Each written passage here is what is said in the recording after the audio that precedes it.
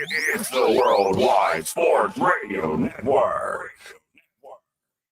Nico Harrison says he has no regrets over trading Luka Doncic. Stephen A. Smith takes shots at Kevin Durant and the Suns.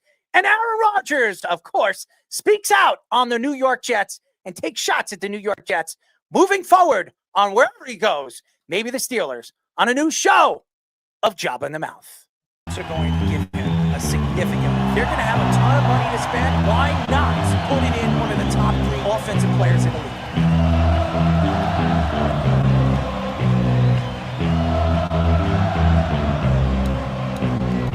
We're going to be looking at Aaron Judge and saying that he can't win the big game. Michael Jordan said, I played 82 games. You don't see LeBron doing that. This is a game where you got to go perform. I told you, Giant fans, and Saquon Barkley, at this point, I'm gonna fight them all. A 7-nation army couldn't hold me back. They're gonna rip it off.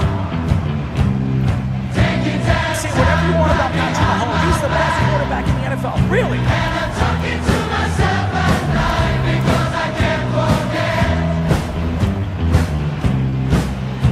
And back and forth through my mind behind a cigarette. And the name is coming from my eyes, saying let it alone.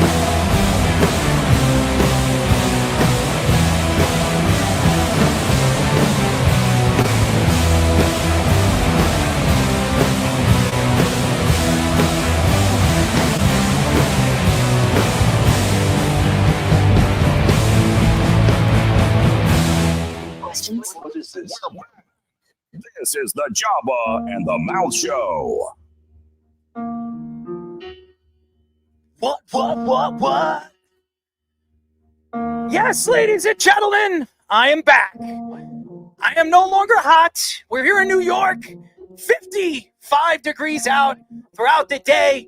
You're listening to a new show of Joba in the Mouth. I'm your host, Errol Marks, my co-host, Mr. Joba Chamberlain, and the speedster, Speedy Petey. Our executive producer last night, over the week on Tuesday, a great fall in for me. Our producer, Mr. Aaron Fishman. If you don't know him, well, he actually helped host the show on Tuesday. It was sensational. So thank you to Aaron Fishman for filling in for me. And ladies and gentlemen, you can call our show. Yes, it's very simple. I've been saying this over and over again for the last couple of years. 631-672-3108. Go to our website at www.worldwidesportsradio.com. Check out all our shows throughout the week, including Joba and the Mouth, every single Mondays and Thursdays at 7:30 p.m. All you have to do to tune in and check out our local listings for all our shows is go to our website at www.worldwidesportsradio.com. No more Florida for me, ladies and gentlemen, as I got sick. I was waiting for my plane yesterday. Of course, it was delayed. It always gets delayed for me. Anytime I go on a plane, there's a hour delay, a 2-hour delay. Something bad usually happens. Well, it happened to me again, as it was almost an hour and a half delay before we got on a plane. We didn't get home till 11:30. But I just want to give a shout out to Potbelly for giving me belly aches. Ladies and gentlemen, I'm going to say this, and I'm going to say this very kindly. I'm not saying the food is bad, but I've never had Potbelly before. And when I had their marinara/meatball sandwich, I was on the bowl all night. I probably went to the bathroom probably around 9 to 10 times. I couldn't sleep, and I had this throw up acid reflux. And by the way, it tasted like marinara and meatballs. Okay, so I'm not saying not to go to Potbelly and try out their food. It actually tasted good, but the aftertaste to it and the aftershock for my ass was not very good. But that was my take. Florida was nice. Got a chance to hang out with Nick Goody. Got a chance to see him hit golf balls, like I said, like I came on the show on Tuesday, filling in at the end of the show and giving you guys kind of some of my thoughts of what was going on during the time that I was down in Florida. But I had a lot of fun. I got a chance to meet Nick Goody's wife, Kate, and his kids. Bryson, and I think it's I don't want to mention their names because I'm always bad with names, but so Braxton, I think one of them is, and I don't remember this first, his little kid, the first one. I mean, the last one. Anyways, Joba, what's going on, man? I'm a little out there today. It doesn't make any sense. And by the way, I'm going to tell you this right now. I did have an accident today because of that pot belly. So I did have an accident in my pants. So it wasn't really good. So anyways, Joba, I didn't want to make you sick, but it's true. It's a true story. So how are you? I'm good. Did you trust a fart, or you just what happened? No, it's, when you have like that kind of feeling, I don't want to mention it on radio, but when you have that hot feeling and it just like it burns the hell out of your, between the pipes, and it just like kind of scored it out. It wasn't really good. But hey, you know what? It happens to all of us. It happens to the best of us. It shouldn't have happened to me today. So nevertheless, I had a good time. I had a fun time. And I really appreciate Fish filling in for me. He was sensational. And obviously all of you guys, you all were great. And I appreciate you guys giving me the opportunity to take a little bit of a break. Even though I wasn't taking a break, I was always doing something out there, which I got in trouble over and over and over again. So nevertheless, Speedy, what's going on with you, man? I mean, I saw you on a video feed offset before I came back, and I had some conversations with you when I was in Florida. But how are you? How's grandma? How is mom doing?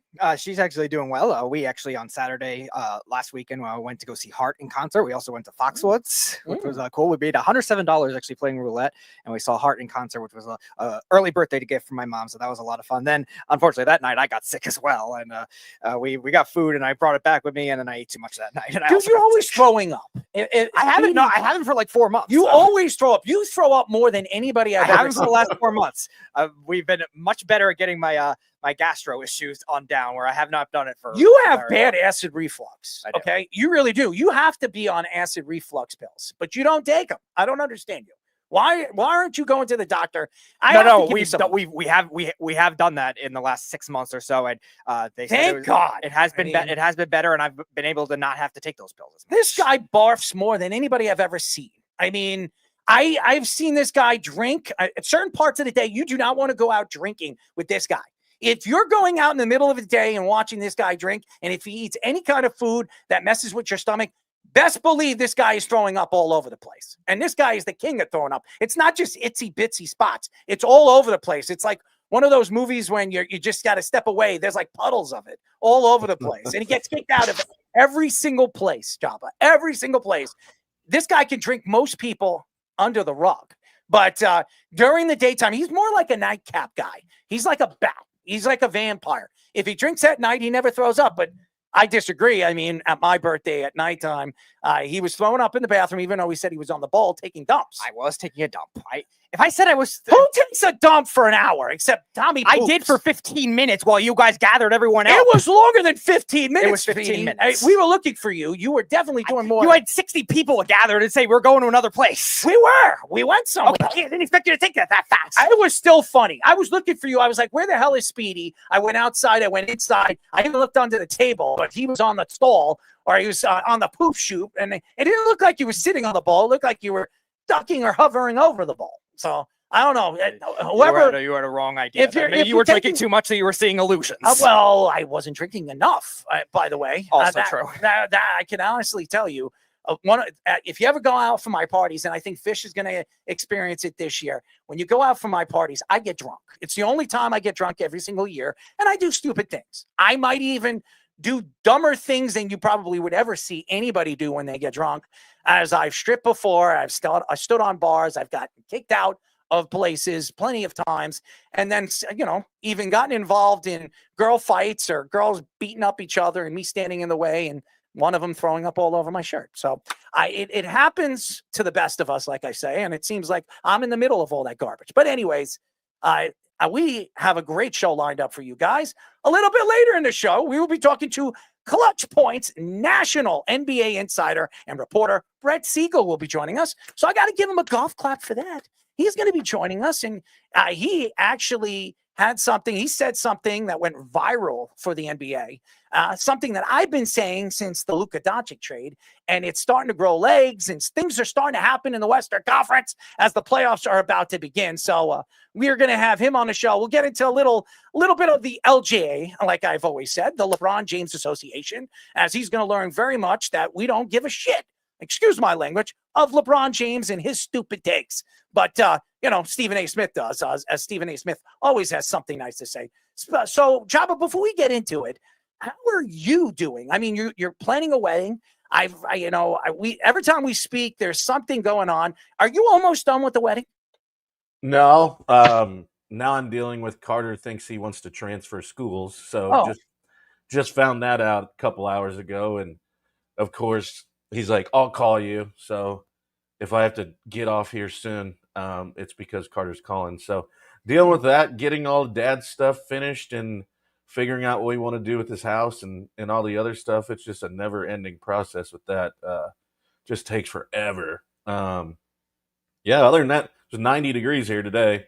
No, so, look at you. I mean, yeah. It goes from like 40 to 30, snowy to 90 degrees. Yep, that's exact. It got down to like 43 yesterday, and it was 90 today. Doesn't make any sense. Nebraska weather. Dude, it's weird. It is. It makes zero sense. Have no idea, and it's You don't ever know. Now we're supposed to have like some storm with hail and all kinds of stuff. So it's like, how wonderful. Maybe it's because of the heat. It's the heat wave, Speedy.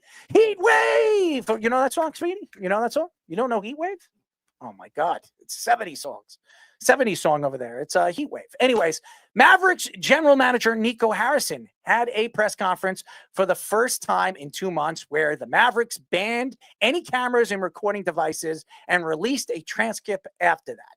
Nico was reportedly forced to hold the press conference by the Mavericks organization, saying it wasn't his idea to do it. Nico says he still has no regrets about the trade and said he wanted Anthony Davis because he has a philosophy of defense wins championships. He also took another shot at Luka Doncic's conditioning, saying there has been points of his time with the Lakers where he hasn't been in the best condition. Many chants of fire Nico kept happening during the Luka's return game in Dallas last week, a game where Luka scored 45 points. The Mavericks beat the Kings 120-106 and will now face the Grizzlies in the second play-in game to try to keep their season alive. I don't like this play-in game crap by the NBA, but hey, you know what? The NBA always finds ways to just piss people off, as the LGA is now the NBA. But nevertheless, it was a horrible trade, and Nico Harrison is trying to find ways to fix or clean up the mess that he created.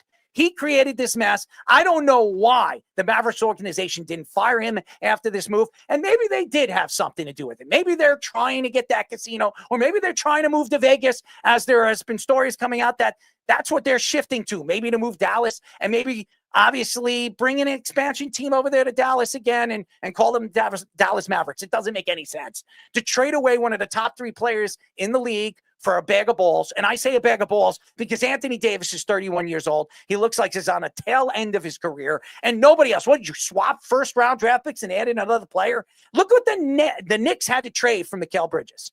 The Knicks had to trade 5 first-round draft picks, 4 unprotected draft picks. And that's every other year, because that's the way the NBA has created these stupid rules as far as keeping and controlling your draft stock. To me, the NBA needs to clean this up. There should be no unprotected and protected picks, because to me right now, the Knicks would get the Washington Bullets or whatever, the Washington Wizards first-round draft pick, which probably goes number 1 this year because they're the worst team in the NBA. Nevertheless, if the Knicks, if that actually counted and it wasn't unprotected, I would say this protected, unprotected situation, if that wasn't protected, the Knicks would have the number 1 pick.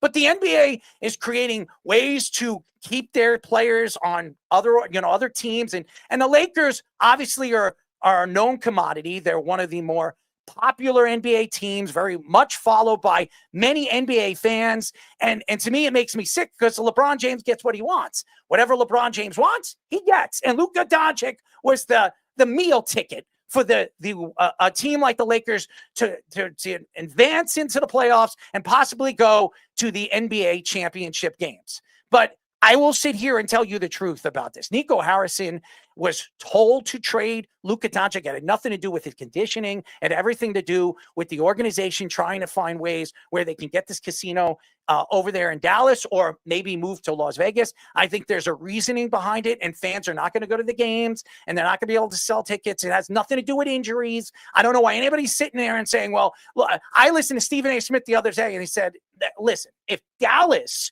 was 100% healthy with Kyrie Irving and Anthony Davis, this team is a contender. Really? Are you serious? Are you really going to sell that to any NBA fan? The honest to God truth is this team was a contender last year. They were in the finals with the team that they had and with the roster that they had. You move Luka Doncic to the Lakers, that automatically makes them the number one team to come out of the West. I don't care about what OKC has done. OKC is a great young team. They're still a team that has to figure it out. And until they get to the finals, they're always going to be trying to climb that ladder to get over to the other side. And right now they haven't done it, so I'm not going to bet on them. Golden State, obviously, they're working their way into the playoffs and hopefully get the opportunity to do what I believe they're going to do and take their team to the Western Conference Finals against the Lakers. But we'll see what happens. The fact is, LeBron James got what he wanted. This is LeBron James's league. It's always about LeBron James. And if you sit here today and you wonder why Nico Harrison traded Luka Doncic, is because LeBron James wanted it. LeBron James didn't want Anthony Davis there. Anthony Davis can't stay healthy. They won a championship in a year where it was COVID time. They were playing in a bubble in front of no fans. And we all know about players that play well with fans and don't play well without fans. So Julius Randle being one of them. Julius Randle did not play. He played well without fans and couldn't really play very well in the big game in front of a ton of fans. So, and it's been a big problem for the New York Knicks over the years. They have great players or, top end players that couldn't get over the hump. And I can say the same right now. If you sit here and you're trying to wonder where the Mavericks are going to go this year, no matter where the Mavericks go, and I don't know where they're going to go, the fact is, doing this and making this trade sets this team back for another 10 years. You have a transitional player that's going to help your team be a contender for the next 10 to 15 years, and then you trade him away at the age of 25 in the prime of his career. Does that make any sense? No, it doesn't. And that says a lot about Nico Harrison. And if Nico Harrison has his job at the end of this season, it tells me one thing. It had nothing to do with Nico Harrison. It had everything to do with ownership on why Luka Doncic is no longer a Dallas Maverick. Yeah, it looks like an unserious organization the way they're operating too. They're saying, oh, no recording devices or no cameras in this, meaning they're trying to have some kind of cover up in the press conference as it is, maybe trying to defend Nico Harrison a lot more than he deserves, because he's looking like a GM that clearly is not only has no idea what he's doing, but is trying to defend his own stance of what is arguably the worst trade we've seen in sports in a very long time. Like, we haven't seen something that big in any sport when it comes to just a star for star type thing, when it comes to that level of a value. And now he's trying to defend it by saying, all right, Luka Doncic still conditioning issues are lingering with the Lakers. And meanwhile, he's played, besides the 2 games he was hurt in already with the Mavericks, he played in every other game since then. You bring in Anthony Davis, who gets hurt in his Mavericks debut. Kyrie Irving gets hurt a few weeks later. Those are the 2 guys you're defending as quote unquote conditioning instead. It's not like if you traded for something like Giannis, let's say Mavericks and Bucks did a swap, change the scenery, you trade Giannis for Luka Doncic, and you want to justify that he's a better defender, he's more durable. Okay. You traded for Anthony Davis. Anthony Davis is not that. So you cannot justify that. And if Dallas does bring Nico Harrison back, it proves they only care about a casino. Maybe they do. Maybe you're right. Maybe they care about moving to Vegas. Maybe they care about moving to Vegas in 5 years because they're the rumored next biggest thing to get an NBA team. They don't care about winning if that's the case. They only care about their money. They only care about, and it's not even Mark Cuban. It's Mark Cuban with less influence. This is the ownership that's trying to justify this by bringing in all these veteran, washed-up superstars that they're trying to make something out of. Why? Because they're beneficial, better defensively without him than without Luka Doncic. yeah, okay, you're a play-in team. The Lakers were a 5 seed that went up to a 3. You were a 6 that fell to a 9 or a 10 and barely got in, only because the team we're going to talk about next in the Phoenix Suns is also terrible, and the Spurs got unlucky with health situation. That's the only reason you are in the play-in bracket right now. It is not because of this genius trade that you claim to be having right now, Nico Harrison. So stop trying to justify it and stop trying to cover it up like he's done something good for the organization. Yeah, it makes zero sense, because you've seen what Luka's done, and like it's amazing to me that, you know, you talk about conditioning season. You know, he's played over 31 minutes in every game and is productive, and he's averaging a little over 30. So if you want to say he's not in shape, whatever, yeah, but what is in shape? A dude could be shredded and be out of shape just because he doesn't prototypically look like, you know, LeBron or whatever. And that may be what it is, but his numbers don't show that. I don't care if he doesn't look like a GQ model. All I want to see is numbers. And if the numbers translate, go ahead and drink your beer. Have whatever you want if they translate. He makes no sense to me how he's still defending this. And Speedy, I think you're right too. And where they're just trying to cover him up by not allowing cameras and what have you. And because there's no way you can justify this at 25 to 31 in an Anthony Davis, and okay, he plays better defense. Okay, but you're going to give me a 25-year-old Luka Doncic that's going to give me 30 minutes and probably 30 points? He plays more than that. During the playoffs, he played almost 45, 46 minutes. And he has some of the best numbers we've seen a player have since Michael Jordan. With the second or third highest usage rate in the NBA. Just think about it. And Manny's right. By the way, Manny's giving us a little post. The best player right now in the league is Jokic. Jokic, is he the most well-conditioned player? But nobody ever says anything about him. No, because he's great. And so is Luka. Yeah. I mean, what does Luka have to do? What does he have to be? He's got to be LeBron James. He's not LeBron James. And by the way, he's better than LeBron James. He's the best player on that team. It makes no sense. 15-9 with Luka Doncic on that roster, with Luka on that roster during those games. So, and they're 9-9 without him, playing in those games. So they're 500 without him, and they're 6 games over 500 with him. And by the way, what are they? The 3rd seed in the Western Conference with him on that roster? If you remember, Dallas last year going into the playoffs, I think they were a 4th or 5th seed. They were a 5 seed, yeah. So they were a 5th seed, and they went all the way to the finals. They're now a 3rd seed right now going into the playoffs. What do you guys expect from this guy? I expect him to put up 30 to 35 points a game. I expect him to give you about 7 rebounds a game. He's going to give you probably around 4 to 5 passes a game. And he's pretty good defensively. As much as everybody says he can't play defense, he's not a good defender. Last year when he needed to defend, he defended.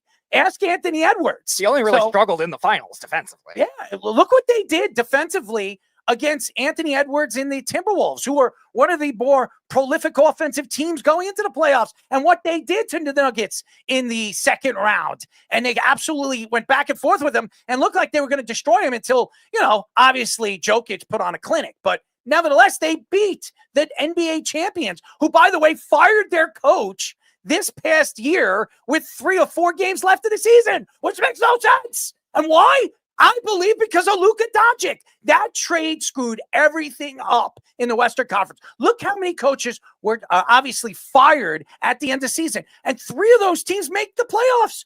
All 3 of those. The Grizzlies fired their coach. Are they in the playoffs? Yes. We just talked about, obviously, the Nuggets that won a championship 2 years ago. They fired the coach. Who was the other one? That Sacramento did earlier this year. Sacramento, who's a borderline playoff team too. But there was another Western Conference team that fired one of their coaches that were a bona fide. Yeah, we're going to talk about them in a bit. Yeah. So to me, I just think you sit here and you wonder what the Western Conference team, what the Western Conference is doing in the NBA now. And I think it has a lot to do with Luka Doncic and the Lakers. The LJA is running the association right now, and they're expected to come out of the Western Conference. And anybody, including Keith, that doesn't believe it, boy, oh boy, you guys are going to be surprised when I'm laughing to the bank. I should put a bet on it.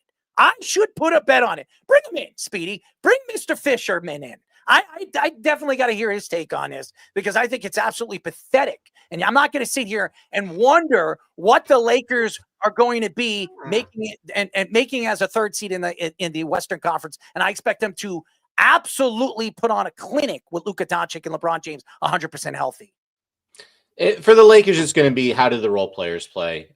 Reeves, Hachimura, those guys have been really big for them since the Luka trade. Their depth was always the issue. I don't know if they're going to have enough depth to make a long run in the playoffs. Probably next year they're going to be able to load up and like get that depth and surround the two of them. I don't know if they're going to go that far this year. I know Dallas isn't though. I know Dallas has a chance to get in the they won the first playing game. They got to win the second one. Who are they playing, Speedy? They've got Memphis, right? And Memphis is a good team as well. So there's a good chance. John Morant keeps his hands in his pants. They're a better team on paper than Dallas is. Yeah, he needs to keep his hands in his pants. I would say Memphis is favored in that game.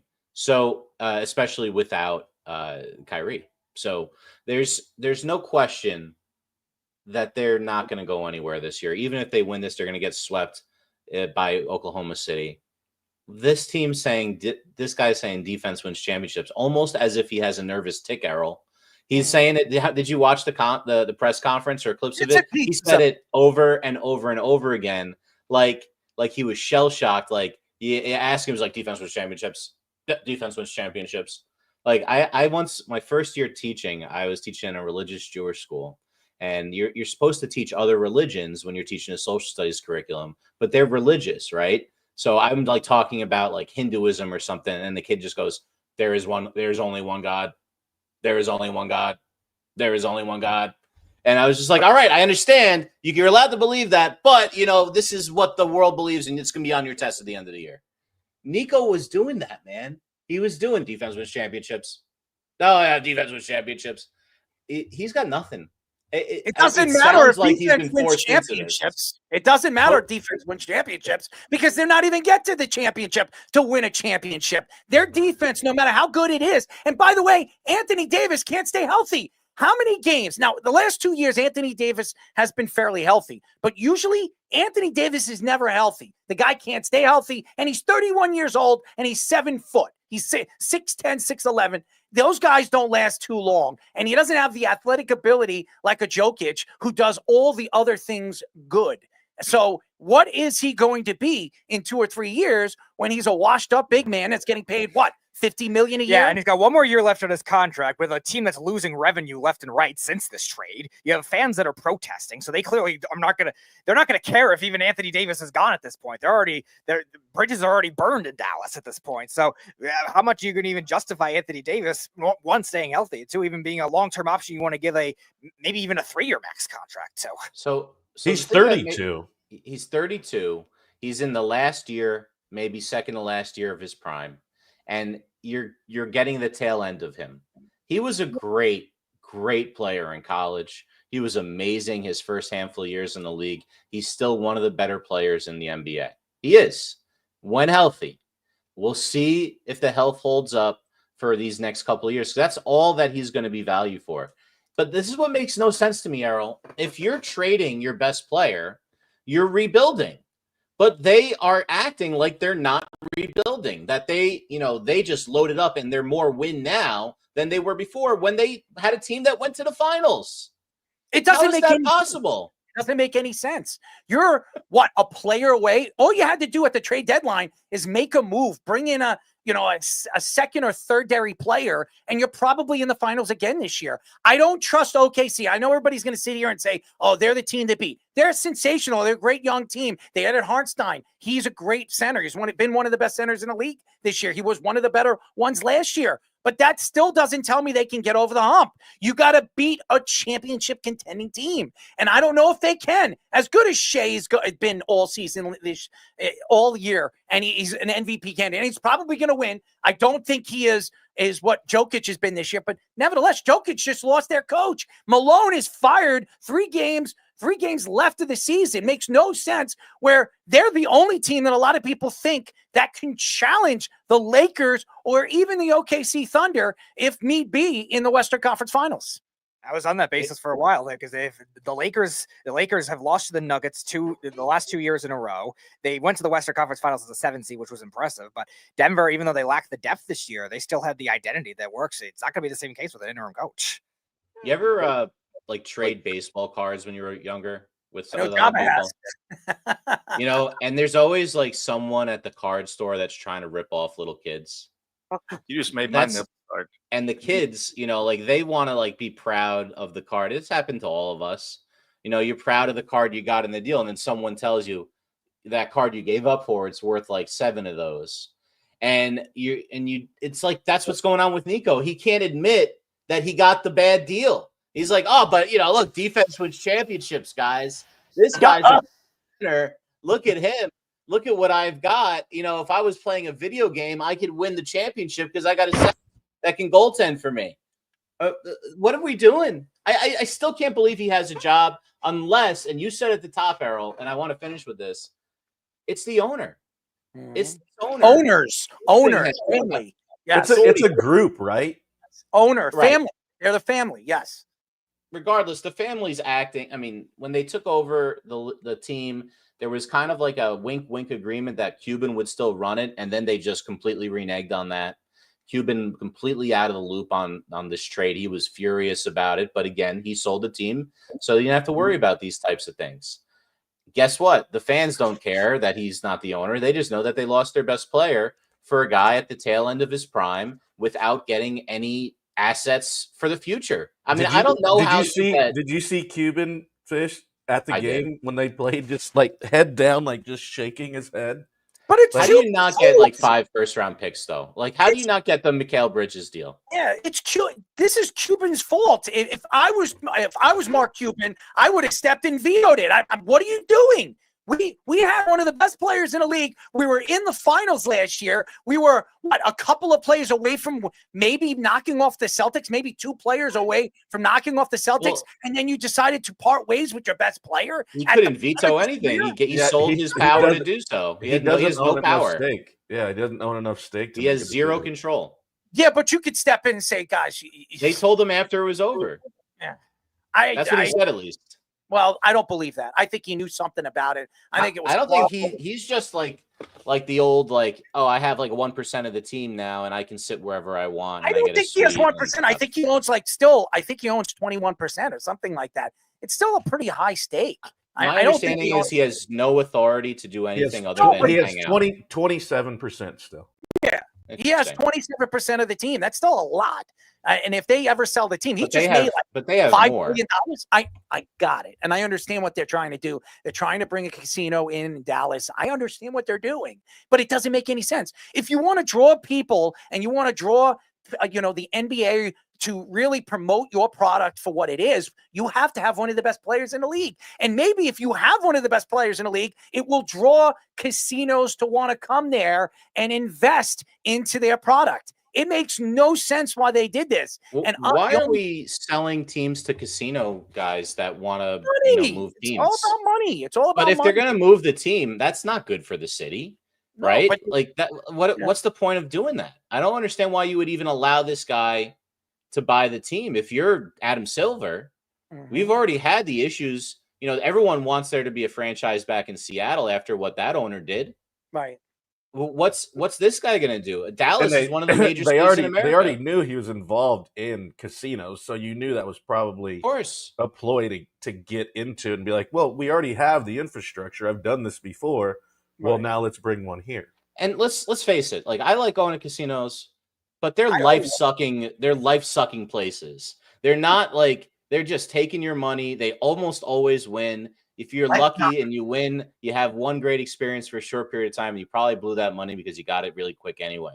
It's not like the basket. I thought Adam Silver wanted to build a family-friendly product with the NBA, and now you have this casino, which is anything but a family-friendly. It's the LJA. How many times do I have to tell you guys? Stop calling it the NBA. It's no longer the NBA. It's the LJA. LeBron James Association. Let's go ask P. Diddy with all the stuff that he's done over there with LeBron James. I mean, seriously, anything that you can... Easy on the diddler. Easy on the diddler. Well, listen, the diddler is going to be in a lot of trouble because there's over 100 people that said that he's ruined their lives. And I think LeBron James has a little bit of part of, the diddler or whoever, the Jay-Z, Beyonce, and all the other crap that's going on. Everything that you see what's going on in the world has something to do with billionaires. And LeBron James is the first billionaire player in the LJA history. So, and unfortunately, with whatever LeBron James wants and whatever he tells Mr. Silver what he wants, he gets what he wants. And why wouldn't you be surprised? Why would you be surprised to see LeBron James sitting there and sitting pretty, even though everybody says, well, LeBron James doesn't want to play with Luka. What are you, nuts? Why wouldn't he want to play with Luka? It doesn't make any sense. He wants to catch up to Kobe Bryant. He wants to catch up to Michael Jordan. If he wins 6 championships, just think, if he plays another 3 years and he wins 2 more championships, he ties with Michael Jordan. He can honestly argue to everybody, hey, Jordan's won 6. Yeah, I have every single record in NBA history, and I played till 45 years old, like damn Tom Brady did. And by the way, this is one of the worst moves in NBA history or LJA history. It reminds me of the Broncos signing Russell Wilson, making the trade for Russell Wilson, and then giving Russell Wilson what they gave him. I mean, seriously, Russell Wilson absolutely robbed the Broncos. And now he's over there with the Giants. And how long is that going to take where Giant fans are going to be booing him out of the stadium? So it's a horrible move. It's a horrible trade. And you just sit here and you wonder where this organization is going to go in Dallas now that they traded away one of the best players they've ever had and could go down as one of the greatest players of all time. Kevin Durant and Stephen A. Smith have been feuding with each other going back when Stephen A. Smith said that Kevin Durant wasn't a leader earlier this season. Durant called himself one of the best leaders in the NBA and referenced his years with OKC and the Brooklyn Nets as the time he led them further when they had no expectations. Stephen A. Smith said that Stephen Curry put Kevin Durant on another level in Golden State and said he's a bit sensitive to criticism from both teammates and other NBA stars. Smith added that the Suns ownership group might be the worst in the NBA after trading for Durant and Bradley Beal, and then recently firing Mike Budenholzer after 1 year. That's the other team, by the way. Kevin Durant joked about Stephen A. Smith recently and his comments about running for president, calling that and his sports talk all propaganda. He also joked that Stephen A. Smith is trying to run for president. He doesn't have time to watch struggling basketball teams. The Suns fired Mike Budenholzer after finishing 36 and 46, 11th in the NBA and in the Western Conference. I'm sorry. So here's what I'm going to say about the Mike Budenholzer move. Makes no sense.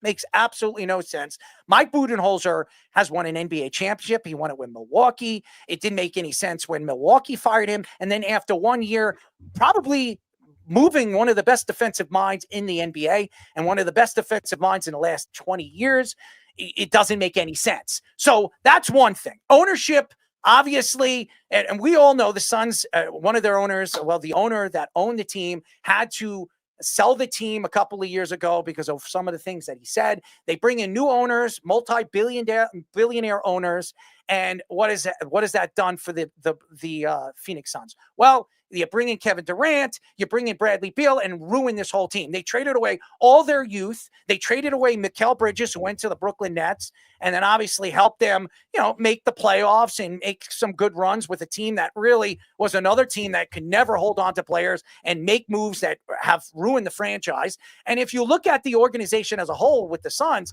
when have they been good? The last time they were good was when Chris Paul was there.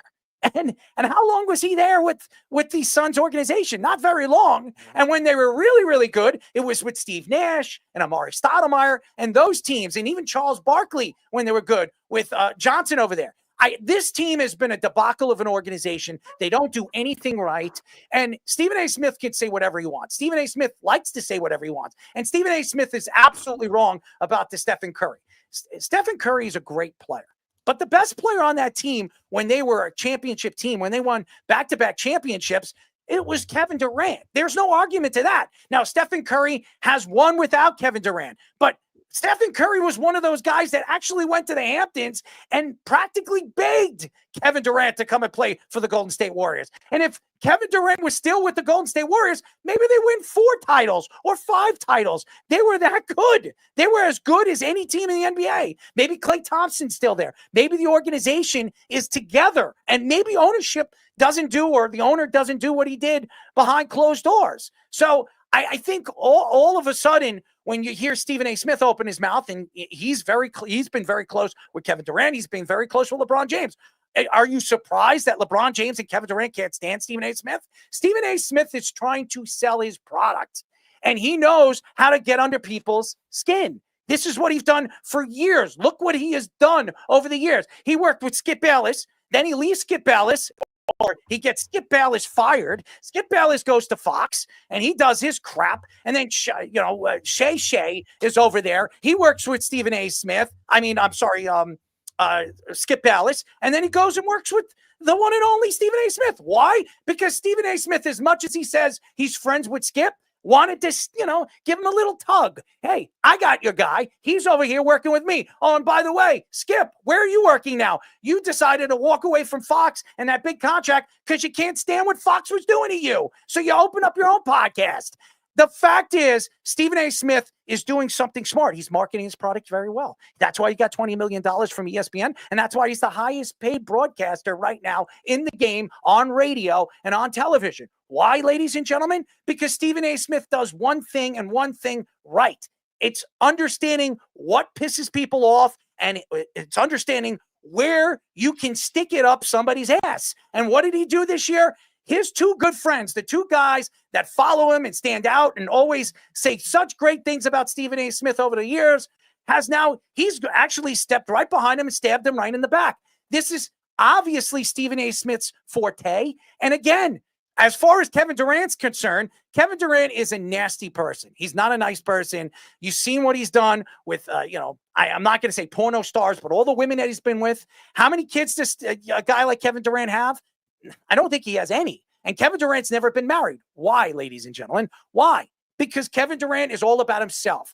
Kevin Durant is all about me. That's all he cares about. He doesn't care about anybody else, as he's had his 7 Twitter accounts, and he tries to hide things, say things that were completely false, and he's dysfunctional. That's it. The only thing good about Kevin Durant is his mom. His mom is a great woman. She really is a great woman. All the things that she's gone through, all the trials and tribulations, and the fact that she finished her doctorate and finished school late in her life, that's a sensational story. And Kevin Durant that's the only thing that's good that he stands for, and making money and helping his mother out and his family out.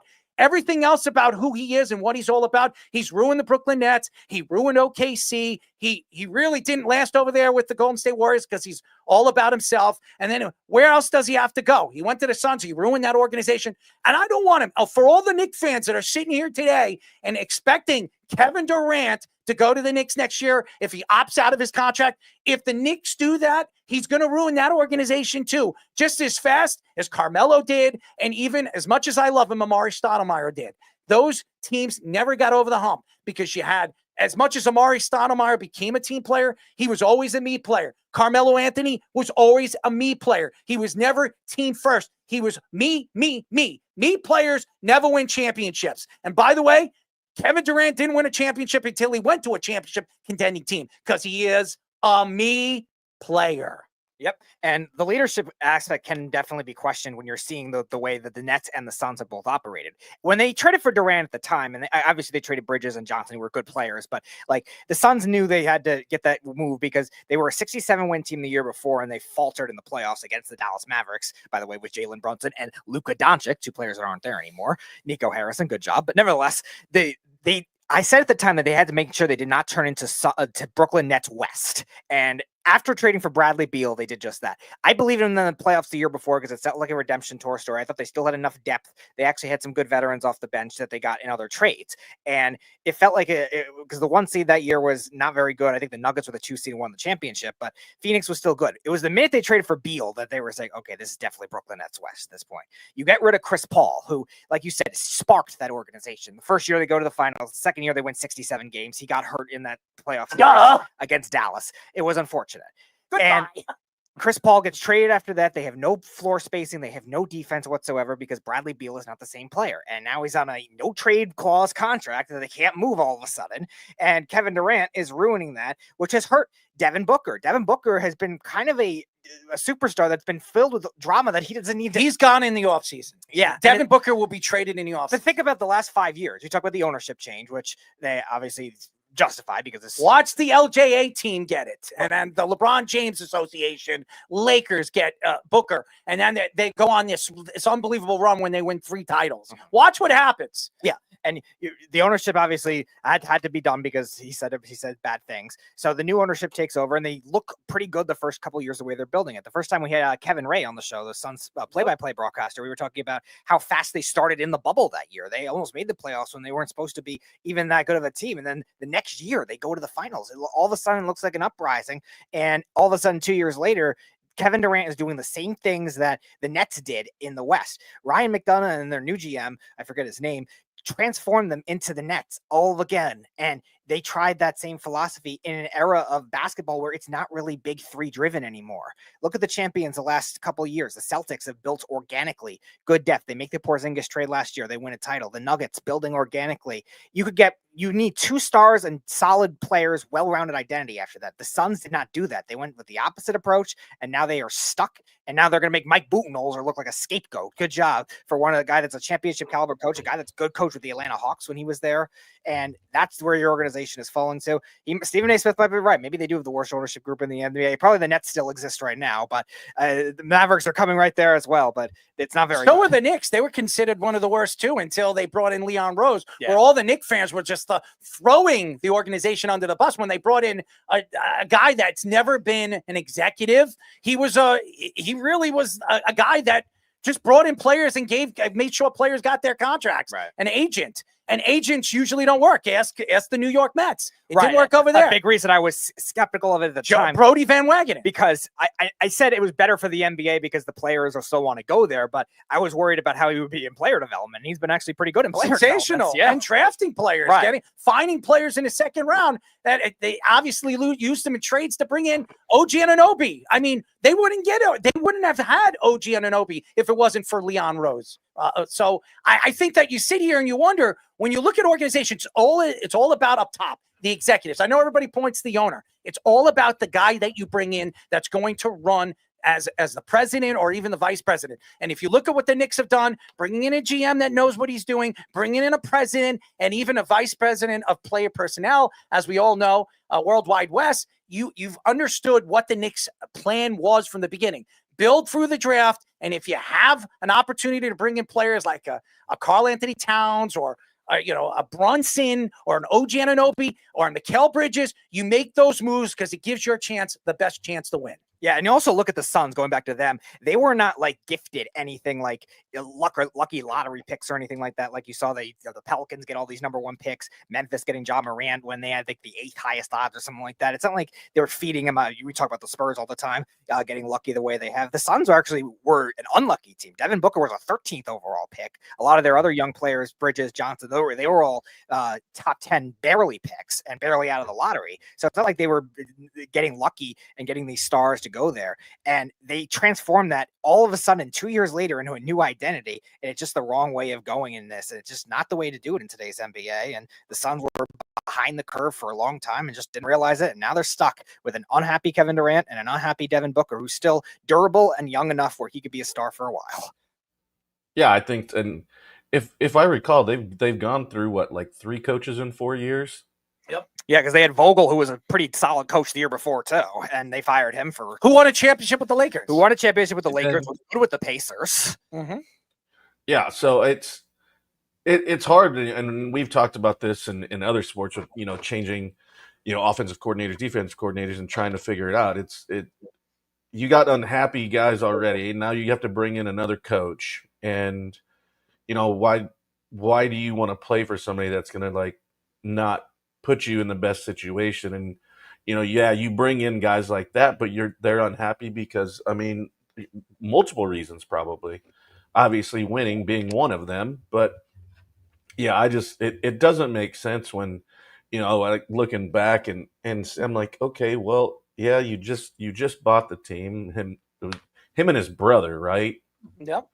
And I'm like, okay, why not stick with something and see if that works? Yeah, you can't change everything every year. It's obviously seeing how it makes people unhappy. Fans not only, yeah, I love hearing Charles go on rants about how terrible the Phoenix Suns are, and just it's hilarious when he talks about how bad like their concession stand food was on that one rant he went on. Of course, anything with his stomach or his gut. Anytime Charles Barkley wants to do something, it's food and making sure that he eats very well. So, but yeah, and then Stephen A. Smith, you hit the nail on the head, Errol. It's a calculated thing to keep him relevant and to piss people off. Like, he knows what he's doing. If you like him, if you don't like him, whatever, the fact that we're having this conversation is exactly what he wants. And you can't fault him for that in building his brand and the things that he's done. So it's going to be something. And we all know Durant's backlog with, oh, it wasn't me. And come to find out he had like 6 burner Twitter accounts. And I'm like, dude, that song by Shaggy, "It Wasn't Me," is perfect for Kevin Durant. It wasn't me. It wasn't me. That's it. That's it. He denied it forever. And then finally was like, he messed up and wasn't on like his one and said something that actually everybody was like, wait a minute. And I'm like, I've realized through social media, it's like if you just are honest and say things like, just a person, people gravitate to that more because they're like, ooh, he can't say that. And you're like, well, I can because I'm still a person just because I play a sport. And you don't have to not be a human being. I still, sit down to take a dump and put my clothes on the same way everybody else A lot does. of that last night and this morning, so I know all about it. So does our friend It just Poppy. came out like water, baby. If Stephen A. Smith wants a sip of it, I can send him a nice cup of it. Oh, okay. That you might have went a little too far. As long as he's using dude wipes and taking care of my tooth. I think you'll need a lot more of the dude wipes to stop that. Yeah. So Vogel was their coach. He won the bubble year 2020. Coach Bud was their coach. He won the following year in 2021 with the Bucks. And those two guys, they're not good enough for the Suns. Success in winning it all within the last 5 years. Get rid of 2 of those guys. There's only so many guys that have won it recently. What do they think they're going to do? You can't do that if you're ownership. Just go through people. Since when has that ever been successful? You need a coach to build a program. It takes multiple years to build the culture. Look what the Knicks did. You brought it up earlier. The Knicks spent years getting the funk of the Isaiah Thomas and the 25. Phil Jackson years off of them. 25 years. Well, I would say like a good dozen of those were just making the problems worse with Isaiah and Phil. And then Scott Perry comes in and he helps clean it up. And then all the other guys come in and all of a sudden they're making some of the smartest moves in the league. And why are they making those moves? Because they did it through the draft. They did it slowly, piece by piece. They didn't panic and make a rash decision and fire somebody when they didn't have to. Even when they were planning on getting rid of people, they did it meticulously. They didn't do it in these rash ways. Now, Shams Charania came out and the Suns were throwing Budenholzer under the bus. Like, you don't see teams do that often. Here's the quote. Budenholzer had issues connecting with the locker room this season, with team officials concluding that the roster failed to respond to 2021 NBA championship coach.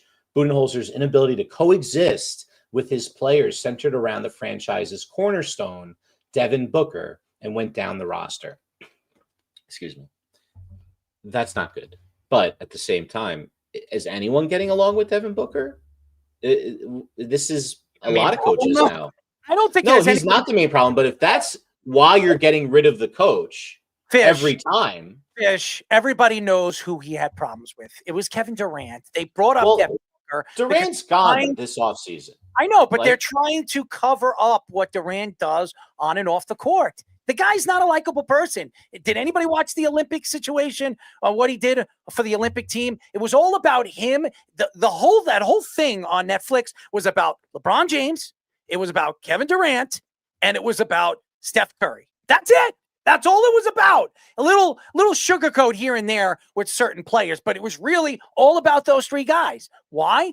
Because those are I'm not taking shots at Steph Curry. I gotta say something about Steph. Steph is very respected around the league because the way he does things. He does things sometimes in a professional way, especially when he respects the analyst that he's talking to. Kevin Durant, when he's not happy, does he respect the analyst he talks to? Never.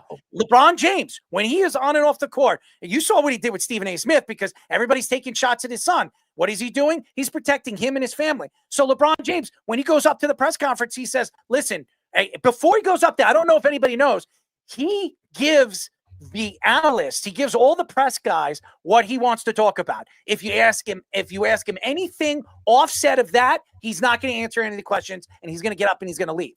That's what LeBron James is. That's who he is. How do you know that? Not a likable person. I'm sorry? How do you know that? I know somebody that works in the press and has done Lakers press coverage, and he has gone up there and he's spoken. When he's gone up there, LeBron James, before he comes out, and he's always usually the last person out of the whole team because he's got to shower, he's got to shave, he's got to do whatever the F he's doing.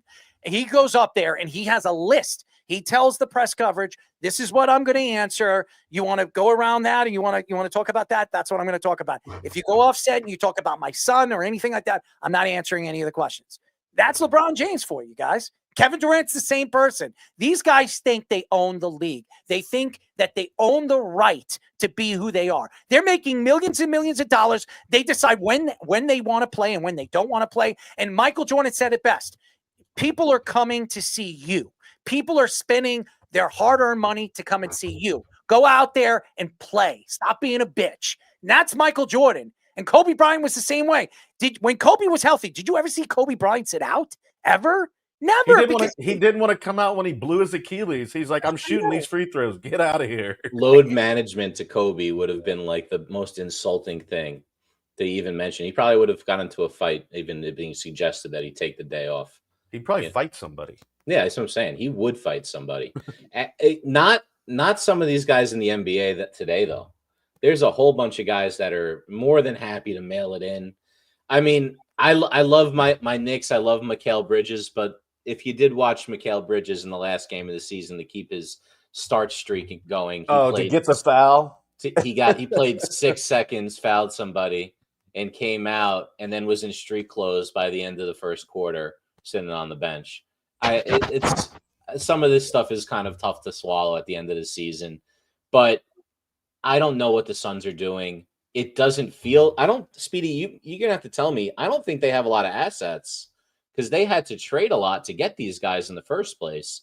So they can't have all that many draft picks. They got a lot of assets from the Brooklyn Nets when they traded Mikal Bridges. Bridges, yeah, yes, Bridges, but to get Beal and to get Durant, they had to give up a lot. They had to get 3 first-round picks, for that trade. Yeah, they still have assets. They're going to have high draft picks coming up because Kevin Durant's going to leave. Booker's probably going to get traded in the offseason. They're going to get lottery picks for the next couple of years, and they'll probably build around that. That's what you would expect a Suns team. And the Suns have gotten lucky. I mean, they've had the number 1 pick in the draft. What was it? DeAndre. No, they've had it. They're twice. Okay with they've had it twice in the last 20 years. I mean, look at the Knicks. Could you remember the last time the Knicks had a first-round draft pick? Yeah, Patrick Ewing in 1984-85. That was the last time the Knicks had the number 1 overall pick. And by the way, the year that Kristaps Porzingis was drafted by the Knicks at number 4, the Knicks were the worst team in the NBA. They had 17 wins, and they still didn't get the number 1 pick. I know. And you know who we would have had? Karl Anthony Towns, and who is now on the team anyway, which is real interesting how it worked out. But I don't know, man. Stephen A. Smith, there are fair shots to be taken at a guy who was pretending to run for president without really trying to like get too political. And no, it's not about winning. It's all about just getting the. No, Kanye West is a different thing. Did you know that Kanye West actually ran for president this past year? But that was a straw man bullshit thing. That I'm just saying, he actually ran. For all you fans out there, he was on the ballot. He was actually on the ballot. Well, in 2016, I think it was 16,000 people voted for the dead gorilla Harambe that year to become president. Donald Trump did win, but Harambe had 16,000 more votes than either you and I did. And Kevin, I did not vote for Kanye West. I would never vote for Kanye West. I voted for Derek Jeter one year. I just figured he'd know what to do with this economy. On your fill-in spot on your I did. I just wrote Derek Jeter. I just figured he'd do better I'll job. tell you what he would have done. He would have, after he got done with you as a woman, he'd send you an autographed picture of him. I've heard he gave out the best goodie bags. Yeah, I'm sure he did. I'm sure he did. Speedy, would you accept a goodie bag from Derek Jeter? Why? If he signed a cleat, game-worn cleats, you wouldn't take them? You wouldn't accept them if he could just smack you in the ass a couple of times? I think that would be pretty cool. I'd let Derek Jeter smack me in the ass for a couple of autographs. Even though I'm not a Derek Jeter fan. Speaking of smacking, our deuce of the day, ladies and gentlemen. Deuce of the day. You log. Not a log. I don't have a log, but you know.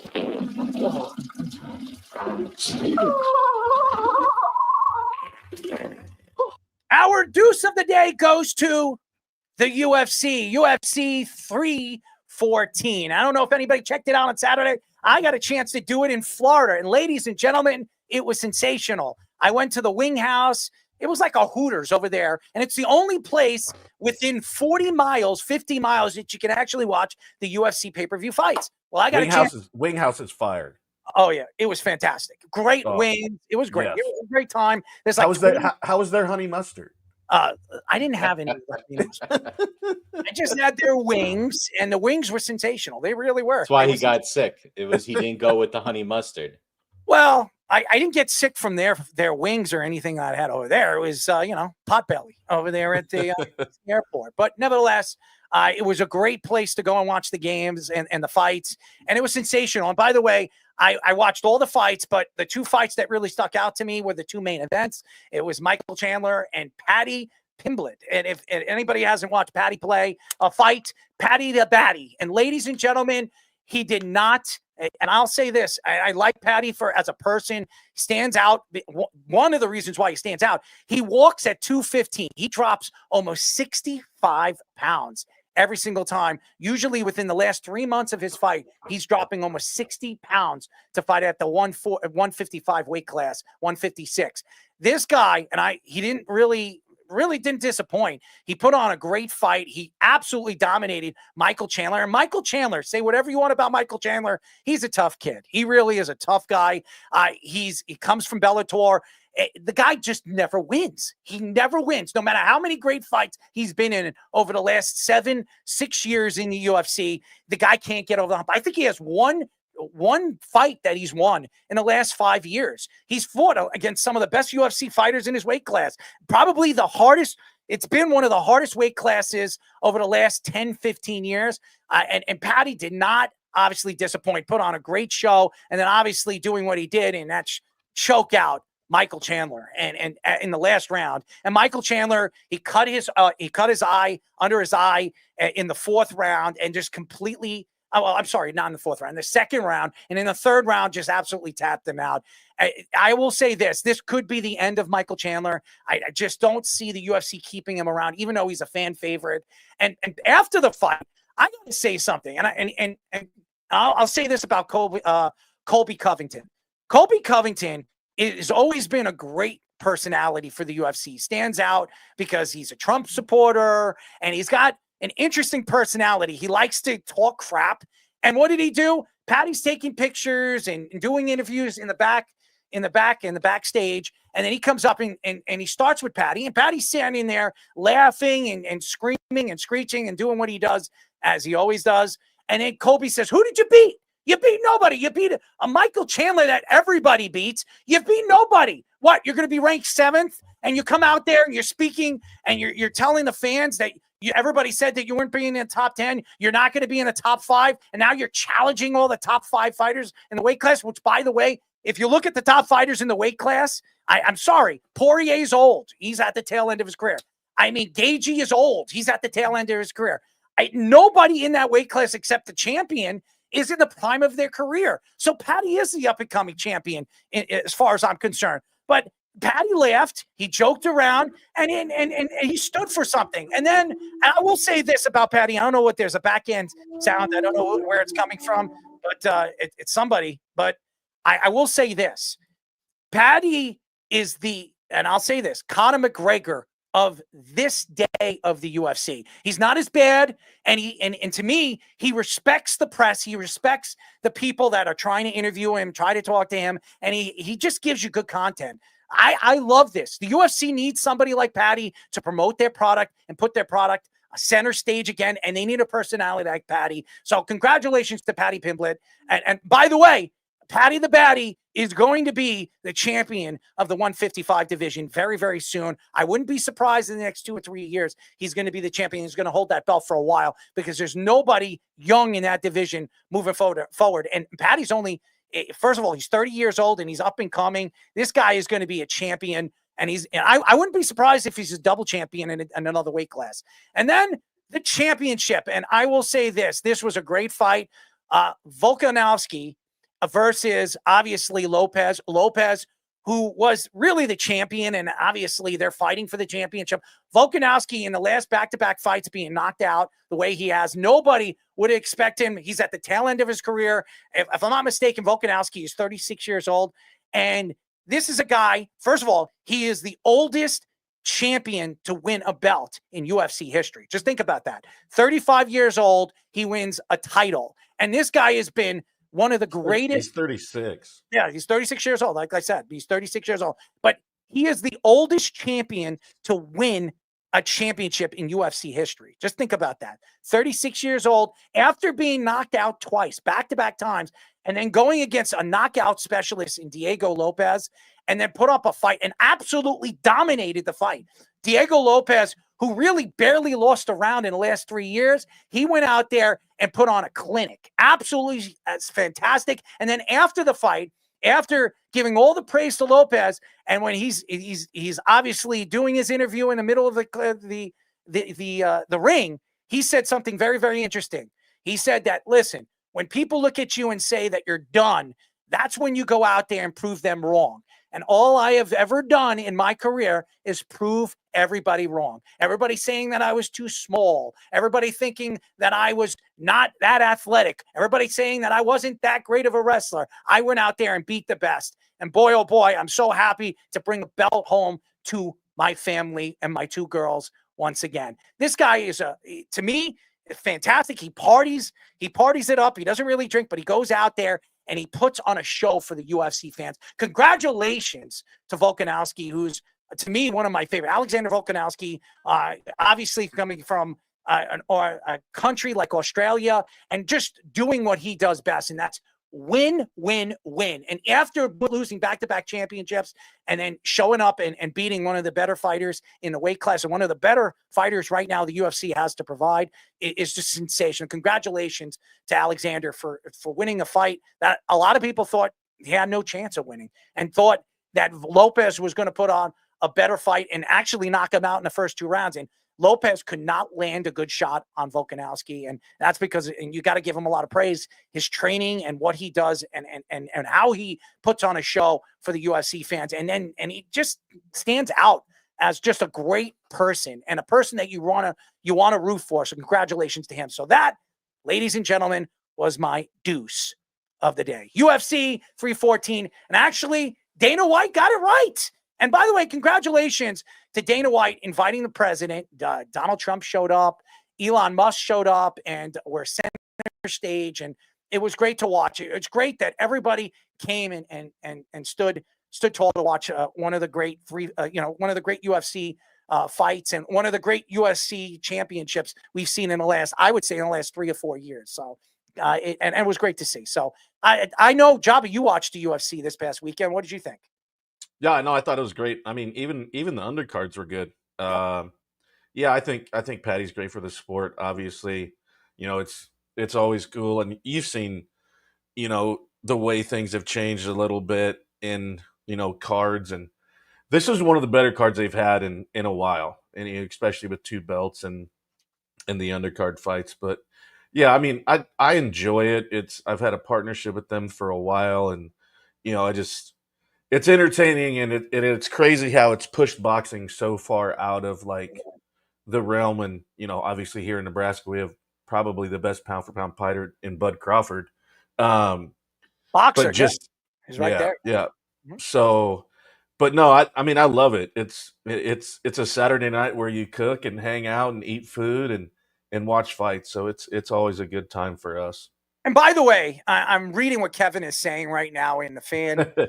Gaethje is not old. Gaethje is old. He's 36 years old. How many years do you think Gaethje has left in the UFC? This guy just got knocked out against Holloway. I mean, embarrassed in the middle of the ring against Holloway. Max Holloway, and I'm going to say this right now. That dude's a beast. He is a beast. One of the best boxers I've ever seen in UFC history. This guy can stand against the best of them. And I'm telling you, he can box. If Jake Paul fights a guy like Max Holloway, good luck. You're not beating Max Holloway. So he's sensational to watch. So there are fighters, and Max Holloway's getting up there in age too.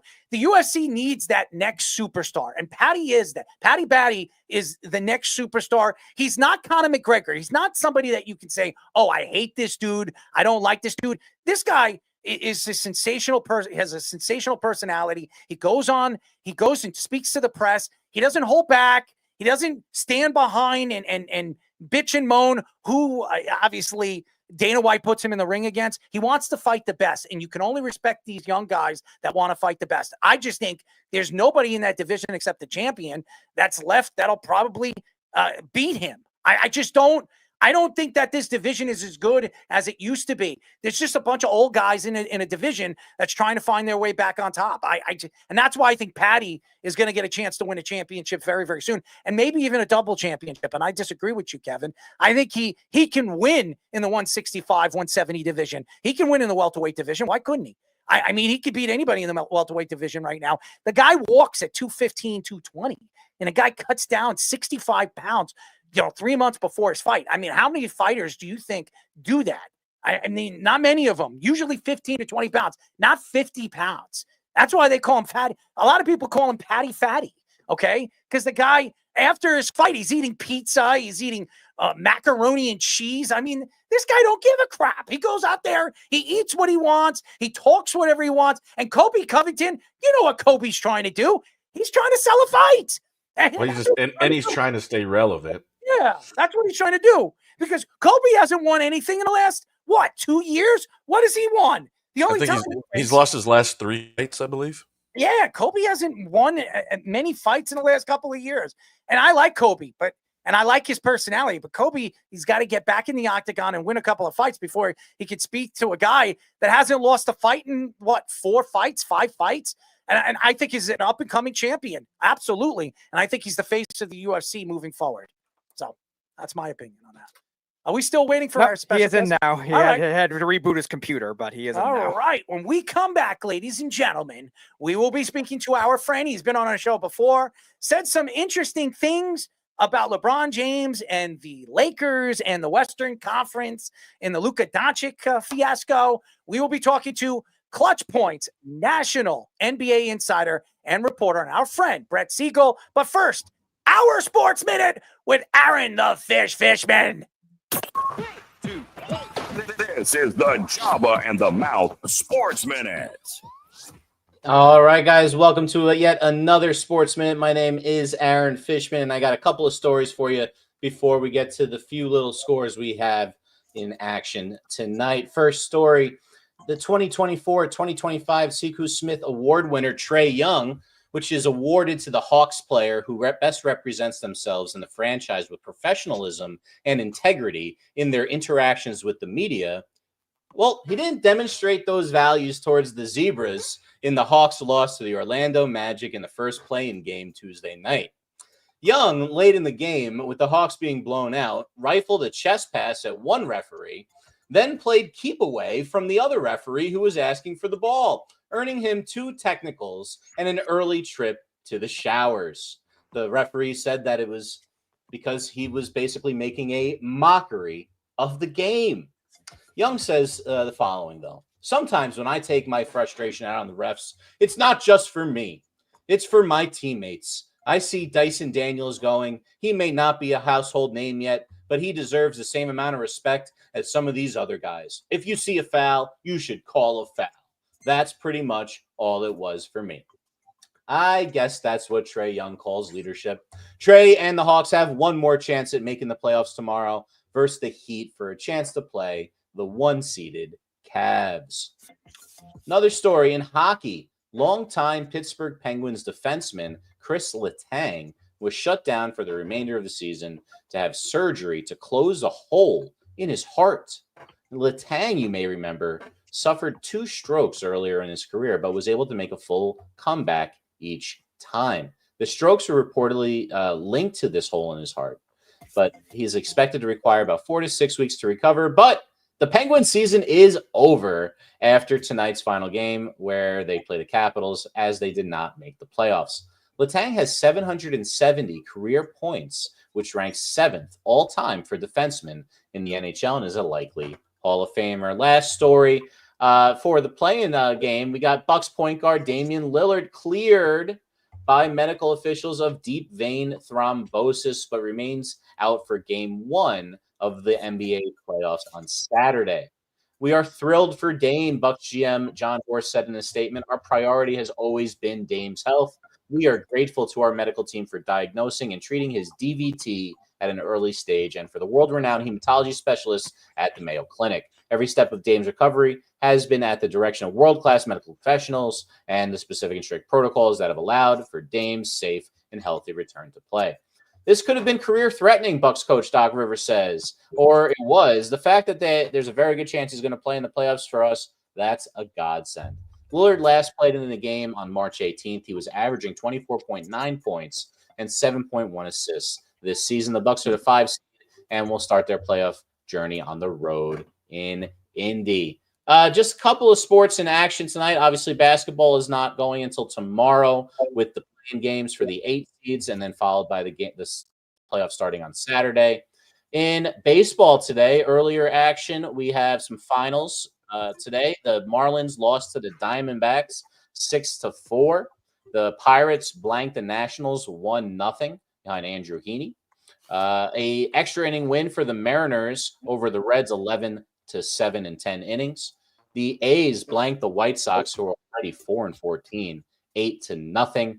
And the Phillies have beaten the Giants 6-4. In action right now, it's all tied in, I guess, on Steinbrenner Field in Tampa, where the Rays are playing the Yankees. It's 3-3. We have 6-2 in Baltimore, the Orioles over the Guardians.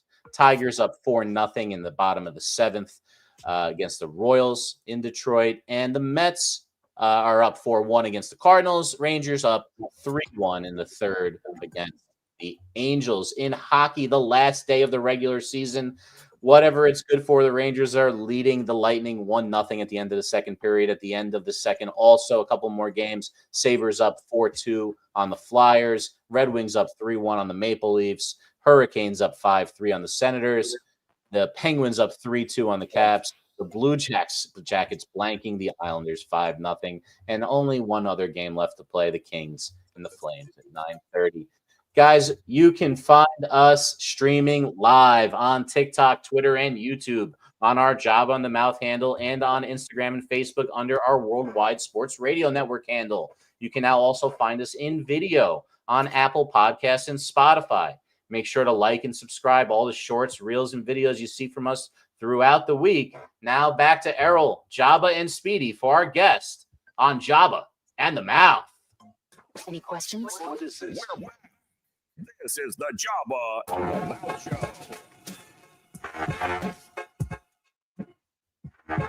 LGA, LJA, LJA. LeBron James Association. LeBron runs the league and he smacks people like a big. I'm not a rapper. You're listening. Your Job on the Mouth, not the LJA. not the LeBron James Association, but we're probably going to get into that.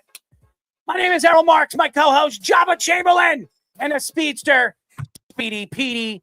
Go to our website at www.worldwidesportsradio.com. Check out all our shows throughout the week, including Joba in the Mouth, every single Mondays and Thursdays at 7:30 p.m. All you have to do to tune in and check out our local listings for all our shows is go to our website at www.worldwidesportsradio.com. Before we get our guest in, ladies and gentlemen, Joba in the Mouth is brought to you by the one and only, hold on, there it is, the Joba in the Mouth Wonderful Ice Shaker. Go to iceshaker.com and shop all their official licensed collections. From Star Wars to Marvel and so much more. Enjoy free shipping when you spend $50 or more. And go to iceshaker.com and check out all their great products and deals. And ladies and gentlemen, if you go to Ice Shaker, and if you're an NBA fan, you can get your New York Knicks Ice Shaker, your Chicago Bulls Ice Shaker, a Michael Jordan Ice Shaker, anybody you want. If you're a Charlotte Hornets fan or if you're a goddamn OKC Thunder fan, you can get your Ice Shaker. All you got to do, ladies and gentlemen, is go to iceshaker.com and get your very own home run Ice Shaker. And now, ladies and gentlemen, he doesn't need any applause. And if you want one, and if he wants one, well, he can't have one. I'm just kidding. He can have one. I'll give him my little golf clap. Ladies and gentlemen, we've been waiting very carefully and very calmly for this guy as he joins us once again. We're now talking to Clutch Points, national NBA insider and reporter, our friend, Brett Siegel. Bretty, what is up, my friend? Brett, we got a lot to get into with the NBA and obviously the situation with the NBA. So let's get into it. What the hell is going on with the Dallas Mavericks?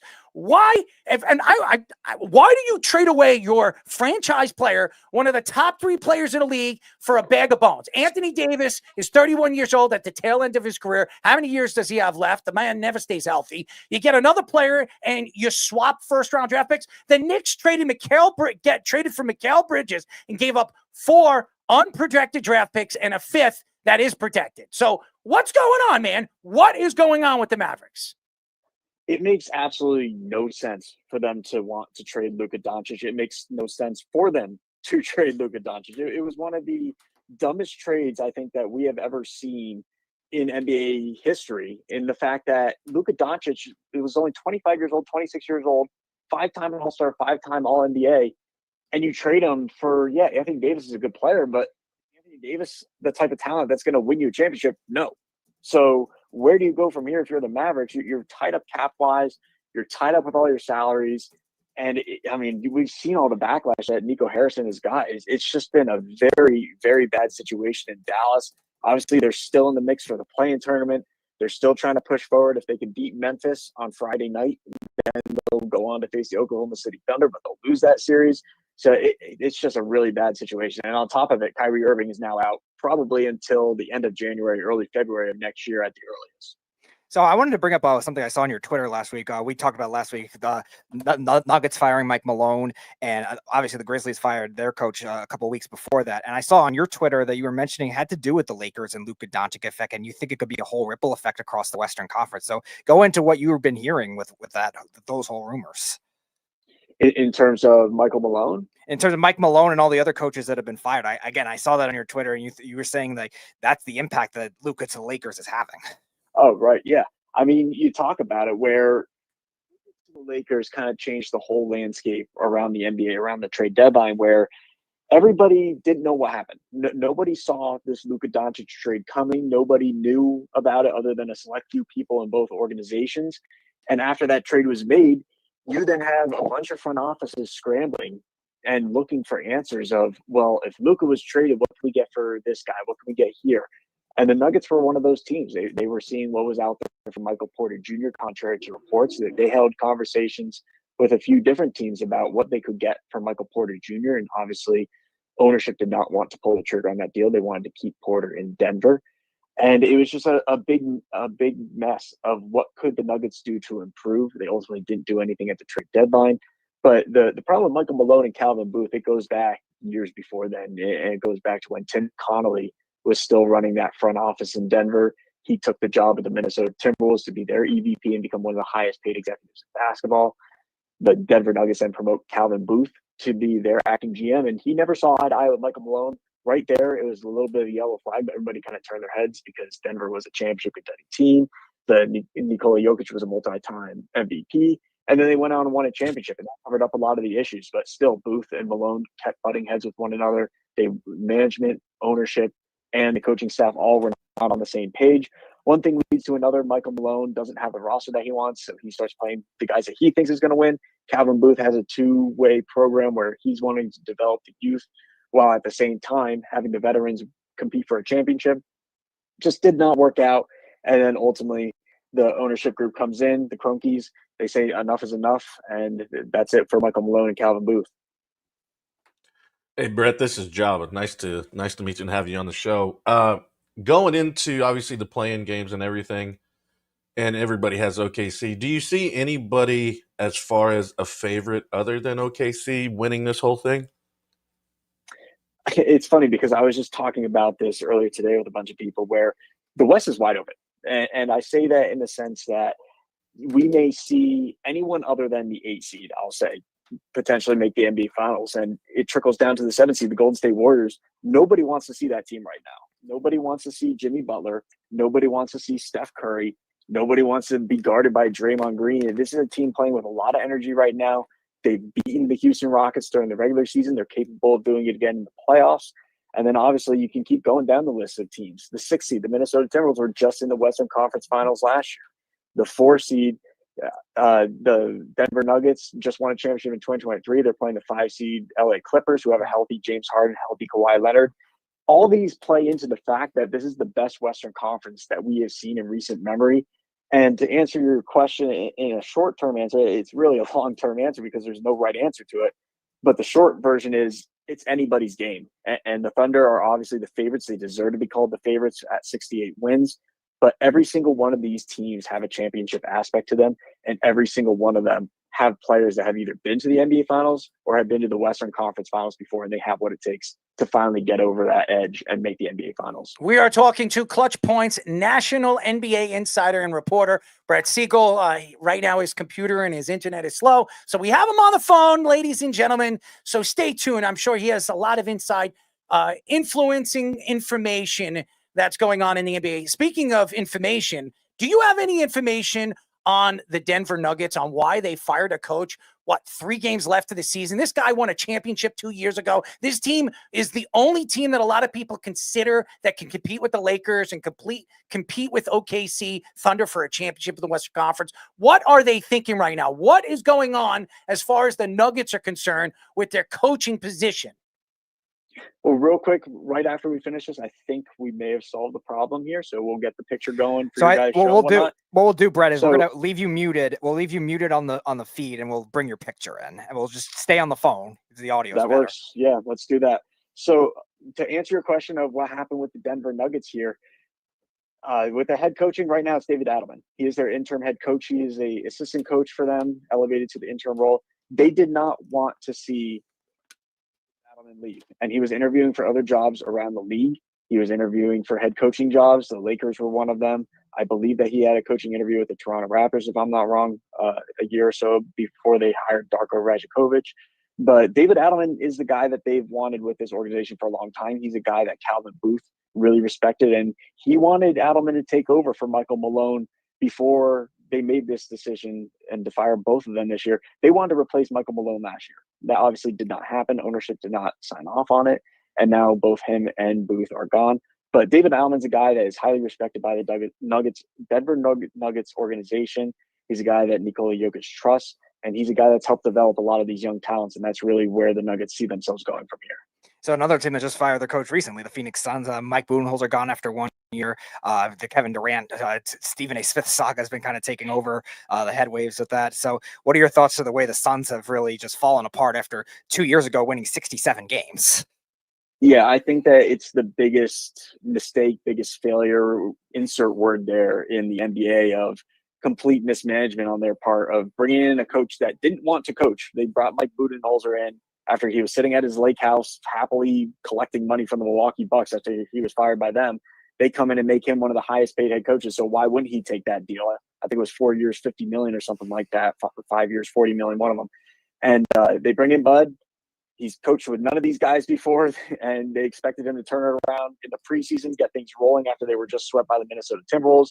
That did not happen. Obviously, you have Kevin Durant, and any team that has Kevin Durant, if you don't make it at least to your conference semifinals, it's a failure of a year. They didn't even make the playoffs. And I think that speaks volumes because they had Durant, Devin Booker, Bradley Beal. Regardless of what people want to say about Beal, he was an all-NBA, all-star talent before going to the Phoenix Suns. He's more than capable of being a 20-plus point per game scorer. They obviously ruined that there in Phoenix.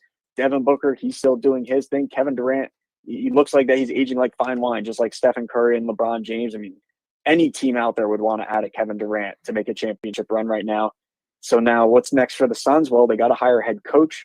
That will most likely happen around the time of the draft and free agency. And now what's next for Kevin Durant? And that's the big storyline that everybody's following around the league right now. Everybody wants to know what teams are going to target Kevin Durant. The ones that were the most prevalent around the trade deadline, the one team was the Golden State Warriors. They were really trying to push for Kevin Durant. We wrote about that and covered it extensively at Clutch Points, how there was a 3-team trade in the works between the Warriors, the Suns, and the Miami Heat. It would have sent Andrew Wiggins to the Miami Heat, Jimmy Butler to the Phoenix Suns, and Kevin Durant to the Warriors in short. It would have cost the Warriors pretty much all their draft picks. Young talents, Jonathan Kuminga would have been on the move as well. So it's something that was on the verge of being done. They were discussing draft capital, and then Kevin Durant caught wind of it, said he did not want to go to the Warriors. The Suns opened up conversations with other teams, but everything else kind of fell through. They decided to keep him. But some of those other teams that called, the Atlanta Hawks, the Minnesota Timberwolves, the Houston Rockets, there were rumors out there about the New York Knicks possibly being interested. So please stop. It's going to Stop. be a huge storyline entering the offseason. And I would think that any team that comes up short in their playoff run this year, those that lose in the first round, are going to be making calls about Kevin Durant's availability. When they do these late season moves, and it doesn't really make sense to me to do it with 3 games left or what have you. Do you think there's a rhyme or a reason to not wait till the end of the season and basically just start over from there when the season's over? Why do it so late in the season? You're talking about for the Denver Nuggets, right? Yeah. Yeah, so basically this was something that was in the works for a while. And entering the season, there was a lot of tension in Denver between Michael Malone and Calvin Booth that had existed for a while. And let's kind of rewind to 2023 when they won that championship. Bruce Brown was a key free agent that they lost in free agency to the Indiana Pacers. That's a player that Michael Malone really respected. He's a player that they wanted them to bring back. That did not happen.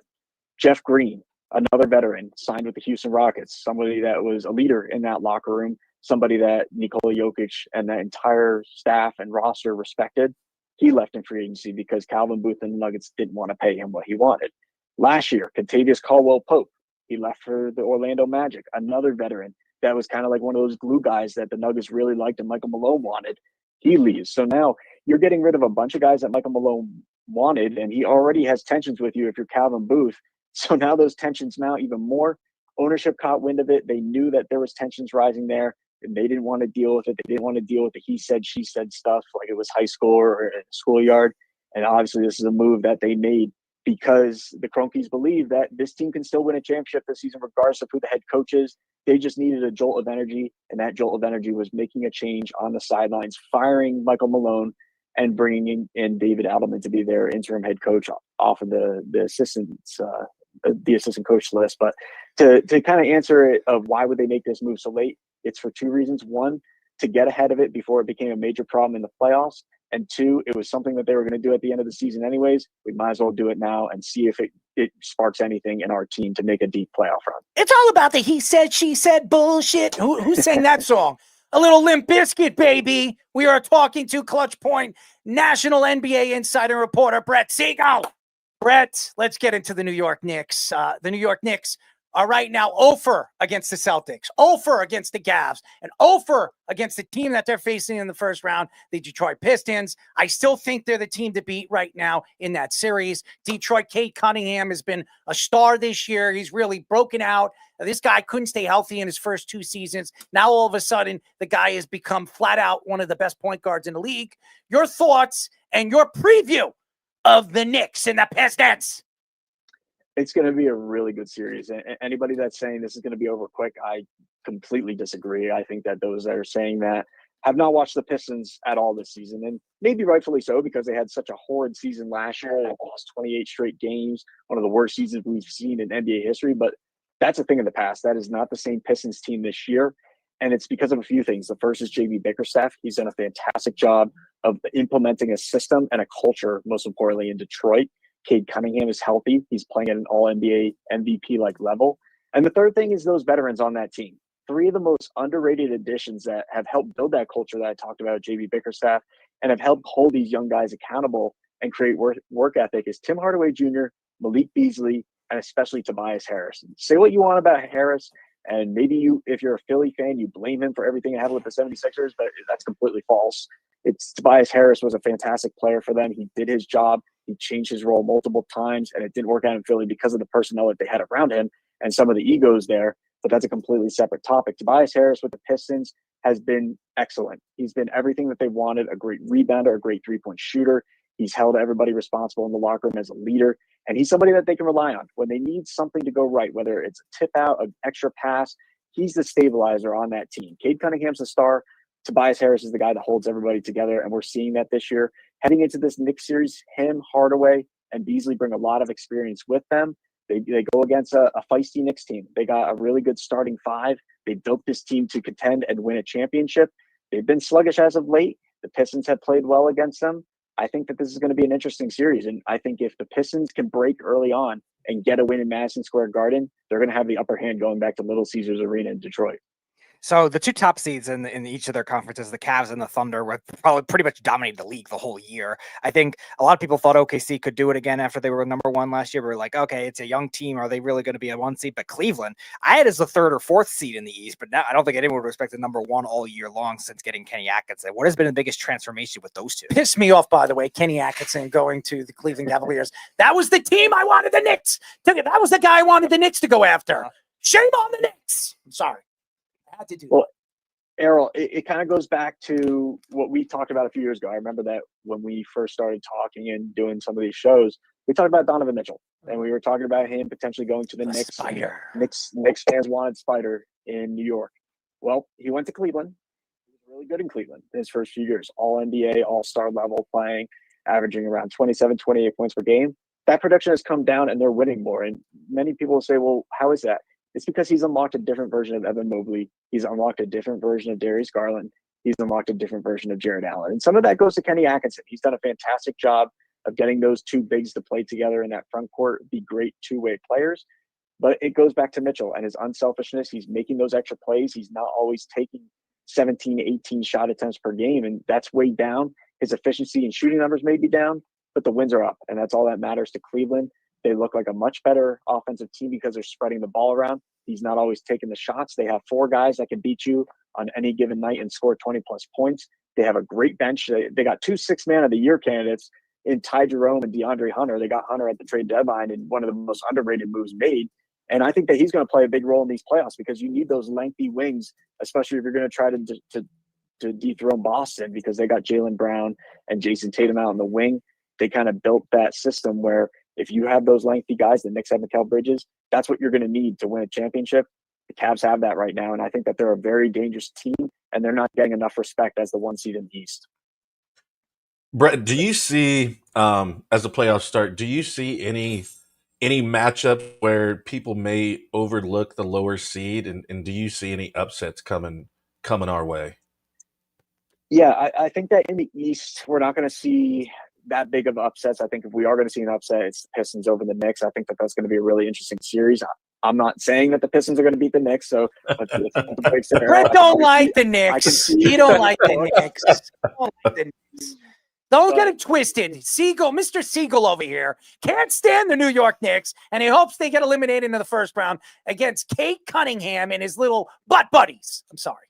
Well, what a story that would be, right? After a 14-win season, they come back and beat the almighty Knicks. But if there is a series that's going to go the distance in the East in the first round, realistically, I do think it's that series. I think that they match up really well with each other, and the defensive intensity that the Pistons can bring on the wing there, I think that they can limit Anunoby and Mikal Bridges and put a lot of pressure on Brunson in that series. But looking at the West, I think that there could be upsets. I think that the Warriors can absolutely pull off the upset, if you will, over the Rockets, whether we consider that an upset or not. I think that the Timberwolves are more than capable of upsetting the Lakers. And then that 4-5 matchup, it's not really an upset because you got two teams that are more than capable of making the finals run in the Clippers and the Nuggets. So early on, I think that the West is going to be favorable for those long playoff series and where we could see upsets. But as the Eastern Conference playoffs go on, as we see these matchups unfold, is there a team that could potentially take down the Celtics? I'm not too sure. I don't know if the Knicks can match up against them just because the Knicks haven't played well against the better teams in the East. They haven't played well against the Celtics. They haven't played well against That's the the Cavs. regular season. Stop. And they haven't played the You Celtics have healthy. to set a precedent during the regular season. You have to play that high intensity and be ready for the playoffs, especially late in the year. And they just have not showed that down the stretch. The only teams that they were playing really well against and beating up on are those teams near the bottom of the Eastern Conference standings. They even struggled against the Indiana Pacers, and that's a concern for me when I look at their chances of winning a championship this year. Do they have the personnel to do it? Absolutely. I still think that the Knicks have a top 3 starting 5 in the league, but it comes down to fatigue. It comes down to rotations, and Tom Thibodeau just does not have those rotations right now. They're running with 6 or 7 guys, and when you play a team that is deep and wants to run you down and can wear you down for 48 minutes a game in the playoffs, I think that we're going to see a little bit of fatigue catch up to the Knicks in this series against the Pistons. It's the Jelly Belly New York Knicks, because that's what I call Tom Thibodeau. And I'm going to tell you this right now. If the Knicks get eliminated against the Detroit Pistons in the first round, Thibs is going to be looking for a new job because he will not be there next year. I can guarantee it. And if Thibs don't get over the hump and beat one of these teams like the Celtics or the Cavaliers, I think he's out. I think the Knicks are going to be looking at Malone. There's a couple of really big names. Budenholzer is going to be available next year. There's 2 quality coaches that are going to be available in the offseason if need be. But I think Budenholzer is going to go to the Spurs because I think Popovich is going to retire one way or another. That's what I think is going to happen. Speaking of Greg Popovich and Wembanyama, I know everybody keeps bragging about Wembanyama, and I've taken shots at Wembanyama because I just don't know if this guy's going to stay healthy. Yeah, he works out really, really hard. I love watching his workouts. The guy has stilts for legs, and as talented as he is, now he has blood clots. And you know this more than anybody. Once you hear that you have a blood clot, we all know about Chris Bosh, you're never going to be healed from them. They're always going to be there. Your thoughts? Do you believe Wembanyama is the next big thing? He's the LeBron James, Michael Jordan of this era. I don't think he is, and that's the only reason why I think that is because of his stature, the way he looks. Your thoughts to that? So it's a little bit of a 2-part question, and the first part is about the health. There's obviously those health concerns, the blood clots, and him staying healthy. I think on the court conditioning wise, he's perfect. I think that the Spurs have done a great job of getting him in shape from when he first entered as a rookie and building his strength up. And we've seen his transformation. As a rookie, he was really skinny. There wasn't much meat on his bones. This year, we saw him beef up a little bit. And I think that speaks to his characteristics and his leadership of wanting to be better for the Spurs and wanting to lead them in the West. And now the second part of that question, it's really open-ended of, well, Victor Wembanyama, is he going to be the face of the NBA? Is he the face of this era? And the way I always answer that with everybody, because the face of the league, that topic has become such a outlandish opinion, first take kind of thing, where they just have to argue it for the sake of television because it makes good views. I don't necessarily think we need one player to be the face of the league. Some may argue with me. That's just my personal opinion. But whether or not he can become the face of the league, I don't think that we can just deem one player that. Through the years, Michael Jordan, when he first entered the league, he wasn't supposed to be the face of the league. It was supposed to be other guys from that draft class, and it was Michael Jordan who became what he is. LeBron James obviously was the golden child coming out of the draft, but again, he formed his own legacy. He was the one that took the Cavaliers from the depths of the Eastern Conference, made them a contender. Then he went to the Miami Heat, became the spectacle that he is, and became the face of the league. And I'd argue over the last 6-7 years, it's been Stephen Curry has been the face of the league with the Golden State Warriors. It's been his era, not LeBron's. LeBron has been maybe the best player in this era, but it has been Stephen Curry's era, and he's done that by winning the championships. He did that by changing the game with three-point shooting. We look at all these teams around the league and these new kids that are coming in for the draft. They're all trying to be like Curry. They're not trying to be like LeBron, and I think that speaks volumes to the type of era that we lived in with Stephen Curry. Now we go to the next one. Is it going to be Anthony Edwards? Is it going to be? He doesn't want to be. He doesn't. Anthony Edwards came out and said it. He doesn't want to be. He doesn't want to be. He doesn't want to be the face. I don't care what he says. Any player wants to be the face of the league. He don't. And Anthony Edwards, he absolutely cares about it, whether he says it or not. And he does that with his competitive spirit. I love watching Anthony Edwards play. He plays with heart. He plays with his emotions on his sleeve. And he's not like, and this is no disrespect to Kawhi Leonard, but he's not like Kawhi Leonard where he's just a robot and he goes out and does his job. I love Kawhi. I think he's a fantastic player. But Anthony Edwards, he's going to let you know it. He's going to let other teams hear it. He loves talking smack. And I think that if they lose early on to the Lakers, I think that they're going to be aggressive on the trade market. I think that we could see them pair Kevin Durant with Anthony Edwards. Anthony Edwards gets to play with his idol in Minnesota. And I think that would be an excellent pairing because both those guys are so similar in so many ways. Oh, stop. He isn't. And by the way, he was very upset when Karl Anthony Towns got traded to the New York Knicks because he really, spoke very highly of the organization when they did that. But by the way, the face of the NBA is going to be drafted this year. And I'm going to say it right now. Cooper Flagg will be the face of the NBA moving forward. You can book it, baby. Book it! Put some jelly beans, put some peanut butter and jelly on a sandwich, some tuna fish and macaroni salad on the tuna. By the way, macaroni salad and tuna fish, beautiful on a sandwich. I don't know if anybody, I see fish shaking his head. What is wrong? What? I like it. It's good. It's delicious. Try it. Oh, Don't no. knock it until you try I'll say it. this about Cooper Flagg. I think that Cooper Flagg, the best prospect that we've seen over the last 5 years, other than Victor Wembanyama. I think that he's going to drastically change a franchise. I think that wherever he goes, he's going to help them. But where he goes is going to dictate whether or not he can become the face of the league or become like Victor Wembanyama or Anthony Edwards. Because if he ends up on a team that has constantly struggled and still doesn't know the direction that they're going, could be problematic for his future, and it could be problematic for him becoming the face of the league. But I think Cooper Flagg's an excellent player. Everybody that was at the Team USA workouts and the practices over the summer in Las Vegas was raving about this kid. All the scouts are raving about him. I haven't gotten to see him in person yet. I'm hoping to be able to see him throughout the pre-draft process, be able to watch a lot of him over the summer in those summer league games and get to talk with him. But Cooper Flagg is going to change the franchise. He's going to be a number one talent. He's going to be a guy that immediately comes in and makes a difference. But again, if he ends up on a team like the Charlotte Hornets, for example, who doesn't have a clear direction, if he ends up on a team like the Utah Jazz that don't have a clear direction, can he become the face of the league? And I think that that's an excellent talking point to discuss. So the great MVP debate we've had all year with Shai and Jokic, where do you stand on that right stop. now? Jokic, stop it. You said for MVP? Yes.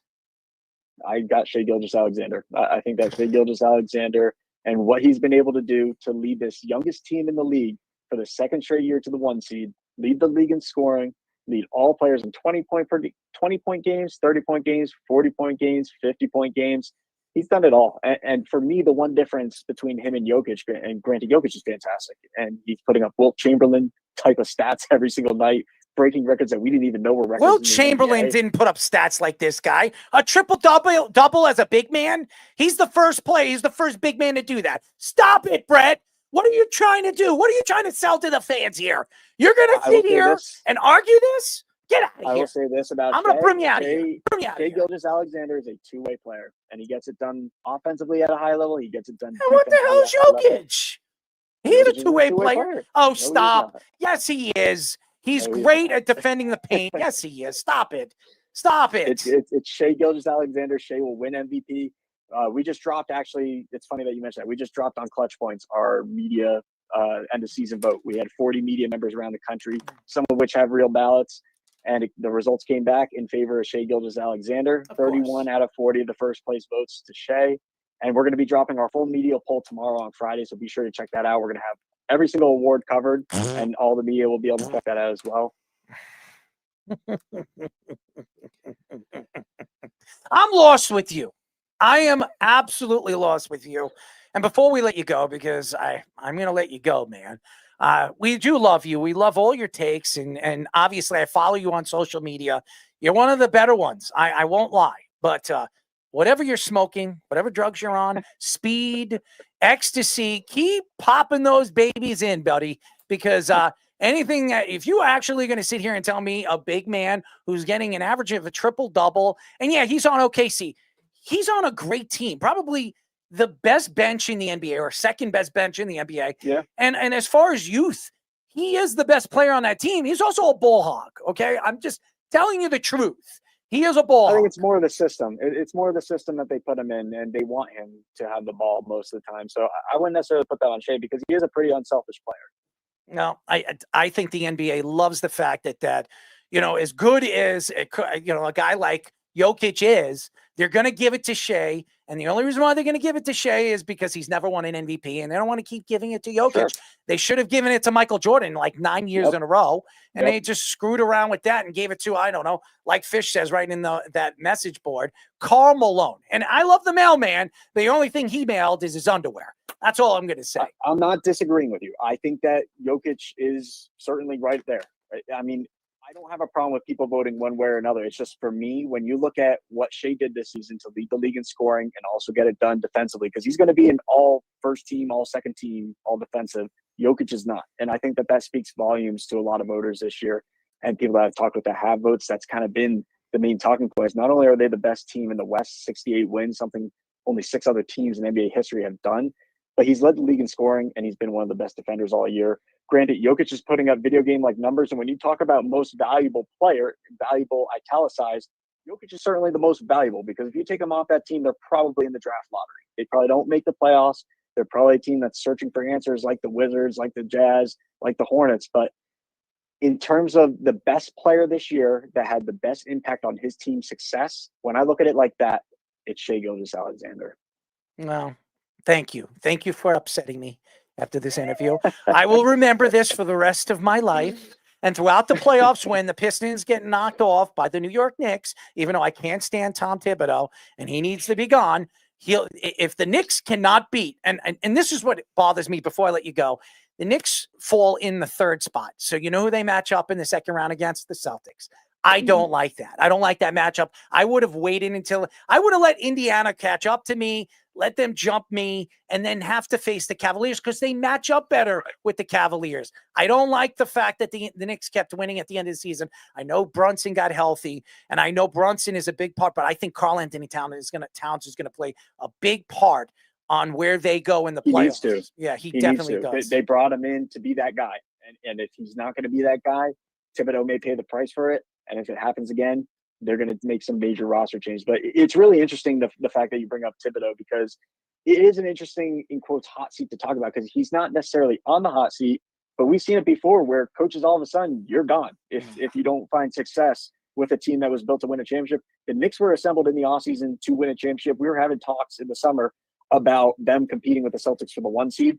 They struggled this season during the regular season against the best teams. We'll see what happens in the playoffs, because it's certainly going to be a talking point, and there's going to be a lot more noise coming out of New York if they lose to the Pistons or if they lose to the Celtics. Just so you know, Joba didn't run away. He was taking a dump.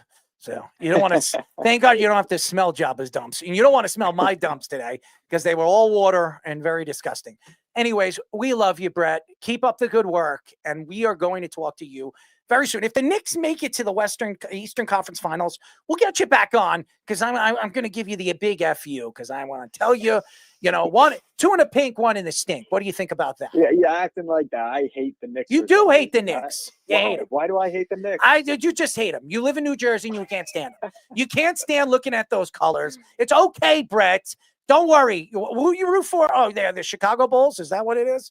Yeah. No. Who you root for? I don't root for anybody. No, who did you root for when you were a kid? As a kid, Derrick Rose. I love Derrick Rose. Chicago Bulls. Rest of my case.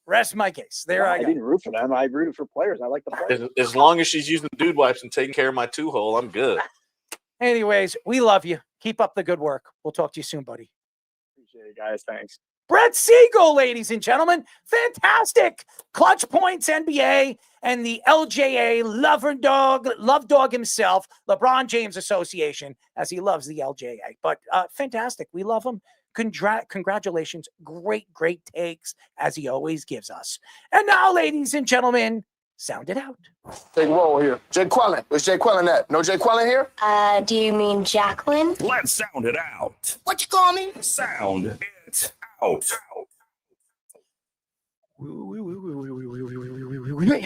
Let's get it. Let's give it. Let's hear it. I like that. That I want to take those. I want to patent that, and I'm going to put it on a T-shirt. Let's go. All right, Fish. You're on mute, Fish. What's going on over there? Do you hear me now? You guys hear me? What is this, Verizon? Do you hear me now? Do you hear me now? Yes, we do, Fish. Oh, knock it off. Your sound is always terrible. Sound it out. Phonics, schmonics. Errol's got it. We got a basketball centric, and I figured out it's not going to work, but I have the actual pronunciation of each of these names in it now, Errol. So we can actually do this, and I can play it for you if you get it right or wrong. So we'll see if it works the way that I want it to. Errol, first name from the Brooklyn Nets. Sound it out. Tosin Ibomwan.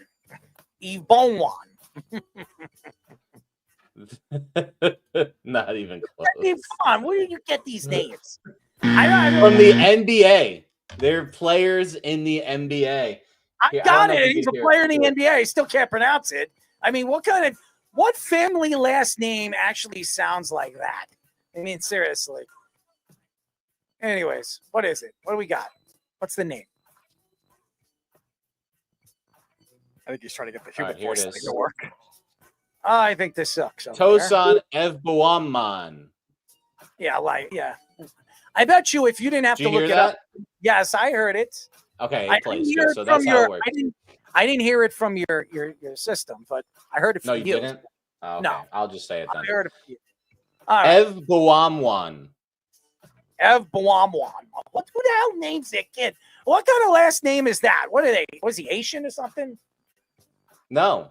Nigerian? I think it's Easter. I don't know. It's a good question, Speedy. Maybe you can find out. 0-for-1 Errol, though. Good effort. Not enough, though, for the W.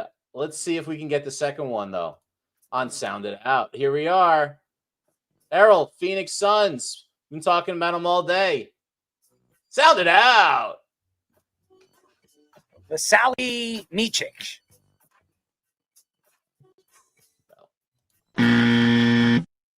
The Sally. He's not what is Italian. Sally. Hold on. What is it? Let's get it. You can't. It's not going to work. You could tell us. Oh, I hate that this thing does. All right. Just tell us what the damn name is. It's horrible. Where do you get these names? Whoever names these kids is just absolutely redundantly stupid. Let's go. Vasilia Michich. Vasilia Michich. It's a chich. Vasilia Michich. Chich. Michich. Vasilia Michich. 0-for-2, Errol. I'm going to get this last one. Now, the last one, I went easy on you, Errol, because, look, we've had... You're muted, but that's okay. I don't know what happened to you, Fish, but you're... All right, sorry. I had to mute myself because there was an ad playing. But here's this next one. I shortened his first name for you. This is a guy on the Utah Jazz. Errol, sound it out. Svi Mikhailiuk. Well, let's see. It's not working. So I think you should just tell us what it is. That's not working on your side, buddy. It's not. That is correct. Oh, It's look at close. that. Svi Mikhailiuk is All right. it's more like a Y. But we'll I give you credit for it. Svi, it's actually Svivadistov Mikhailiuk. I think he's Ukrainian. Mikhail on Speedy's uke, right? Speedy, you like that? I don't know what that even means. It means a lot. It means As long as she's using dude wipes and taking care of my two-hole, I'm good. Good. That's You could exactly what it means. You can enjoy think about it when you're on the toilet with your dude wipes. The dude wipes are ready to burst. You know what I'm saying, Speedy? Not even so. I was bursting today, man. I was letting it go. Speaking of letting it go, oh, you can't wait for this one. Oh, yeah. On the Pat McAfee show today, Aaron Rodgers said his discussions with the Jets this offseason didn't go as planned. Rodgers mentioned that he flew across the country to meet with the team, but it never happened, and the Jets cut him shortly before he landed off the plane. Aaron Glenn told him 20 seconds into Rodgers arriving that the Jets were moving in a different direction for quarterback. Rodgers also claimed that Aaron Glenn thought he was taken away from the team culture and told Aaron Glenn that he doesn't know what he is talking about. Rodgers confirmed he had a 6-hour meeting with the Steelers that went well. and had a throwing session with DK Metcalf last month. Rodgers also mentioned he has talked to Mike Tomlin many times, and there is no deadline for the Steelers to make a decision on him. Rodgers hasn't committed either way if he is playing in 2025, but it looks like it would only be with the Steelers if he does. Well, ladies and gentlemen, it's pretty simple. I don't know what's going on with Aaron Rodgers, but we know the Jets and Aaron Glenn didn't want him there. He didn't want him there with the organization, and he made sure before he even sat down with Aaron Rodgers is, we're going another way. We don't want you here. Go back on the plane and go fly. I think Aaron Glenn did the right thing. Now, I'm not taking shots at Aaron Rodgers. He has been my favorite quarterback over the last 10 to 12 years. And if you would ask me right now, in his 10 top years, I would take him over Peyton Manning, Tom Brady, Drew Brees, Ben Roethlisberger, Eli Manning, anybody you name in the last 20 years. I think he's the best quarterback in the league in the top 10 years that he had. If you want to consider him an elite quarterback, I would consider him not just elite, a top 5 quarterback of all time. And he really redirected the mobile throwing quarterback that we've seen over the last couple of years. He's really changed the game by the way he plays the game. So I'm not going to take that away from Aaron Rodgers, but Aaron Rodgers has always been a ticking time bomb. He's always done things the wrong way. If you watch all the superstar players over the years, did you ever see Peyton Manning do that? Have you ever seen Tom Brady do that? Have you ever seen any of the top quarterbacks of this era? Even guys, and I can name on one guy that a lot of people, including one guy from ESPN, I'm sorry, not the NFL Network, says he's not a Hall of Famer. You know what I'm talking about, Speedy. You know, White. Yeah, but you know what quarterback I'm talking Phillip Rivers. Phillip Rivers didn't go out there and throw players and teammates under the bus.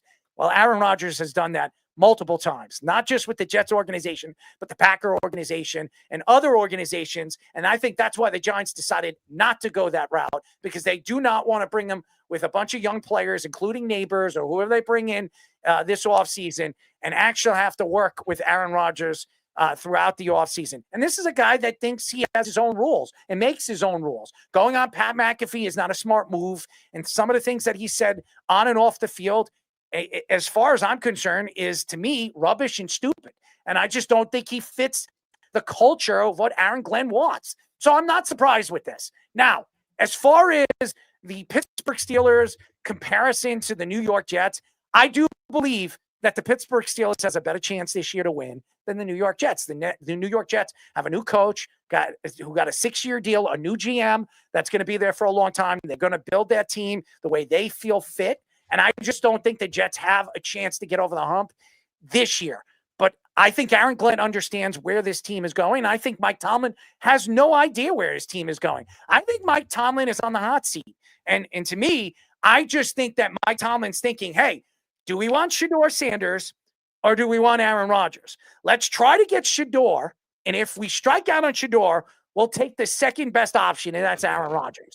That's where I think they're going. I think they're going to wait until the draft at the end of the week or the end of the next 2 weeks. And if everything falls right, they get Shedeur Sanders and they don't need Aaron Rodgers. I think Aaron Rodgers will walk away from the NFL, become a commentator, or maybe be an everyday personality on the Pat McAfee show, or maybe even bring his own podcast to the realm of podcasts, because he's an interesting character. I just don't think that Aaron Rodgers fits any culture right now. I think he's sour. I think he obviously looks at the Jets organization as an organization that didn't give him the right pieces around him, even though the Jets traded for Adams and gave up a 3rd-round draft pick. Yes, they get compensation for a 3rd-round draft pick back for Adams after him leaving in the offseason. But nevertheless, they did everything Aaron Rodgers wanted.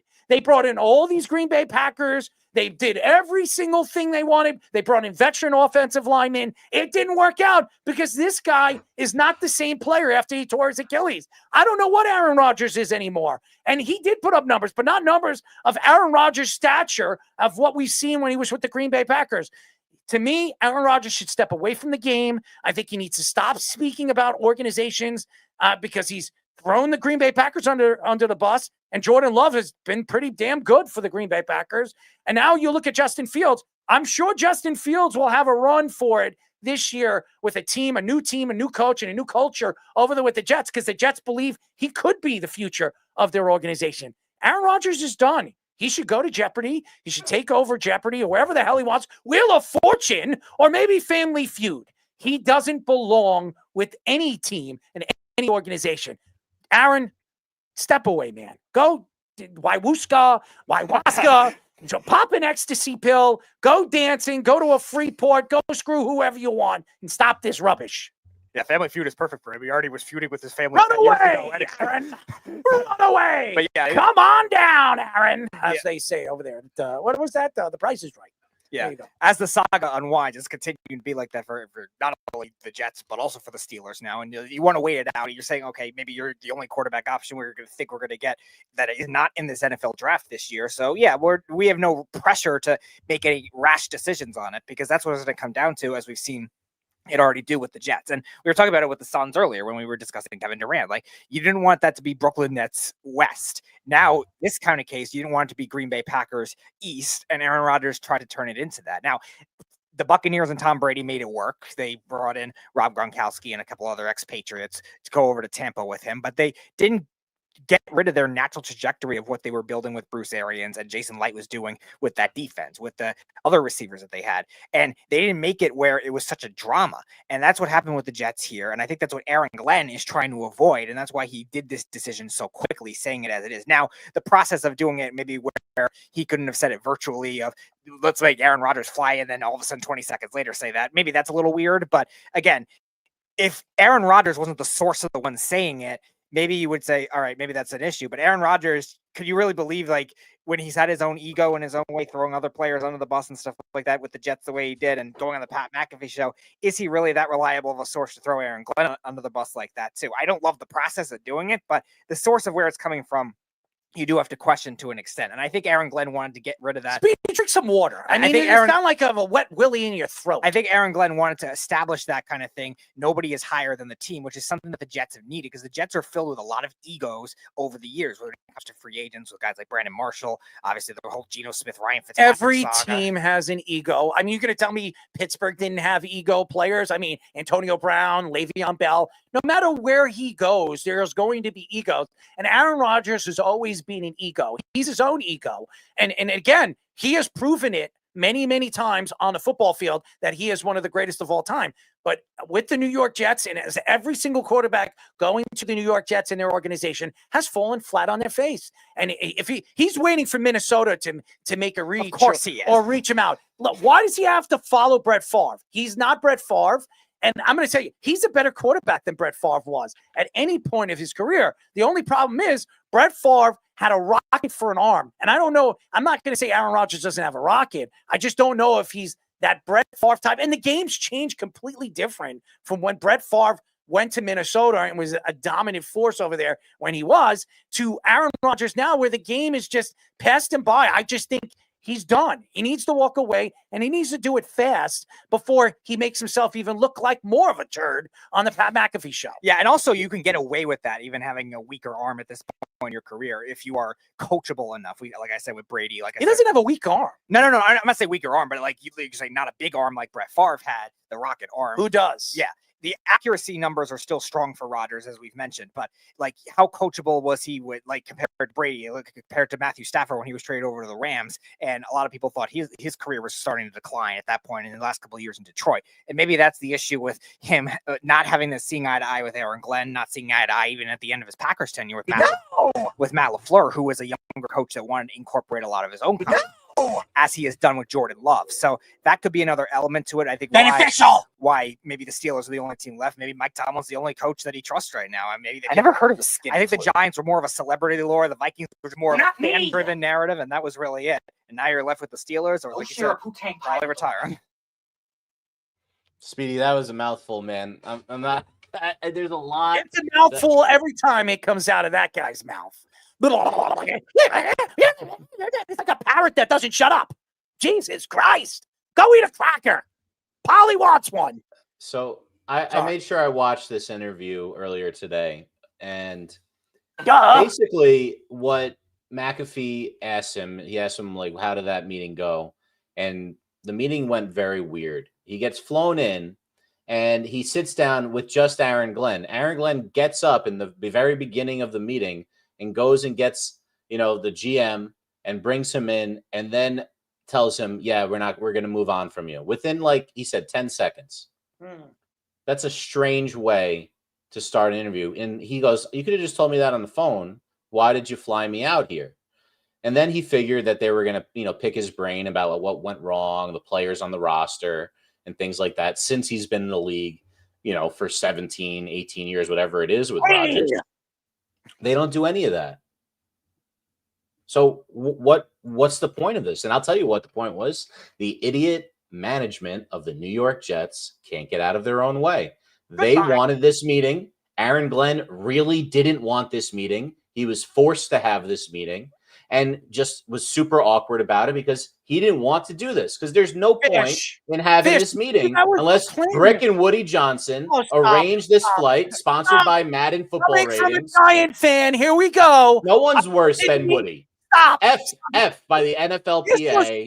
Worst rating of all owners. Aaron did this to the New York Jets. He had them fly over there and beg him to come over there. The Jets wanted to give him the big F. Not what he said. He said they dragged him out.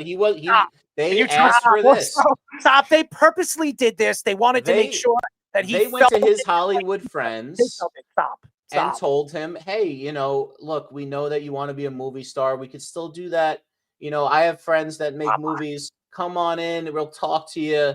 We love you, Aaron. We sacrificed 2 to 3 years of this franchise's future for you. We can do another year. We love you, Aaron Rodgers. You're the best. You want to take more drugs? Go take more drugs. Go have fun out by Joshua Tree, Aaron.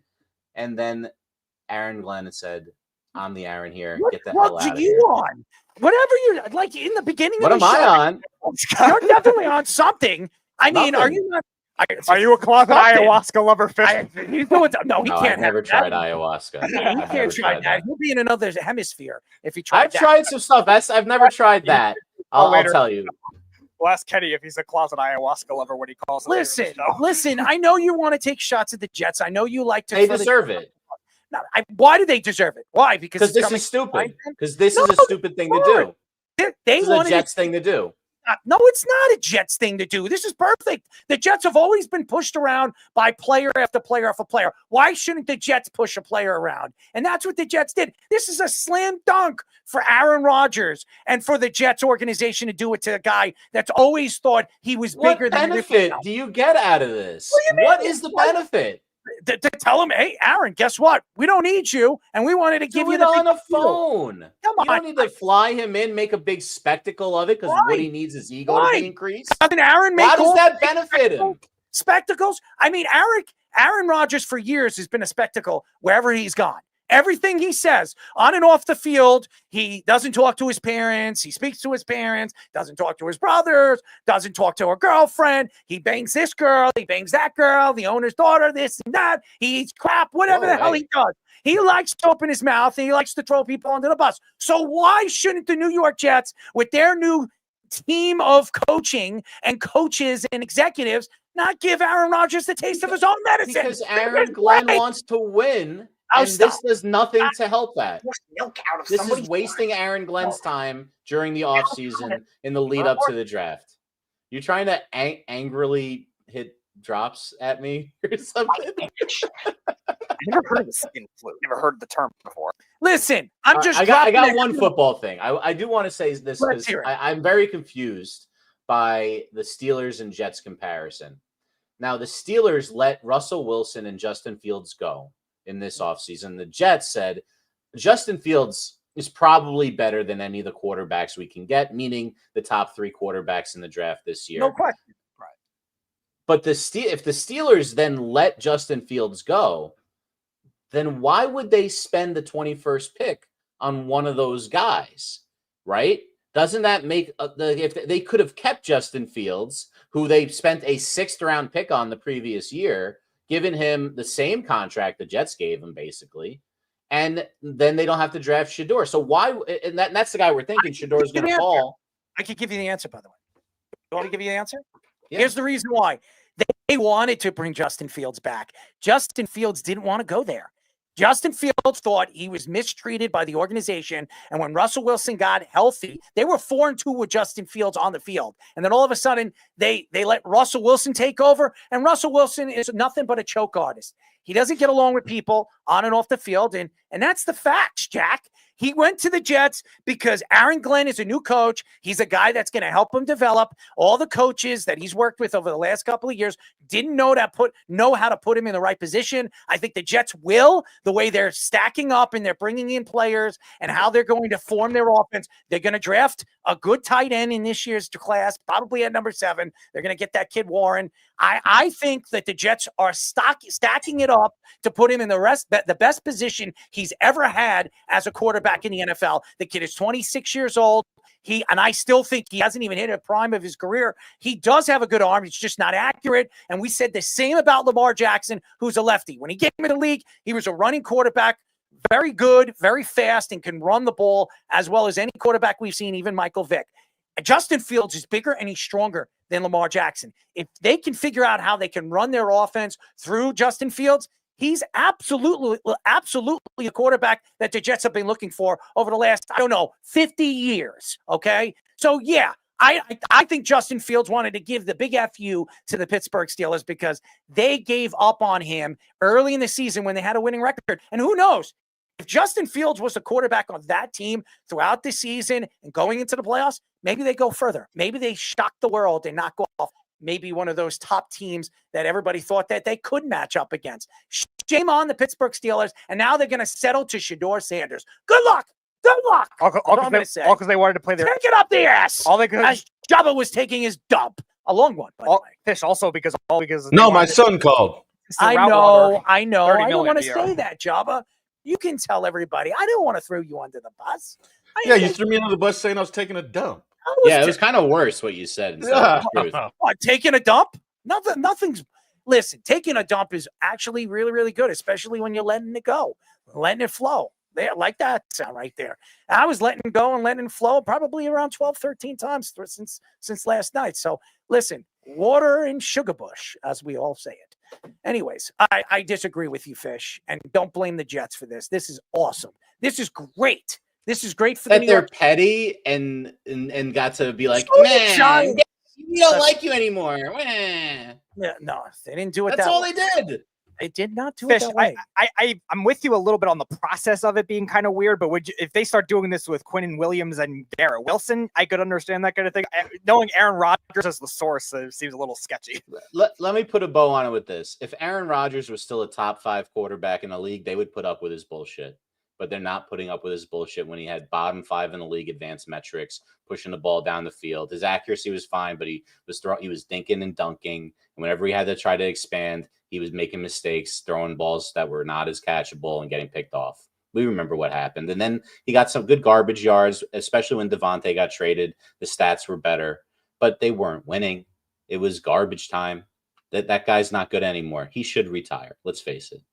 No, and to say that the Jets had no right to do that, it's great. It's great. And by the way, Aaron Glenn had a plan in point on what he wanted to do, and he did it perfectly. I don't know. And I thought it was something different because we heard through the grapevine, it was the Pat McAfee show. That was the thing that settled everything with Aaron Rodgers and the New York Jets. It wasn't. It was Aaron Glenn. They didn't want him at all. They didn't want him at all, and they wanted Aaron Glenn had no interest in him. He said, "Get the hell out of here," in the nicest way he could. I don't know why you need to go through all that, though. I feel like Jets forced that on Aaron Glenn, and it was just one of those days at the office that you had to do something that your boss made you do that you didn't want to do. That's what it seemed like. I just did your Victor Cruz dance, by the way. That was my dance to tell Aaron Rodgers to get the hell out of my team, out of my facilities, kiss my ass.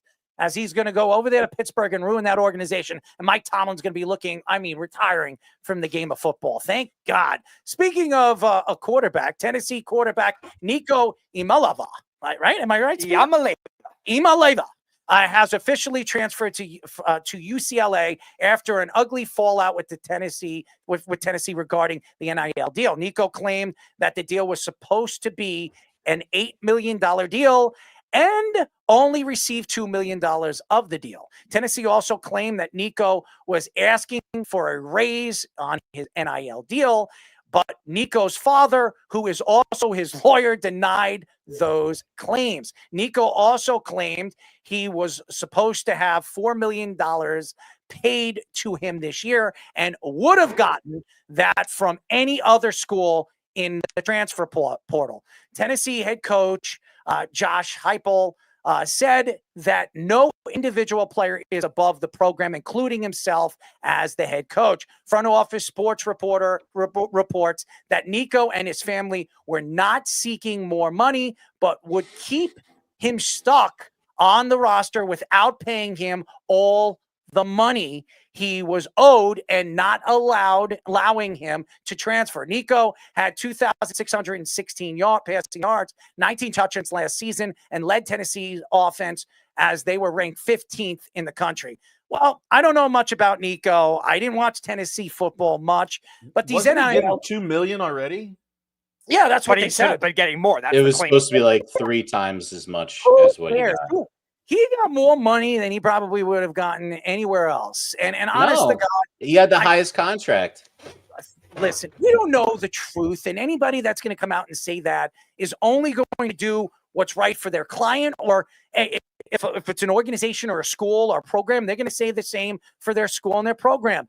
We don't know the truth behind any of this. Obviously, Nico expects to get what he thinks he deserves. These NIL deals should have something set in place on what they should be bringing in and what they shouldn't be bringing in. As we all know, Arch Manning is going to make the most money this season, and this guy has never really had a full start. He's really never been the starting quarterback for the Texas Longhorns, and the guy's making $6 million from that Red Bull contract. And I'm not saying Arch Manning isn't going to be a star, because we all know Fish will lick his ass if he goes to the Giants. The fact is, the butt, man. It's true. It's true. You will lick the rim. That's the only thing. Job. You'll spank him. You'll do anything. All you keep talking about is Arch Manning, which, by the way, is not going into next year's draft. And you keep saying that, keep believing that is going to be true. It's not going to happen. You got Jameis Winston next year, buddy, and that's all you're going to be having. The crab leg himself. As far as I'm concerned, this, to me, needs to be fixed up. The NIL deals need to be figured out. And with Tennessee, and as far as Nico's concerned, I don't know much about him. I don't know what he was supposed to get, like I was just saying, but there has to be an understanding of what is available when it comes to money and who gets what. Nico thinking that he should have $8 million, his family thinking that he should have $4 million, $5 million, $6 million, or even a coach like Josh Heupel coming out and saying, hey, nobody's ahead of the program. Absolutely. How many times have we seen people come out and say nobody's bigger than the team in front of the jersey? Now, you have players coming out and saying that I am bigger than the team. I'm a bigger name. I'm going to bring in money for me and my family that we would never see.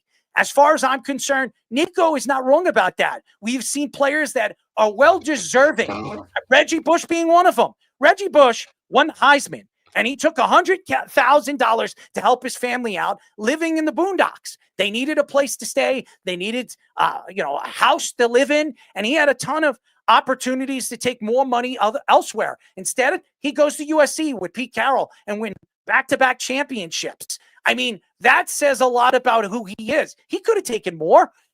Now, obviously, with the NIL deals and there's so much money, it doesn't matter what you are. If you're a half-competent player, you're going to bring in $1 million. If you're a mediocre player, you're going to bring in $2 or $3 million. If you're an outstanding superstar player, you're going to bring in $5 to $10 million. Something needs to be cleaned up with the NCAA. I love the fact that these kids are making money as well as they should. This should have been going on for years. It's just the way it's structured. It doesn't make sense. And why is their lawyer? Why is his father, who is his lawyer, of course, the money-hungry father, coming out and saying, well, he denies those claims? Dude, you've been speaking about this probably since the day he took the $2 million.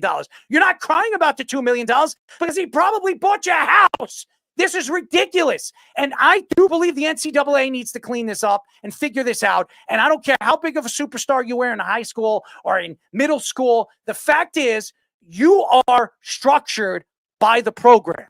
And it doesn't matter who you are and how good you are. You're as important as the offensive lineman, as the special teams player, or the the kicker.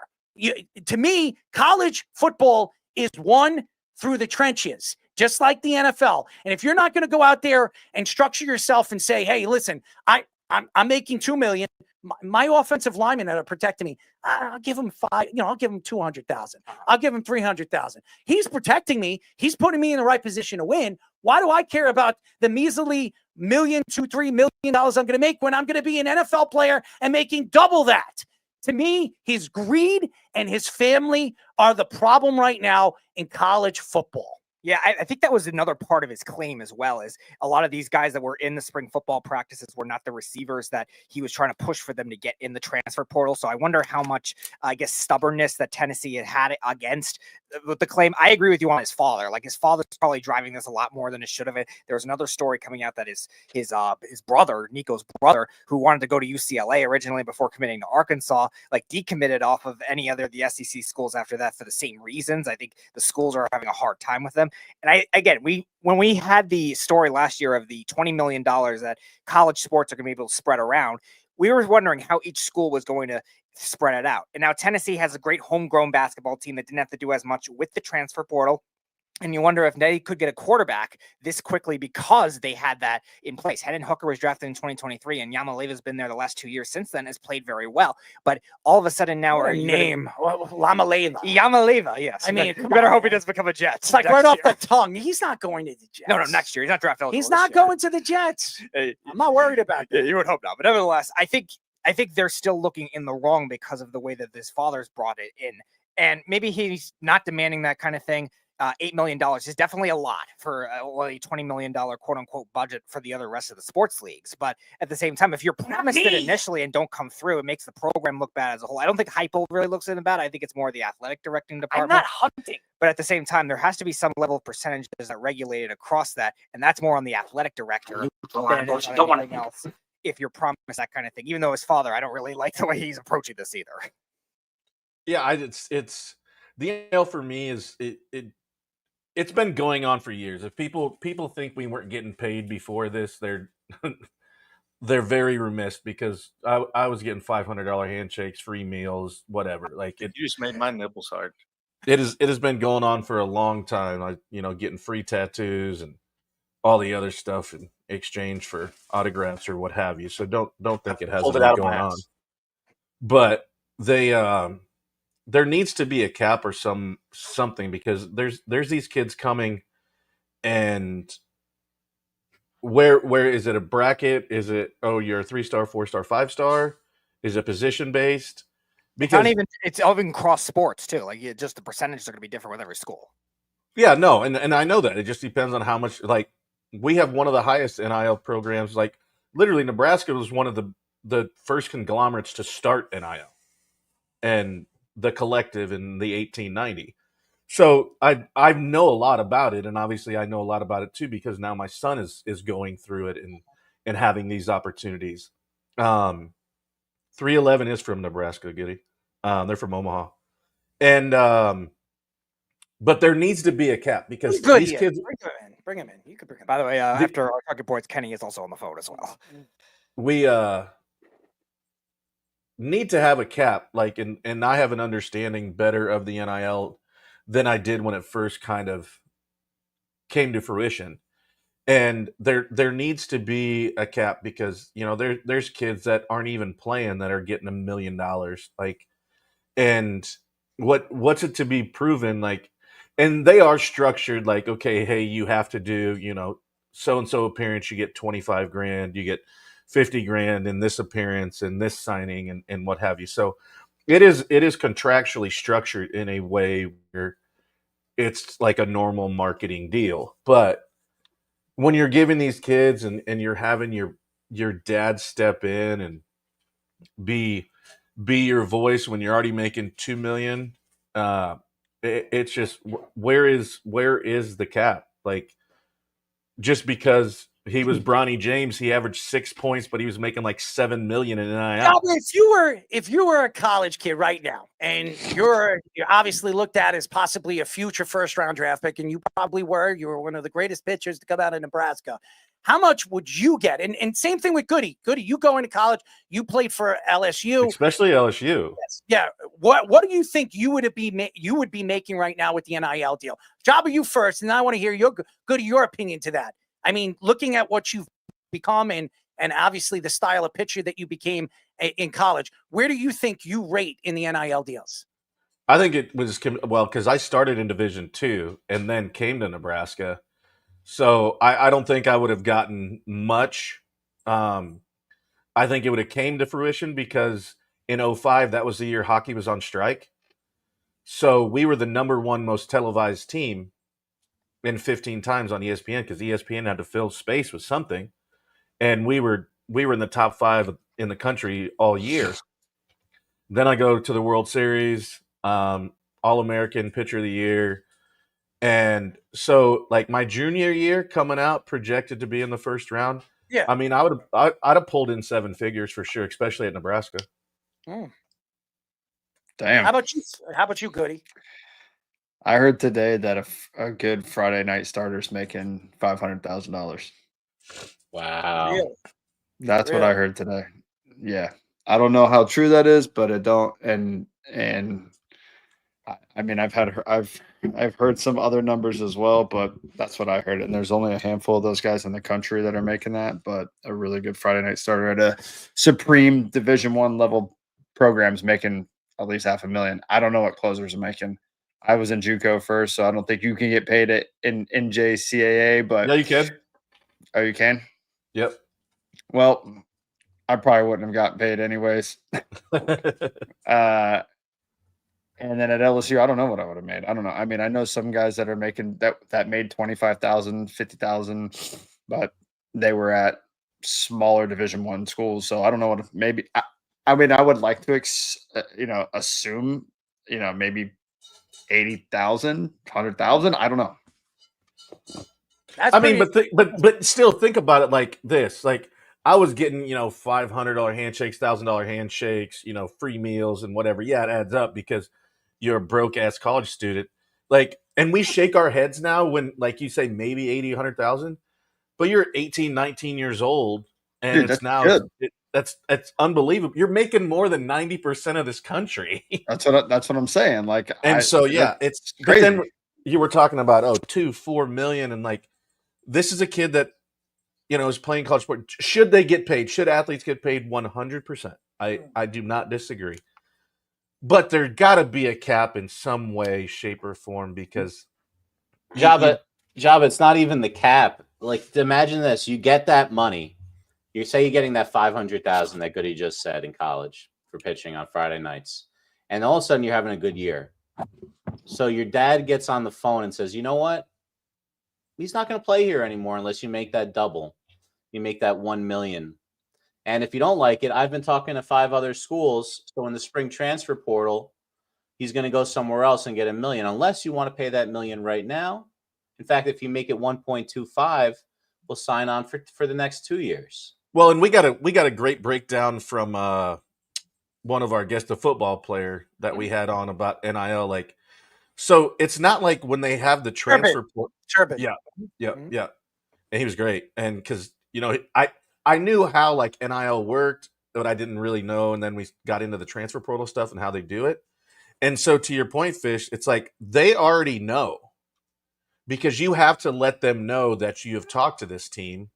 And it's like, they now in that conversation is they offered us, like, we'll use Goody's number as an example and be like, okay, well, LSU said they'd give him $750 and Nebraska said they'd give him $800. So if you don't give him $1 million, we're not staying. Yeah, and like this is like renegotiating mid-season. 100%. But you have to let them know. You have to let the school that you're currently at know. And my son called and he's thinking about transferring, and so like this is all going. My mind is working 9 million miles an hour right now. And he never calls me. So like I knew he said he was going to call me and I was like, oh shit, I better answer this one. So yeah, it's just, you're literally having a contract like we would have normally. And then boom, here you go. Like, all right, well, it's transfer portal time. I've got 3 other offers mid-season for more than what you guys are offering. So if you don't make it $1 million, we're gone. It used to be like this anyways, except with just scholarship money. Yeah. So you're just playing with real money now. And so what people don't understand, like when you're an athlete, you get a scholarship check depending on what your percentage of your scholarship is. So it's not like we weren't getting paid, because we were. It just isn't the numbers that they're getting paid now. So they didn't. We were getting our school paid for. That's what we were getting paid school for. paid for, and then I think I made like $412 is what my scholarship check was. And I wasn't on a full. I was on 80%. And then my dad was retired, so I had a Pell Grant, and then being Native American. So actually, my junior year, I got paid $4,600 to go to school, and I thought I was loaded. That's big money in college, right Hell there. yeah! I mean, it used to be. I mean, $20 is $20. I wanted to point out something. Speedy, you said he's going to UCLA. Not officially confirmed, but it looks like that's where he's going. The market for him, Errol, listen to this. This is something that I found the most interesting by this story. So he was trying to transfer to get $4 million. He took away the deal with Tennessee. He refused to show up to spring practice unless they renegotiated. He's out. Now he can't even get.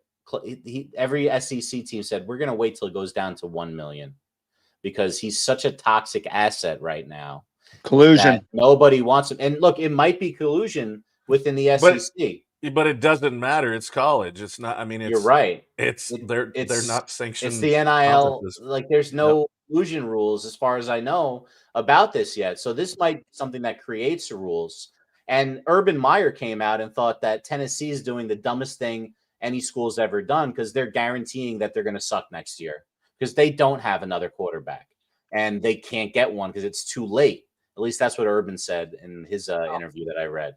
And the last thing I want to say is, look at the guy's last name. It's let's pronounce it wrong intentionally for Errol. Iamalaeva. I'm a leaving right now. He is a leaving, and there's been no better name for someone transferring than this guy. I mean, Tennessee was a good program. It's kind of crazy that they're not going to be next year because of something like this. Well, it's called greed. And that's the problem right now with the NIL and the portal. And obviously this is why Coach Sanders, Prime, is sitting there smiling because he can get whoever he wants. Why? Because he can go out there and say, I was the greatest corner to ever play. I could teach you how to get where you want to go. I can teach you how to make money, and I'll make sure that you're getting paid as long as you come here and play for my team at Colorado. That's what he does. And I'm not going to take shots at him because that's what everybody should do. Nick Saban didn't like that. Dabo Sweeney doesn't like that. Nobody likes that because it doesn't work for them anymore because they only want to be the ones that are getting paid. These kids are getting paid this kind of money now, and they're sitting there smiling as well as they should. There just has to be some kind of breakdown of what they should be getting and what they shouldn't be getting. This kind of money, $8 million, when you have a kid like this, $8 million, this kid's probably thinking in his head, oh, I don't have to go to class. I don't have to do anything. I'm going to be a star. I'm getting paid like a star. I don't need to do anything. I just got to show up on the football field, on a baseball field, on the ice, and do whatever the hell I need to do to make that kind of money for my family in that future. And by the way, I remember in those times where you couldn't talk to agents. Now, all of a sudden, you have these guys, and I know I speak to a lot of these young athletes that have a list of agents that they're sitting there and spin the wheel and make the deal. What could you give me? Technically, they're not. They're called advisors in college. Oh, I'm sorry. They have 5 to 7 or even 10 advisors. What could you give me? All right, you give me that. You give me that, and then I'll spin the wheel with my family and make the deal. And wherever it lands on, that's where I'm going. Because I know somebody, and I'm not going to mention names, that is on his way, not this year, but next year to the NFL draft. He's going to be a highly profiled pick, probably in the second round. And he's sitting there and he told me, hey, man, I can do whatever the hell I want. I can talk to 5, 6, 7 agents. I don't have to worry about these NIL deals.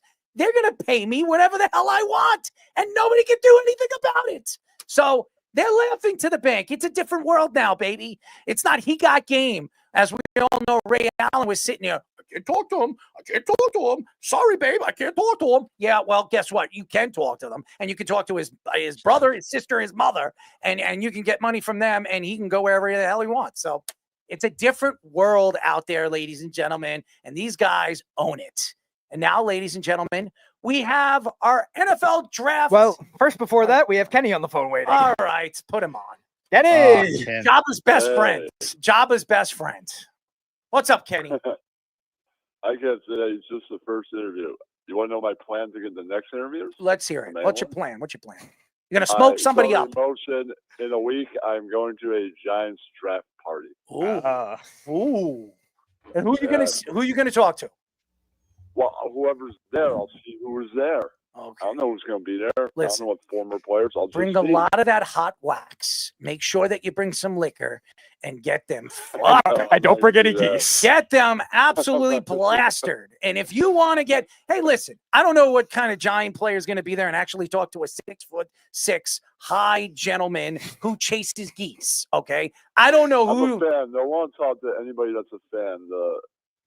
The people that own season tickets, they'll go first, and the rest of us will go. Okay. Okay. So who would you suggest, whoever shows up there, who would you like? Victor Cruz? Who would you like, former Giant, that you can interview? Let's hear That'd this. Be great. Really, anybody, especially Give me a championship name. Winners. Give me a name. Well, you named one. Give me one name that comes off the tongue, man. It comes out of the Dutch. Use a Come long out of brain the pipe. TV to your advantage. Come out of the pipe. I was thinking that was probably going to be the guy. That's one guy that I'd like to interview and meet. Who? Cruz. Could you dance like Victor Cruz? Do you have that? Could you dance ability? like Victor Cruz after smoking? I probably could. Really? Listen, you're 6'6", a little doofy. Hey, yes. post it up on the social media. Let's check it out. Because I do X radio, and if it's like a song I want to dance to, I turn on the camera, I put the camera, and dance. Hold on one second. What did you say? X-rated radio? What did you say? I said you should follow me on X because I do X? Super Tuesdays and other Twitter. I know what it camera and I is. It's not Java. All right, I know Kenny. what it I want is. to dance to You're the trying to song, accuse I put Kenny the of being that camera, guy? I put the camera and I dance. I do. Oh yeah. Play music. All right. What's your favorite genre? What's your handle, real quick? I'll check it out. Buffalo Bill. For genres, so it depends on the song. I dance to disco, new wave. That's usually what I dance to. I would love to see you, dude. Post it up. Post up you dancing to disco tonight, and we will post it up on our Instagram, our TikTok. Do it, man. That would be I'll funny. post a clip. I made a clip. No. I want you to get BG Staying Alive, and I want you to walk through the door and give us your best disco dance, and we'll post it up on our social media. You said it's Buffalo Bob? I'd have to find it. What's your handle on X? Creepy Kenny 37. What is it? With Long Brain TV, capital L, capital B with the TV emoji, like a flat screen. There you go. Oh, I got you right there. Let's go. You Long certified. Dong TV. Long Brain TV.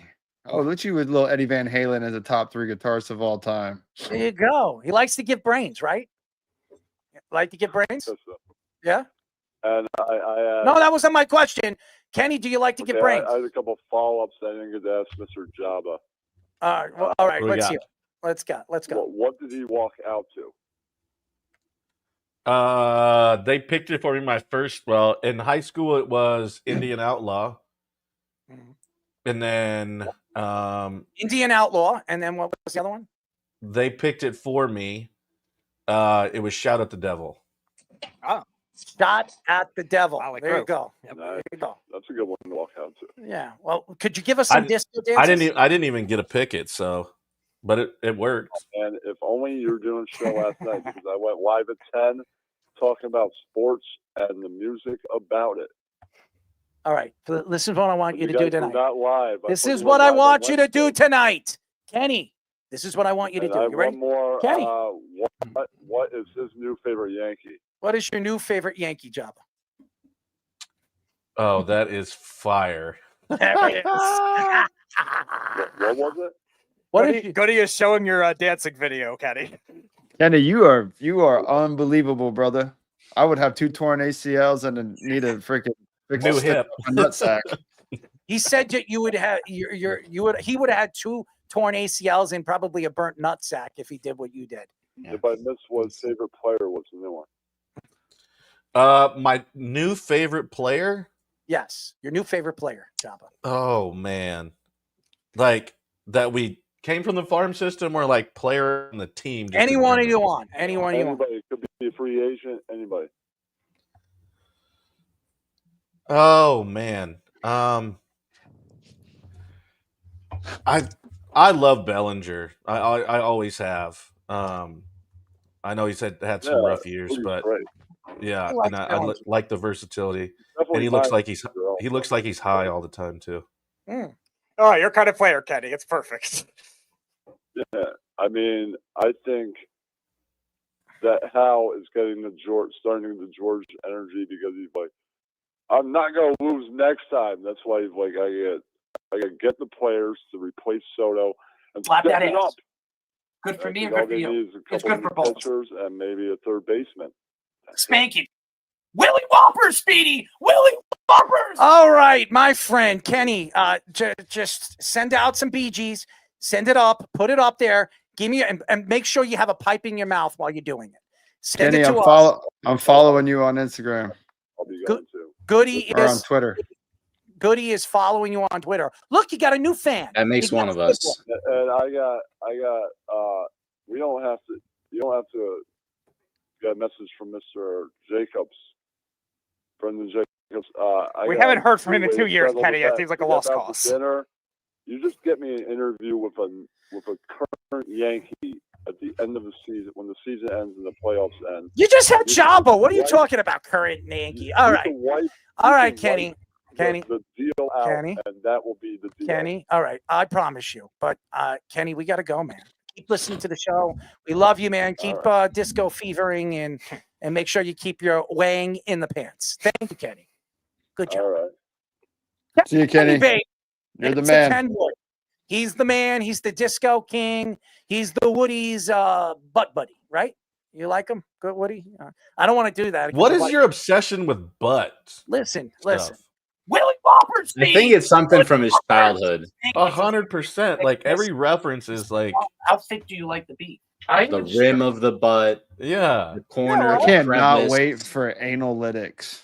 Yeah, so can I. We've had way too much of that already. Rim So shopping good. it. All right, ladies and gentlemen, we do this now every single week until the draft, as we call this our NFL draft pick list. All right, let's go. We don't have a drop for this because it's kind of like a segment that we're just doing for the draft, before the draft. So let's go for it. All right, Fish, what are we doing here? All right, so we did picks 22 through 13 on Tuesday, and today we're now getting to the top 12. So we're going to do 6 of them today and 6 of them on Monday, and then the draft is next Thursday, guys. So again, this isn't a mock draft. This is where players were rated on the big board of Dane Brugler's athletic big board, not the Beast guide, but his big board guide. We didn't want to take that proprietary stuff from him. So take a look at our first set of guys. It's going to be 2 on each slide for today. And I have some graphics for you. The first one, number 12, is Mike Green, the edge rusher from Marshall. If you see a school that's a little bit smaller school and a guy up there at this point, there's a reason for it. You'll see it on the film in a second. And then Colston Loveland. All right, the tight end from Michigan. He's more of a traditional tight end than the other tight end we're going to talk about in a second. Obviously, national champion with Michigan a couple of years ago. Guys, let's talk about Mike Green and Colston Loveland as being top 12 potential picks. I will say this. Mike Green is an edge pass rusher, and they're not very easy to find. Those are the guys that are as important as the offensive tackle, the left tackle, as a corner. These are guys, they don't grow on trees. And there are quite a few teams that are going to be looking for those edge rushers. The Dallas Cowboys being one of them, if Micah Parsons gets traded. Again, I don't know if he's the number 12 pick because there's a lot of quality players, and a lot of these defensive players could fall out of the top 12. because there's so many good offensive tight ends in this year's class. And like I said, there's not offensive linemen they are a dime a dozen. So I think a lot of these offensive linemen are going to come off the board. But this guy has crazy bend, and obviously a 35. He's a big dude too. Yeah, 35 inch arms, obviously, and this kid had 17 sacks last year. So this guy can get at the quarterback. So these guys, again, don't grow on trees. I expect him to be a sensational player wherever he falls. I think he's more in the middle of the teens in the draft. I think more like 16, 17. That's where I think Mike Green is going to go. I think there's maybe if a team is looking to look for an edge rusher, I think they'll probably pick him a little too early. But I think he's a guy that can develop like McDonald. Look what the Jets did with McDonald. A lot of people didn't think he was a first round draft pick. Well, the Jets decided to go after him at 15. And look, he's transitioned pretty well as a pass rusher that has a very good bend. I think that's the type of player Mike Green is. As far as Loveland, I don't know much about him, but he has a tremendous amount of size, and he's a great. I will say what I've read. He can go out and go get the ball. He's very athletic. He's got a tremendous leap, and I think obviously you're going to need those red zone guys, and I think he'll be very successful in the league. I just think there's quite a few tight ends that might be better than him. Obviously, Warren's going to be ahead of him, and there's other guys that some people think could be drafted as a wide receiver. So I think he falls out of the first round. I think he goes early second round. I don't think he's a first round draft talent. Yeah, I think Green is interesting because I think him playing with not a lot of talent around him in a conference, in Conference USA, that's very offense driven, is something that I think goes to his advantage. I agree with you. He'll probably go like a mid first round pick, starting with the Cowboys. You can go any team in that range. Cincinnati, if they trade Trey Hendrickson, that could be a good pick for them. Any team really 12 through 18, or even Tampa at 19. They love going after edge rushers too. I like Green a lot. I think he's a good development. He's got a lot of good developed moves already for somebody his size, 6'5", and still could grow into his body. Loveland is a receiving tight end that I think has some good vertical routes tree to him that I think it's definitely going to be a good late first round pick for a lot of these teams. I think that's where he'll fall. 11th is tough as an athletic grade. He's also injury prone. Yeah. And he's not a very good blocker like Tyler Warren. No, I don't think anyone thinks of him in that close of a tier with Tyler Warren. He might be the start of that next tier of the tight ends. I think Tyler Warren for the most part is a consensus number one, but I think he could still be a valuable pick to a lot of those playoff teams. It's amazing how these tight ends are going up so high in a draft when they're usually second round draft picks. Now they're in the first round. I'm with you, Errol. I find that to be a mistake in the draft whenever you end up seeing one of these tight ends going really high. We've seen many years where those guys take years to develop, or a guy in the second round is better than these guys we take in the first. I remember Njoku was a really high pick, but it took him until he was on his second franchise to really turn it around for his career. And on the other side of it, Gronk was a late second round pick because he had the injuries in college, which is why you would, I think you make a good point, Errol. This might be a guy that falls a little bit because of the injury history, because he's not like the best blocker. He plays off ball compared to Gronk. Gronk was not an off ball tight end, but he's really good, man. He runs amazing routes. He gets through tackles. He just finds the ball. So the idea is he's like a better version of like Freiermuth. Like he can do a little bit more than him. Maybe not as much in the run game, but in the passing game, it's like that guy, but a lot better. He does this spin move to get open. I showed a little earlier, which is just a route that you just don't see in college from tight ends. He's a special player. He's not Brock Bowers. Look, he's not that guy. But not many are. And because of that, you don't want to take him higher than Brock Bowers when Brock Bowers 110. These guys aren't Brock Bowers, neither one of them. But he's a good player. I think at the tail end of the first round, this is a guy you take. If he falls into the second round, teams are going to be jumping to get up there and grab him for sure. Mike Green, though, I got to say something about Mike Green. This guy looks amazing. I have never seen maybe like kind of one hand better college spin moves than this guy playing defensive end. He got by Ohio. I think it was Joshua Simmons, who we talked about the other day, spun right by him, didn't touch him, just ghosted him. And look, he's playing for Marshall, but they played Ohio State and he was just fine. He's really good in the run game. He is incredible pass rusher. We're going to be hearing about him for a long time, I think. He reminds me of where did JPP came from? He came from like a no-name USF. school. USF. Right? Tampa's They were USF. undefeated, the number 2 team in the country at one point. Right. But So, dude, like, he's not getting drafted at 11 or 12. I think he's middle. I think he's I in don't the middle. know. Either way, he's one You of go those anywhere from 12 to smaller 19. school stud pass rushers that everyone's just like, how do we pass up on this guy? He's that good. Maybe he'll have that career that JPP had, because that's a similar type of. Just don't blow your hands up, man. Don't blow your hands up. Stay away from those fireworks. Yeah. You're speaking the truth.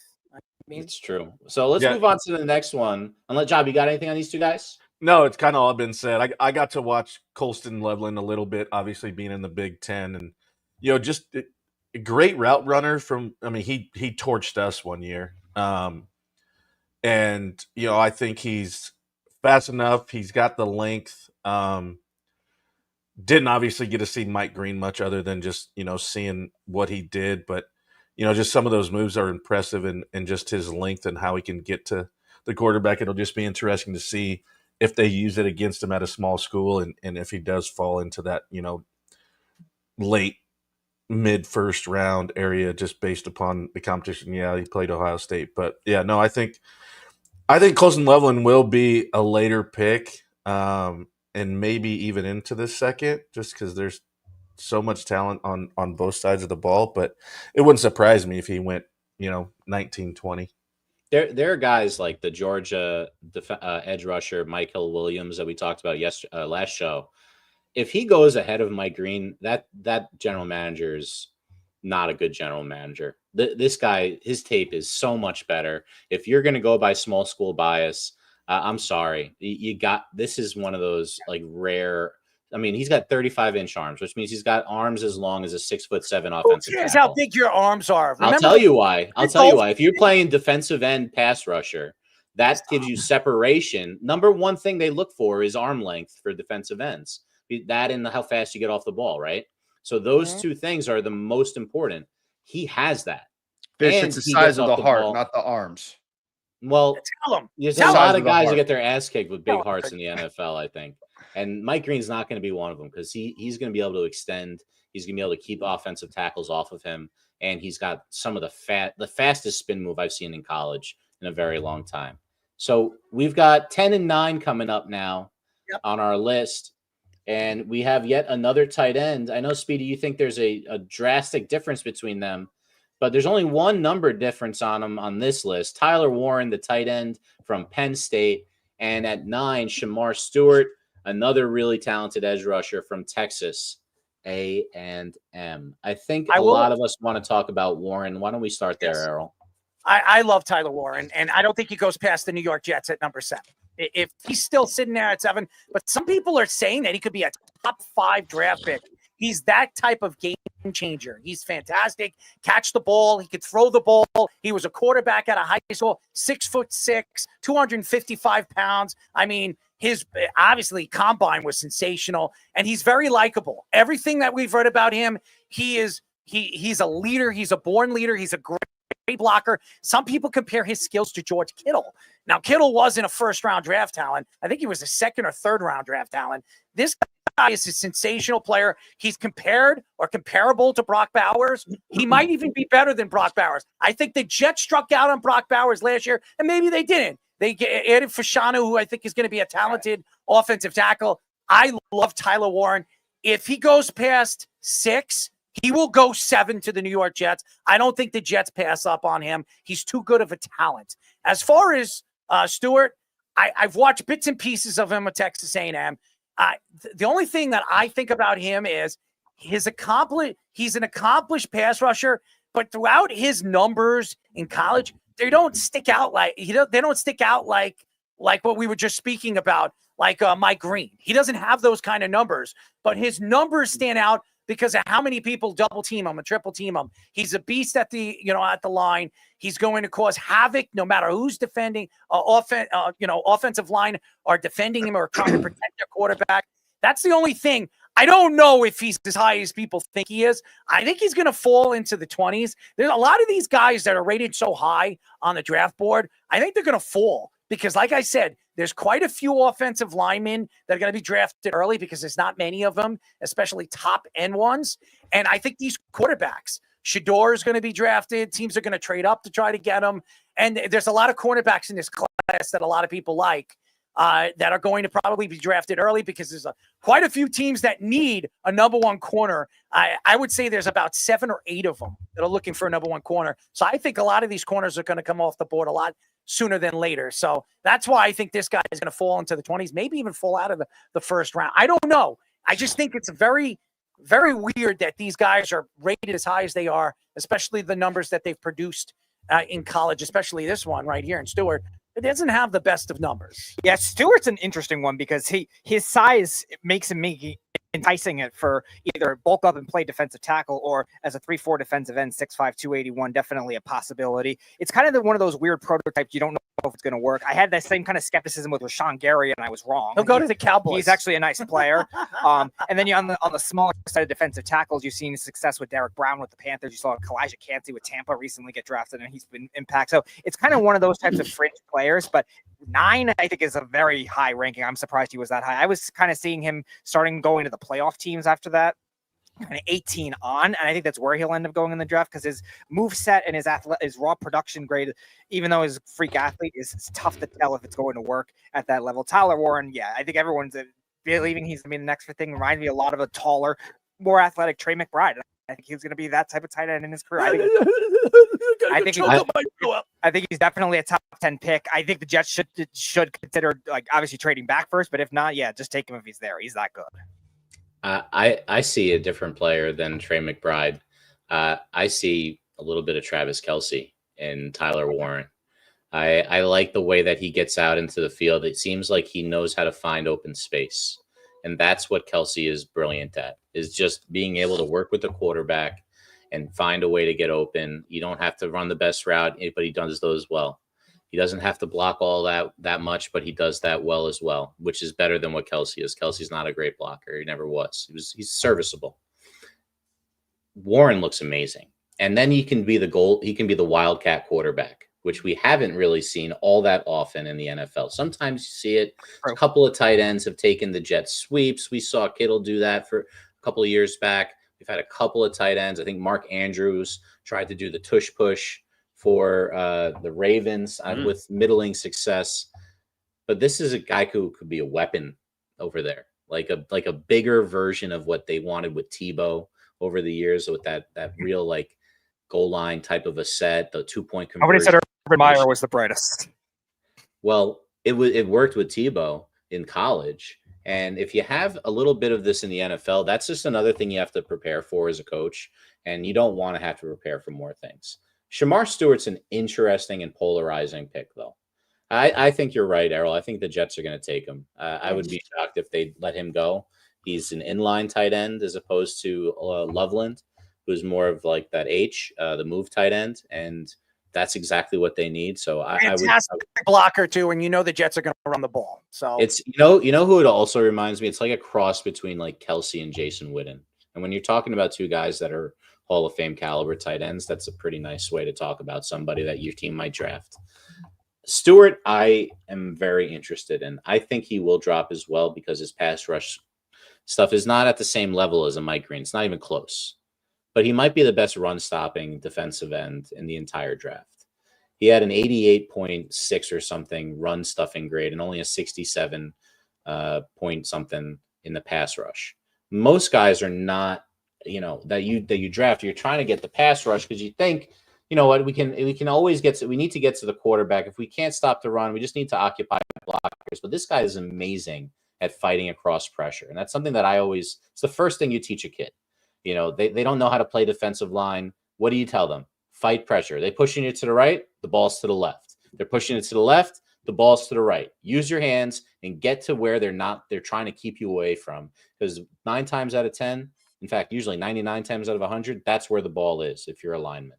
Shamar Stewart is excellent at fighting across pressure. You cannot block him with one person in the run game. And that's a problem if you're running that direction. The zone read's not as prevalent. He was great at stopping that. but just regular run stuff, there's a lot of teams that don't have a defensive end that they can keep on the field for 3 downs. The Jets had this issue for years. Will McDonald has that issue right now. You can't keep him out there 3 downs. He's not big enough. He's not going to hold up in the run. He's a great pass rusher, but you do need to have that one end on your roster that can stay on the field for 3 downs. And that's why teams are looking at him so high, even though he doesn't have those pass rush grades. So that I did want to talk about that with him, but Warren looks real special. Really, really special. I think he'll go a little higher than this. Joba, you got anything on Warren? Not really. I mean, you guys kind of covered it all, really. I think I love the comparison between Kelsey and Witten. These Big more Ten. George Kittle. I think he's more George Kittle. That's what I think. So Kittle's just such a beast physically. I don't think he's the same type of physical athlete, but he's not that far behind. No, and I get a lot of these Big Ten guys, obviously because Nebraska, and so you get to see, and most of the guys we're talking about have absolutely shoved it up our butts. But just what I was actually at the Penn State game when Nebraska played. He is a big dude. It's one of those ones where you kind of all see him together, and then when you actually see him in person, you're like, oh shit, this dude is way bigger than I thought. And I don't think he falls out of the top 10. I don't. But just seeing, I'm physically seeing eyes on product. So yeah, I think he's going to maybe here's a better comp job, maybe a more athletic Greg Olsen. An inline tight end like Greg Olsen, a big guy. They can make all the catches, but he just seems to move a little bit better out of his routes than Olsen ever did. Olsen was just a big boy, man. That guy was a great player for a long time. He's a little one of the best analysts. We saw him in New Orleans, didn't we? We did. We saw him a few times. He had an awesome suit on, if I remember correctly. But we got 2 more guys left. Let's finish this up because we still do have a few things left tonight. There are some interesting picks here at 7 and 8 to end up this one tonight, guys. And here we are at 8. Armand Membu, the tackle from Missouri. Hold on. Wait. Let Errol say this one. All right. What was it? Number 7, Errol. Can you pronounce him? Oh, hold on. Let me see. Speedy did it on the show Tuesday. He impressed me. Titaro McMillan.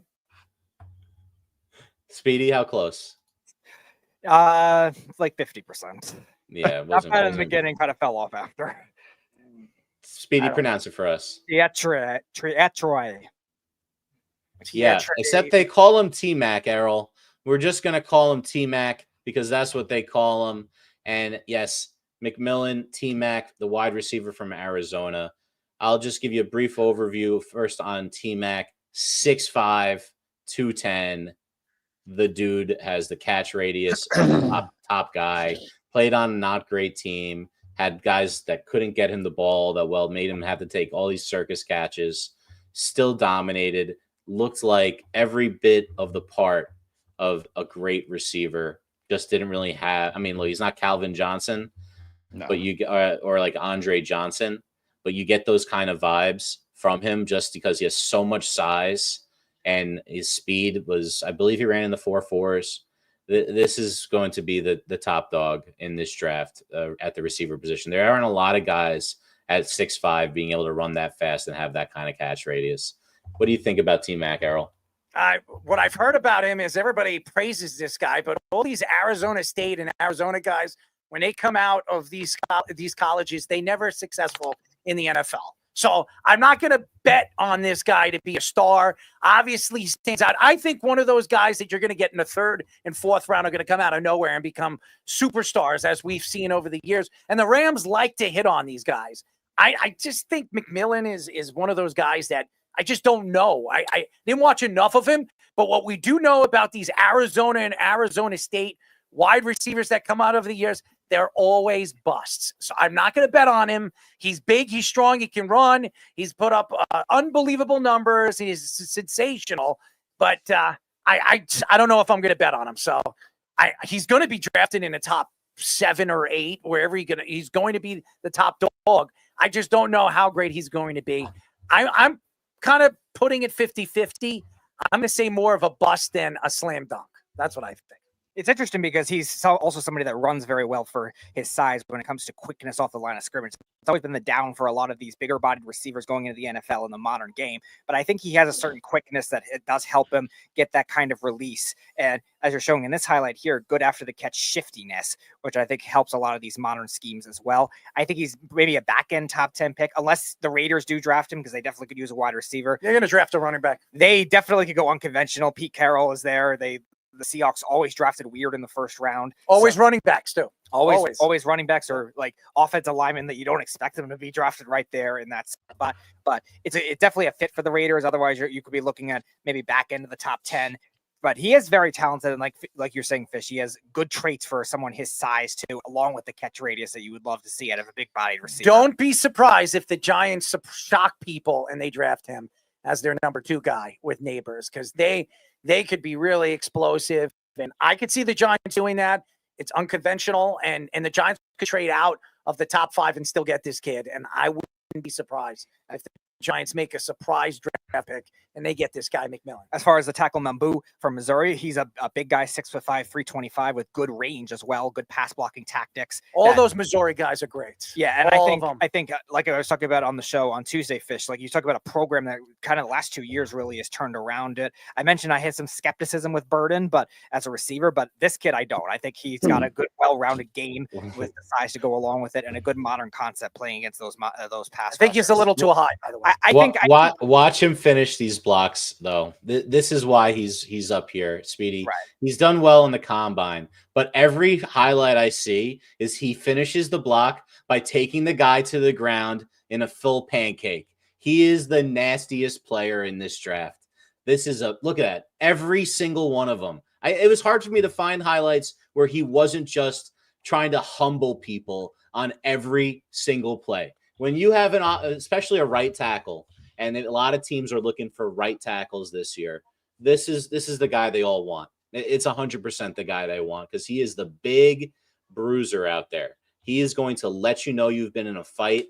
Not that many tackles are usually that kind of physical, have that physicality. You usually see it more from the guards.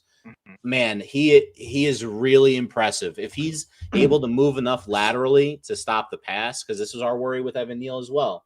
Yeah. I think he's a lot more of an athlete than he's Evan Neal undersized. was. He's a little more 5'3", Yeah, I think that's he's regular. undersized. That's average size for that. But I don't know about the arms. I think he's a little more developed as a pass blocker than even Evan Neal was out of that draft. So, and you mentioned the physicality. You better hope he's not Evan Neal. I think that's the perfect fit for a team at 11, like the 49ers. I love that type of player. The Niners and the Bears are going to be looking really hard at Boo. It would be shocking if those two teams don't come out of the first round without one of these big time tackles for sure. And guys, that's it for tonight. As far as the NFL draft, are going to do the top 6 on Monday's show.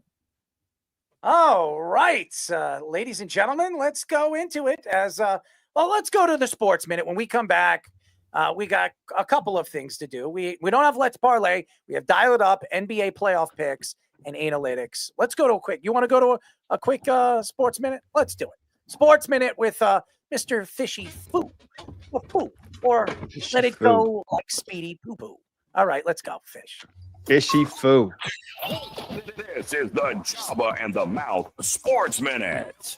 Hey guys, Aaron Fishman once again with a Sports Minute for Joba and the Mouth. We got a couple of stories before we get into the scores tonight. Benches emptied in Pittsburgh on Wednesday night after Nationals relief pitcher Jorge Lopez hit Brian Reynolds, then subsequently buzzed Andrew McCutchen up and in, leading to McCutchen and Lopez arguing on the field and players clearing the benches. No punches were thrown, but McCutchen had to be held back.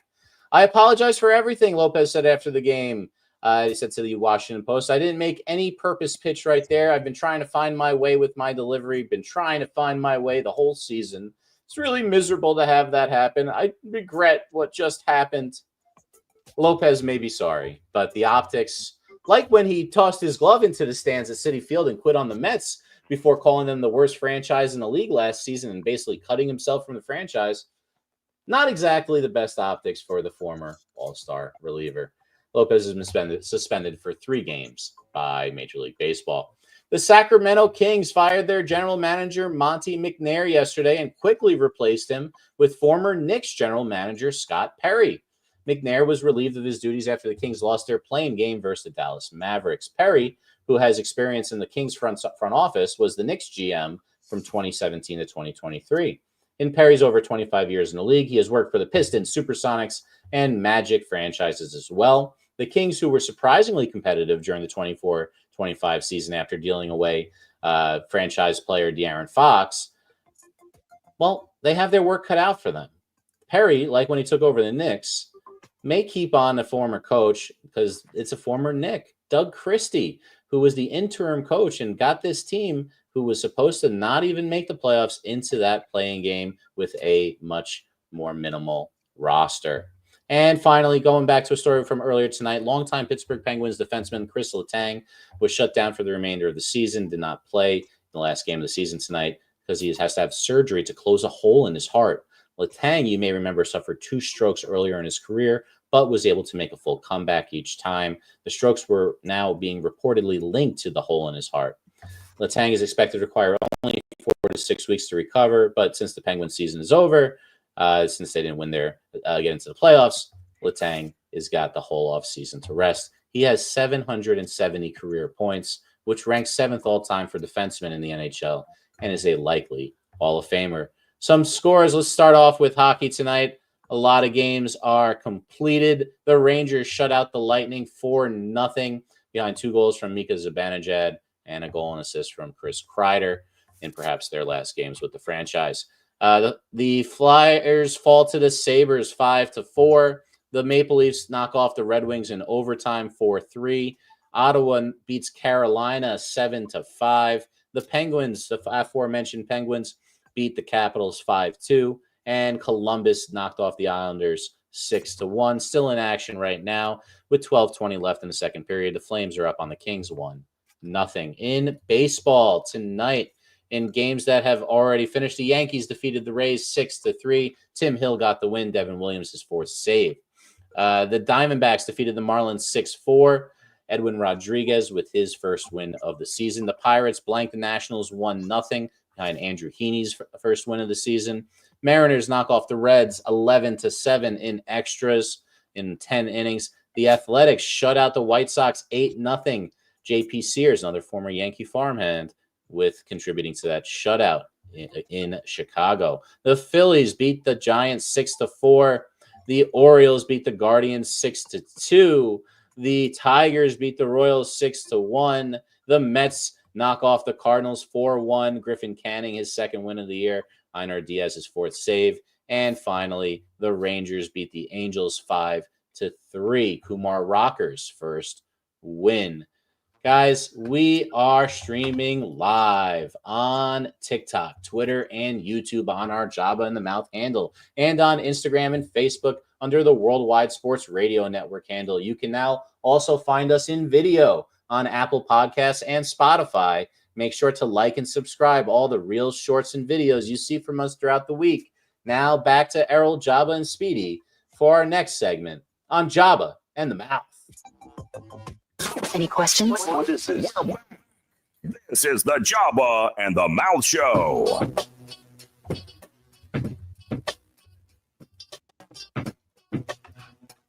Six 672-3108. I don't know what good he's eating, but he's wooding it, if you know what I mean. You're listening to Joba and the Mouth. I'm your host, Errol Marks. My co-host, Joba Chamberlain, and Speedy Petey, executive producer, Mr. Aaron Fishman, and our co-presenter, our personality himself, Nick, a.k.a. Goodwood Goody. Go to our website at www.worldwidesportsradio.com. Check out all our shows throughout the week, including Joba in the Mouth, every single Mondays and Thursdays at 7:30 p.m. All you have to do to tune in and check out our local listings for all the shows is go to our website at www.worldwidesportsradio.com. And now, ladies and gentlemen, let's dial it up.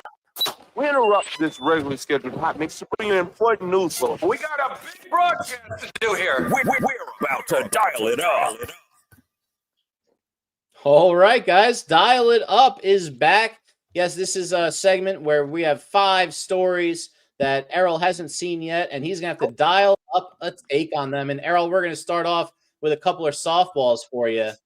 Shedeur and Travis get their jerseys retired. Yes, the Colorado Buffaloes have angered many alumni with their decision to retire Travis Hunter's 12 and Shedeur Sanders' number 2 jerseys. Former players are upset at the university for bypassing other players waiting to have their numbers retired, including from their national championship winning team about 30 years ago, including former player Cordell Stewart. Recognizing the accomplishments of a Heisman Trophy winner and the record-setting quarterback who ushered in this new era of CU football now does not detract from accomplishments of the past. Rather, it adds to the rich legacy of CU football that has been passed down over the years by everyone who has worn a CU uniform. Errol, if you were someone who wore a CU uniform, or just how you feel about it right now, how would you feel about these jerseys being retired? By the way, they went 13-11 in their careers at Colorado. Errol, dial it up. Everybody knows what I think about Shedeur Sanders, and everybody knows what I think about Travis, a.k.a. Pudding Hunter.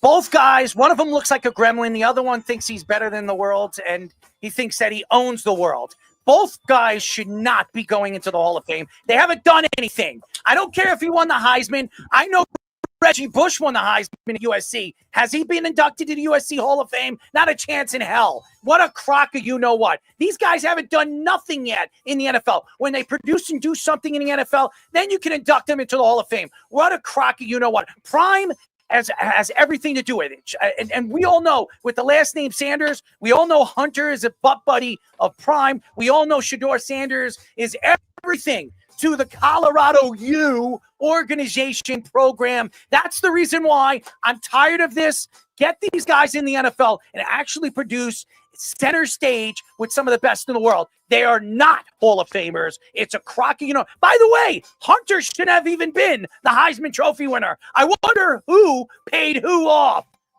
Let's hear it. Let's hear it. That's all I'm going to say about that. No Hall of Fame for these two butt buddies.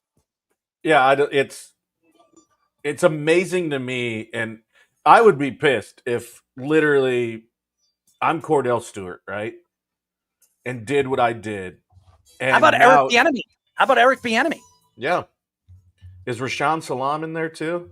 I don't think any of those guys are there. Yeah, so, and you go 13-11. Yeah, did you bring a little bit of lore? But there was lore with the CU football program way before. And so you have these guys that didn't do anything, really.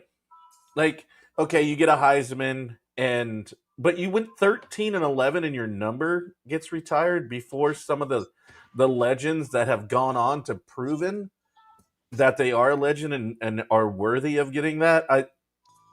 It's all because it was trending on Twitter earlier about Deion Kane said it because the last name and all that stuff. So it's just, I think it's a crock. I think it's an absolutely douchebag move by Colorado to do this in front of a lot of other guys.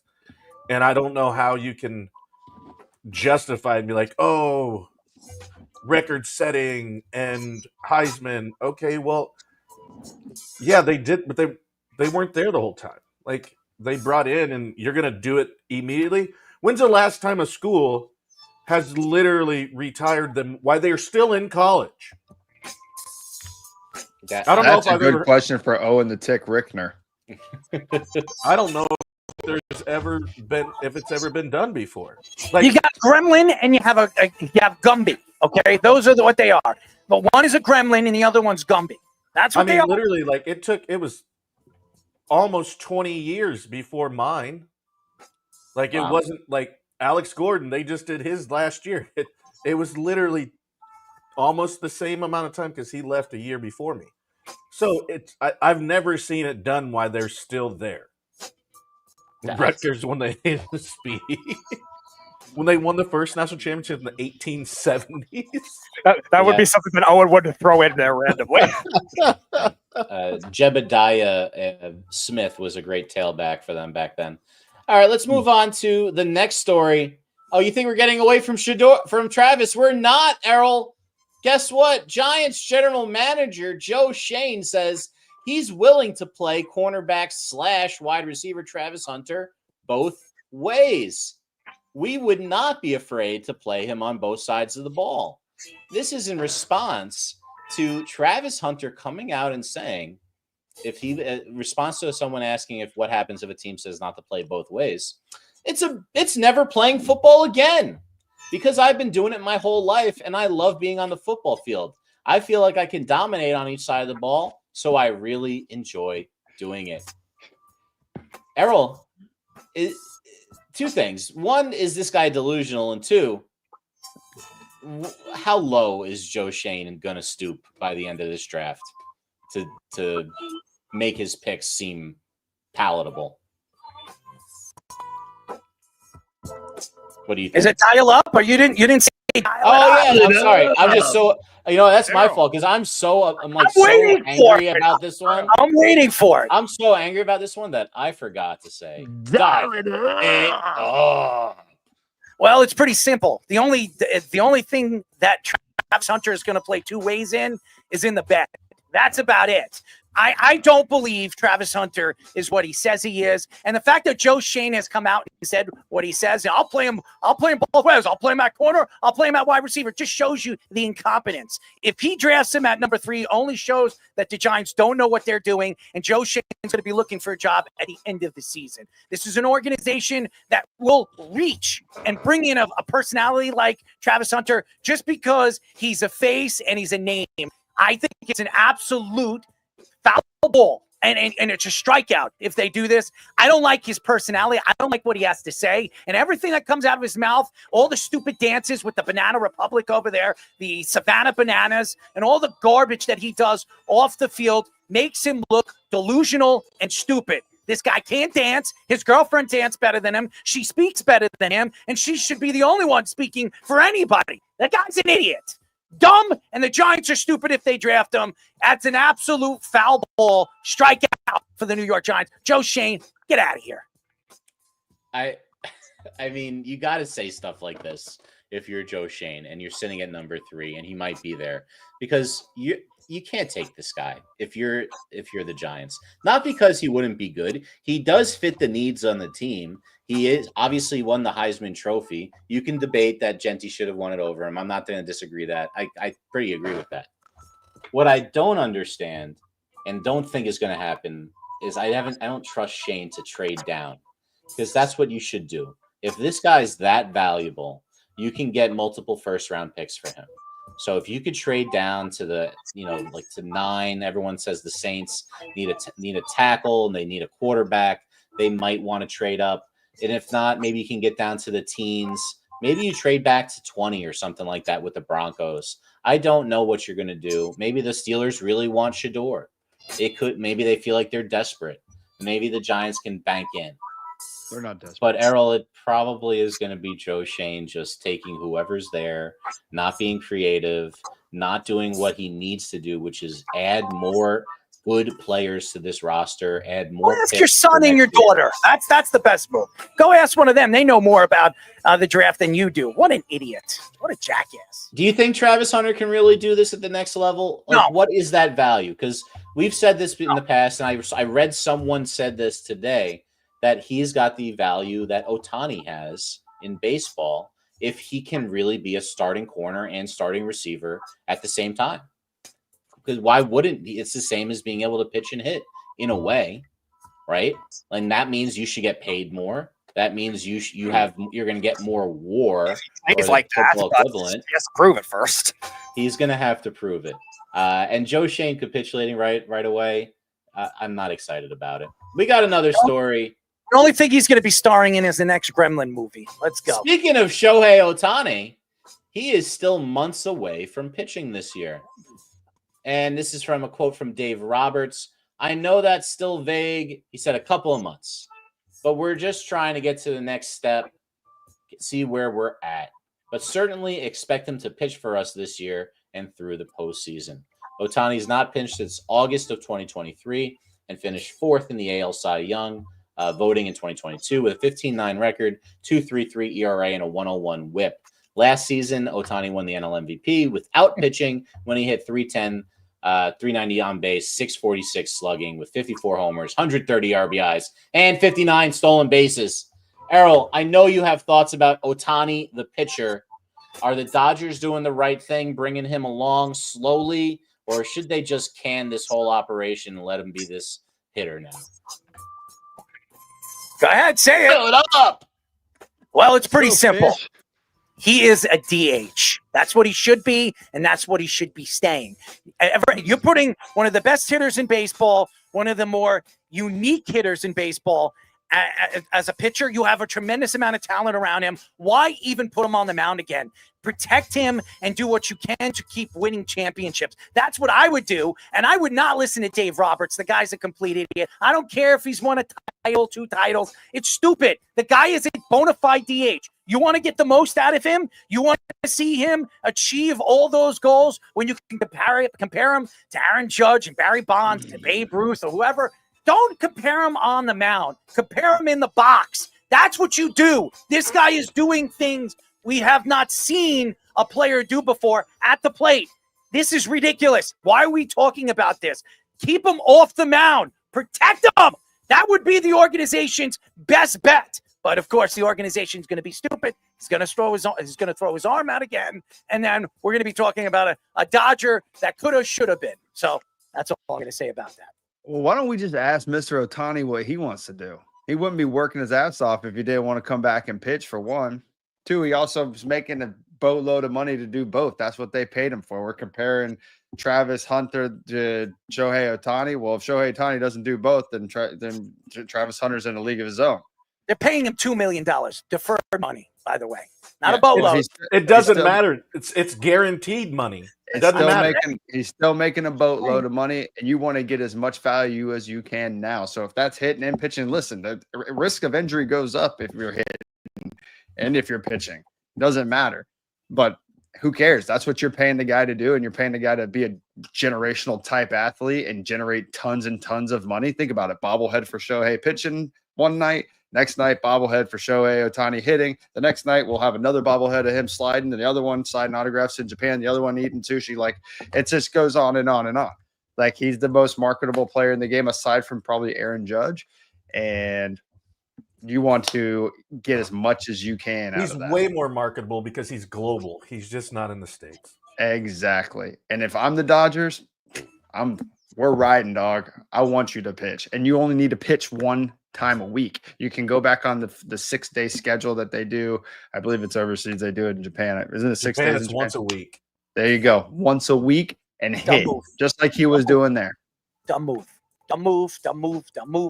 They don't need to. They got all that talent on their mound, and they got a ton of talent. Yeah, and they I'm not arguing. I'm not arguing that you have all the talent, but at that point, if he comes back and can prove himself, now you have talent to trade away and get either better people at the deadline or you don't need anybody. Whatever else. The lineup is as good as anybody's. The hell they do it? Stupid. Because injuries happen. I've always wondered, Goody, why they wouldn't want him to be like the closer. Wouldn't it be cool? You can't do it. How would he come up and have to hit in a clutch situation and warm up? Yeah, he has to start because he has to be. He would need to loosen up. Well, and then the reason this dude is the most generational and craziest player, they made a rule for him. True. They made one for Pat Venditti so too. He could start, and then once he's done, they don't lose the DH because he's hitting as well. I was just thinking maybe like while he gets up and then you tell him to go downstairs and just loosen his arm out. There's usually a tunnel, but that would be so hard to do. No, dude, you can't do that. Especially it would be very weird. No, he needs to start. He needs to be on a schedule. They need to have it monitor everything that he's doing, and then The thing is weird is like he's in the big leagues, like as a hitter right now. I wonder how they're gonna do his rehab assignment when he needs to go and throw for as a pitcher.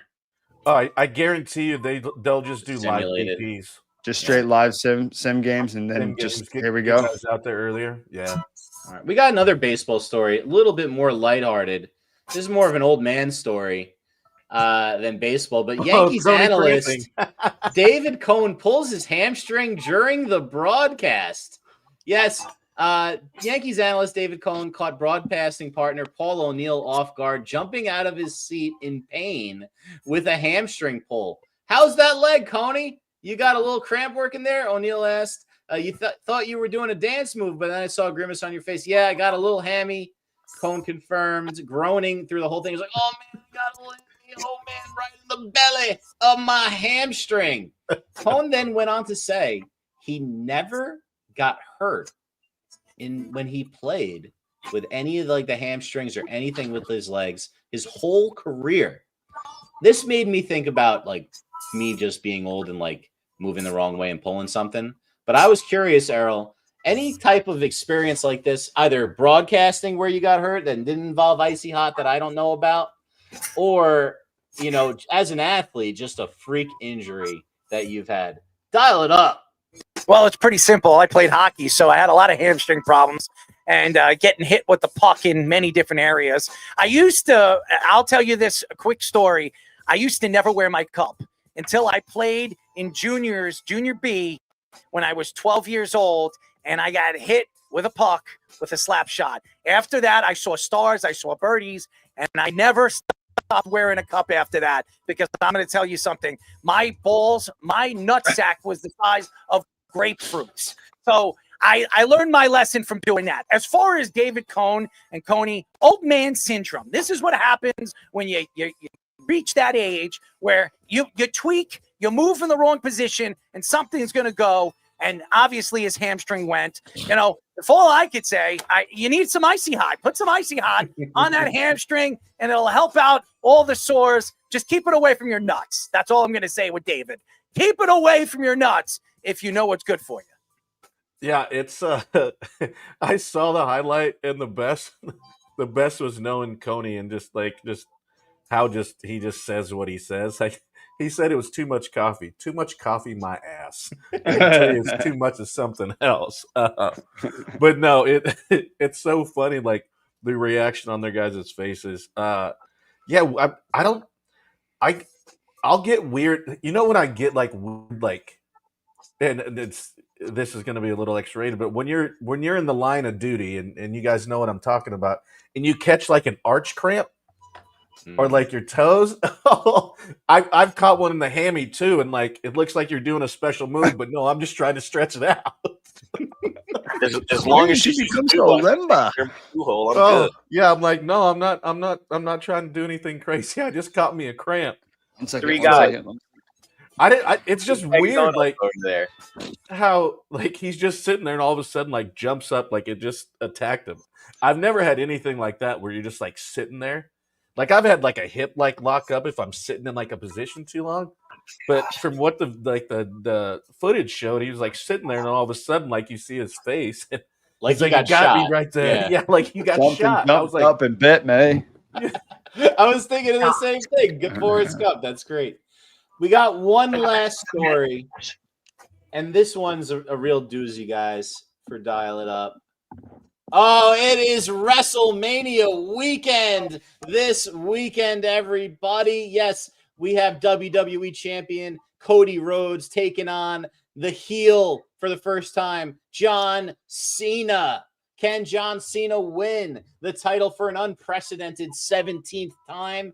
On top of that, we got Roman Reigns, CM Punk, Seth Rollins in a three-way match. Don't get too excited. That's not what that means in wrestling. And titles up for grabs, the Intercontinental title, the U.S. title, and other women's titles and tag titles. Errol, I know you're going to be watching. I know you can't wait for WrestleMania. I know you're the biggest Cena, from C Nation, Cena fan there ever was. Errol, dial it up. Who's next to come out of retirement and become a bad guy? Seriously, none of this makes sense. But, the WWE, they like to find ways to sell their product. I'm not going to take shots at the way they move their product.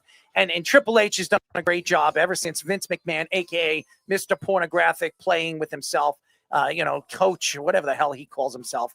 He's out and about. So I'm more likely to watch the women fight than the men. I don't care what happens to John Cena or Cody Rhodes. I'm predicting John Cena wins the belt and he lives happily ever after as a bad guy. Or maybe he turns good and he attacks Triple H or something happens and he turns like a good guy again. That's what the WWE is all about. Maybe he beats the hell out of The Rock and everybody goes, everybody rides off into the sunset like Peyton Manning. I don't know. I don't care. Who cares? That's all I'm going to say. A lot of people care, Errol. This is the all-time record of 16 titles that is held by the Nature Boy Ric Flair. Woo! Styling and profiling. All right? Limousine riding. That guy. Is he coming back too? If he could, he would, trust me. But no, Triple H actually can't get in the ring anymore. He had major heart problems a couple of years ago, so he's not allowed in the ring anymore. So he doesn't do any of that stuff. The Rock has been The Rock is now a board member on TKO, which bought out WWE. So he has a big say in everything that's going on. Triple H is the head of creative, and it's been a million times better than it was in years past. Last year, one of the best WrestleManias of all time, Cody finished his story, won the title. He's held it all year. A lot of people think Cena's going to win this title because they made him heel, and there's some rumors that Cena's going to be around for a few months after. They probably wouldn't do that if he didn't have the title around his waist and make another story for Cody to get it back for him to force him into absolute retirement. I think that's probably what's going to happen. And we're going to see John Cena win his 17th and record title as a bad guy. And then eventually, go back to selling, vitamins like Hulk Hogan did and become a good guy at the end. Train, see your brands, eat your vitamins. Yeah, they're the 26-inch pythons, brother. Oh, yeah, the Macho Man. He's snapping to a Slim Jim. I'm sorry. Goody, did you ever go to Hogan's in Tampa? Oh, yeah, brother. No, Goody? He can't hear you, Goody. You're muted. I have been to Hogan's Beach, yes. I used to drive on it every day. That was my trip to work, that causeway where his beach bar is right on the front of it. Yep. It's beautiful. That was my favorite drive I ever had to work. But randomly, the only time I met him one time randomly at an Italian restaurant on Indian Rocks Beach, and I just looked to my right, looked to my left, and I just freaked. I was like, oh, "Holy shit, that's Hulk Hogan!" And just stared at my wife. He was always around. We all got pictures. He was cool as hell. Rip your shirt. Yeah, I don't think so. That probably wasn't going to work. Scare somebody. It was obviously a little smaller than you would expect at his age than he would used to be. And I think it was right before he had major back surgery or something. He was walking around pretty raggedly, but pretty dangerous. Wrestling is pretty important to everyone's life, Errol. I'm so glad that we got to cover this on Dial It Up. Why doesn't he have Owen do it? Where are you, Owen? Oh, I forgot. He's at a football game, or he's getting ready to wear his wig and his wonderful pink dress after Shedeur Sanders doesn't go to the Giants because he's 1 week till that bet comes true. Yes, and this bet he's going to live up to. This will be his third bet that he loses. I never took any of the money, but this he's going to live up to. He is wearing that wig, that pink dress on this show. And by the way, I'm going to make sure that he is posted on the video feed the whole show so everybody can see the wonderful beauty of them all. The Tick himself in a dress. All right, ladies and gentlemen, we have two more segments. We're going to get into the NBA playoff preview, and it's going to be fun. I love the NBA playoffs. I really do. In the playoffs, I don't like the regular season, and I really don't like the first round because we kind of predict what's going to happen. In the Eastern Conference, the number 5 Bucks versus the number 4 Pacers. The Bucks offense is ranked 12th, averaging 115 0.3 points per game, and their defense is ranked 13th, averaging 112.7 points per game. The Pacers' offense is ranked 7th, averaging 117 points per 0.4 points per game, and their defense is ranked 17th, averaging 115.1 points per game. I think the Bucks are going to keep this series close.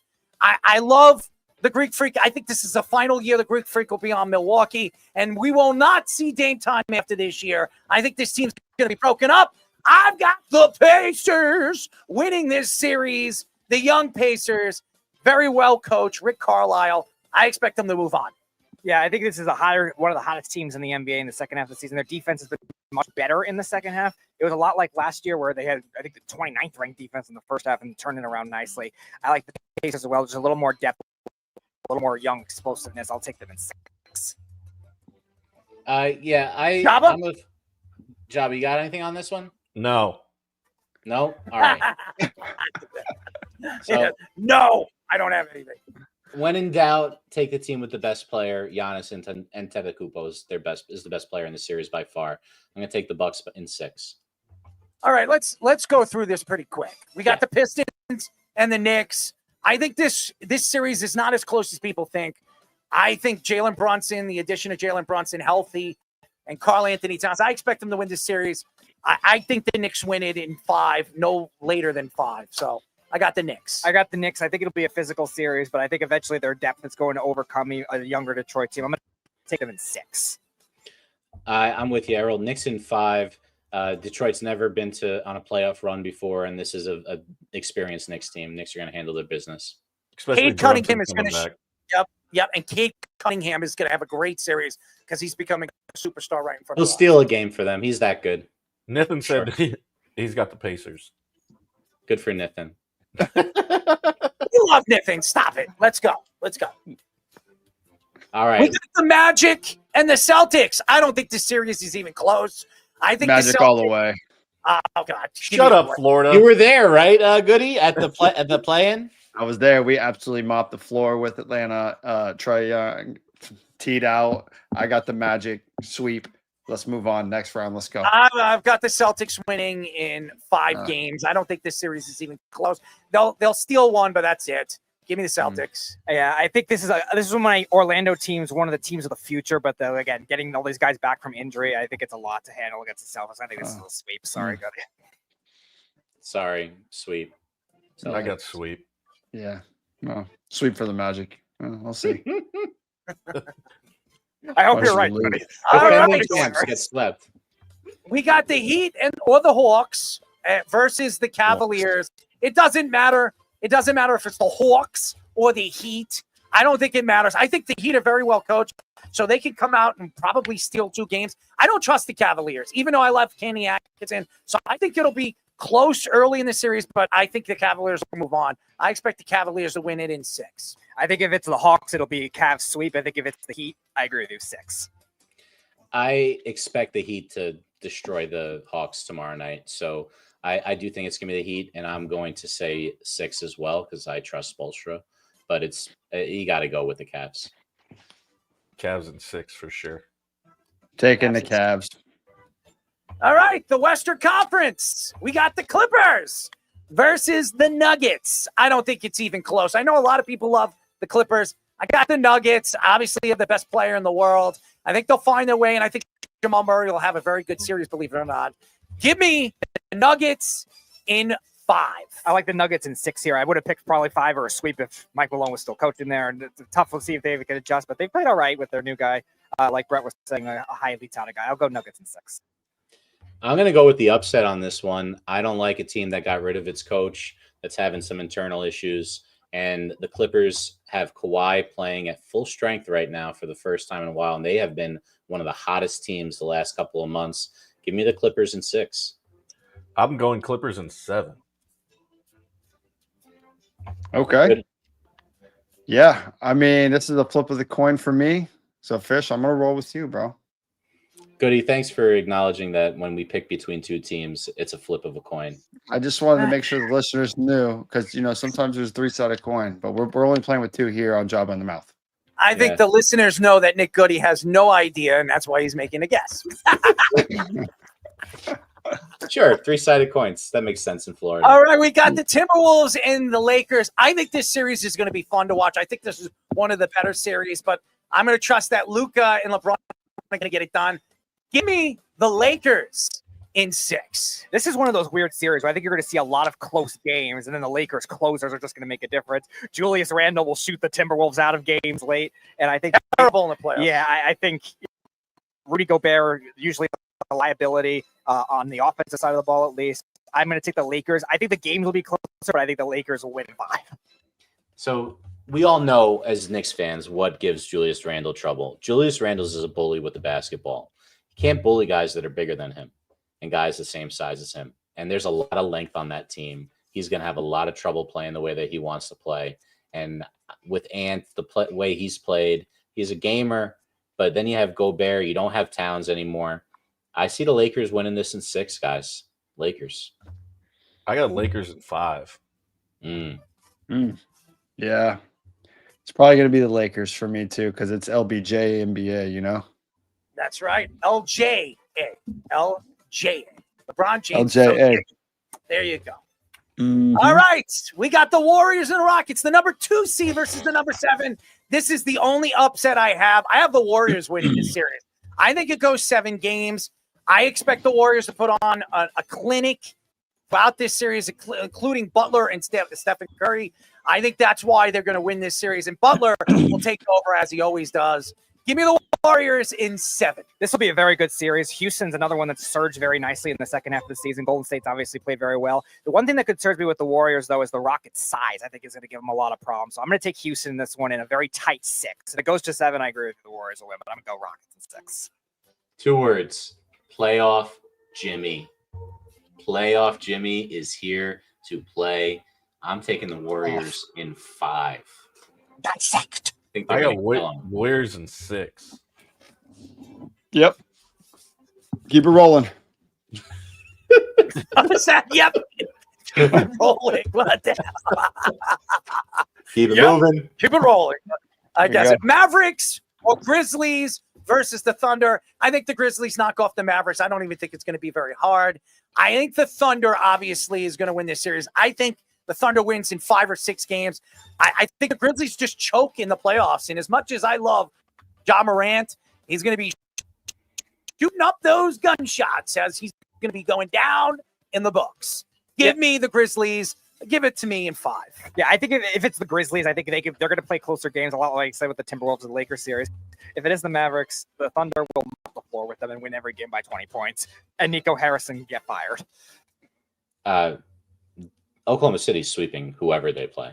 That team plays really, really well together. They won, what was it? How many games was it at the end of the year? 68.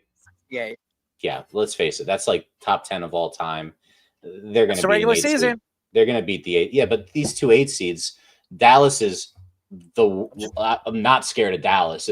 Who's the best player on that team right now? Klay Thompson, right? And then you have Ja Morant with his nonsense. Will find a way to but they don't have a coach either, right? They fired their coach with 2 weeks left also. I don't think either team has a prayer. I think it's a sweep for OKC. I got a sweep as well. Yeah. All right. Goody? Yeah, it's a sweep. Yeah. Yeah. I'm convinced Goody. Yeah, I'm pretty convincible right now. I mean, you know. Convincible. Yeah, that's a word, man. Convincible. That's Orlando Magic sweep, which pretty great to see. Yell at 2 great the graduate convincible. Yes. Yeah. It's pretty convincible right now. Convincible. Yeah. Goody, I'm surprised you haven't made your bracket based on the most LSU connections. I honestly, LSU basketball, I'm not, it's like I probably went to 1 game. It's really football, baseball, softball, track and field. Yeah, were you there the same time Ben Simmons was there? Yes, I think I was there, or he was right after me. He might have been right after me. Okay. We had a guy, Johnny O'Brien III, who was there, who was supposed to be like the dude. The dude. I mean, he definitely looked the part. Like, yeah, definitely looks like Joba. Yes. If Joba was like maybe a little more melatonin, but like, yes, he was, and he was epic. He was epic. Yeah. He said melatonin. Figured. All right, ladies and gentlemen, our final segment in. of the night. I know everybody's been waiting calmly and carefully. We call this analytics. Ladies and gentlemen, Now, it's analytics. I want everybody together to go ahead and say penis, penis, penis, vagina, vagina, vagina.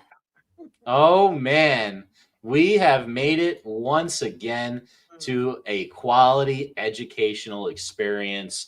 It's called Analytics. Yes, guys, if you are new to the show, this is a game show between Errol and Speedy, where both of them have a mystery word that they have to solve, getting up to 3 clues from each other to solve it. When they get it, they do have to use it correctly in a sentence for full credit. Whoever guesses it right in the fewest amount of guesses is tonight's winner. There is a catch, though. You see, the analytical terms, the sports analytical terms, Errol doesn't really know all that many of them. So Speedy is going to be asking those to Errol. Errol's more of an eye test man. He's a traditionalist when it comes to sports. He's a feel person. Definitely feel. We know that about Errol. It's all about the feel, all about other weird things and orifices. But for this one specifically, the feel. Well, he's going to have to feel his way through Speedy's not usually great clues to figure out this term today. On the other hand, hot ladies, as Nathan says. That's why this is Nathan's favorite segment. On the other hand, Nathan should guest star on this one time. I would recommend that. That would be really funny. I'd be very surprised if Nathan could guess on half of these things too. All right, Nathan, you got next week. Be ready. We will talk about that in a production meeting. But let's just finish the explanation real quick. Speedy knows all those sports analytical terms, so we have to go give him a term that he doesn't know. And those terms are commonly referred to by Speedy as gross sexual crap. Yes, these are sexual innuendos that Speedy will have to solve in the same amount of time as Errol. You boys ready to play tonight's episode of Analytics? Yes. Absolutely. Let's go. All right. We're going to put the music on again for the wild guess round. So no hints, no help. Just you hear the term and you got to guess it. Speedy, reveal the analytical term of the evening. All right. So it's a basketball one this week. It is APM. APM. APM. M or N? M. As in Mary. Ass to mouth? P. Oh, P. My bad. Assist per. Nope, not assist. Percentage? Nope. I knew he wasn't going to make it that. That is incorrect. It's a good wild guess. Didn't get any parts of it. But now we're going to flip the music. And it's time for Errol's reveal of the analytical term of the night. Ready, Speedy? I know Nathan's ready. That's all that matters this week. Here it is. The Kentucky Klondike Bar. Oh, shit. What? I mean, it sounds like something he would have done at his first derby in 1971. Oh, that's great. What the hell is this? Kentucky Klondike? Why not? Maybe it is something that they would have done. It was Chaz's first bet being made while being done with while doing intimacy back in the day. What? What is it? What? That what in the hell did you just say? Kentucky Klondike. That is obviously some kind of horse racing reference. As we get to as back in the day in 1968 when he made his first bet in bed with a woman. Lord have mercy. I got to buzz that twice because that's double wrong, Speedy. That one made no sense to me. But that was wild guess without... I looked it up too. It's terrible. All right. No, did you click on the other one? Not yet. I can't wait. Errol, you get filthier every single time with these. Let's get the music back the other way. Some stats. Speedy, APM. All right, so PM is actually a stat that is more commonly referenced in hockey, judging based on team success, but is also looked at with an individual player, and is used like to use a lot for defensemen, judging them. I got that one. Okay. And then the A is a more advanced terminology for, I guess, a ranking based on certain factors. So you gave that one away, plus minus. Yep. So I got that one. And what was the other one? So it's another way of just judging a rank based on factors of a game. This is one of those terms that Speedy always tries to explain to you, and he never can. But it's like always part of one of the terms. It's like one of those. Advance? No, that's wrong. But you are very, very close. After only one clue. Speedy, you're going to have to make up some ground. Kentucky Klondike Bar. Errol. Man, this is terrible. Okay. It's bad.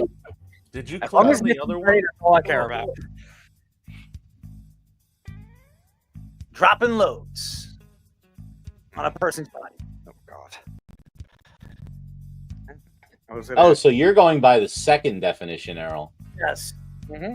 I could go the first definition any way you want. Honestly, the first one's really disgusting. I think you should go with that one because the second one's very similar to one that we did a few weeks back. All right, Fish, this one's for you. I know you'll get a kick out of this one. Philadelphia Eagles fans climbing the poles and trying to drop deuces into people's mouths while they're lying on the ground. How does this have anything to do with Philadelphia fans? Well, I mean, quotes. It's the most famous one.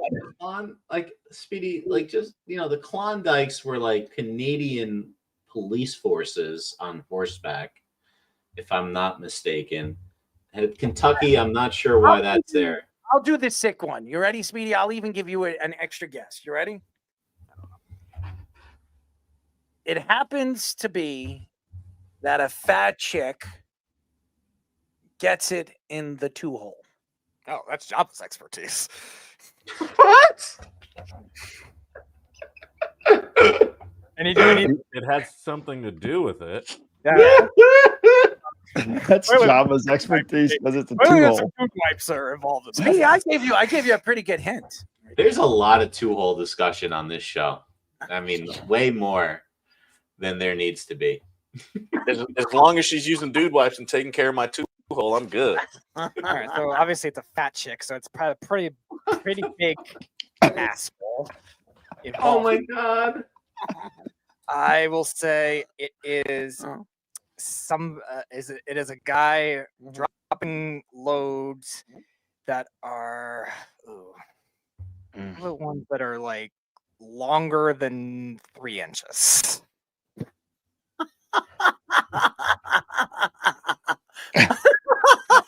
I mean, I gave him the best possible hint, and I think he just went all over the place with that. yeah, there's a lot of all over the place right I'm now. gonna come. No point intended there. All right, let's get back to the stats one. Speedy. All right, so if you were to be a coach and you're trying to make halftime, you're trying to do something different with halftime and have a different game plan, a term for that is Halftime blank. oh my God. Something Jeff Ulbrich never did when he was the Jets head coach. Oh my God. Hold on. Oh my God. Oh my God. Really, no point intended. Hopefully it's not off your tongue. Hopefully it's not a tongue on the Klondike bar over here. Oh, dude, I hope it isn't off your tongue. There's another guess right there. I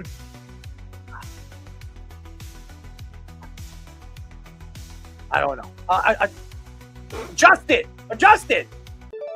is correct, yes. Adjusted plus minus is the correct term. Well, you gave him the whole We thing. have the right answer, but we are not done yet, Errol Marks. We always come to this. Once you guess it right, you have to use it correctly in a sentence. So again, the way that we should do it, we don't want definitions. Just let's talk about basketball. Let's use Jalen Brunson as an example. Errol? your sentence for Jalen adjusted plus Brunson. minus. Jalen Brunson's adjusted plus minus happens game by game.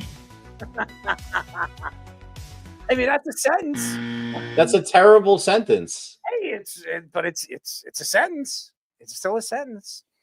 Yeah, I sentence you to getting a D- on that sentence. Wow, you're dealing with the teacher here. See, that was pretty convincible to me. The sentence meant nothing though. He didn't explain We anything. are all dumber for listening to you. I award you no points, and may God have God mercy rest on your his soul. All right, so Speedy, he didn't get the sentence completely correct, but that means on this guess, you need to get it right and give a better sentence than Errol, which is doable, but we really need to lock in right now. Errol, he needs a really good clue. Errol, let me help him out real quick. All right, go Speedy, ahead. Speedy. Oh, boy. What would you do for a Klondike bar?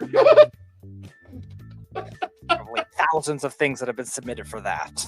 Okay. So what's a Klondike bar? I know what it is. I know what that is. Okay, now, I don't think you do.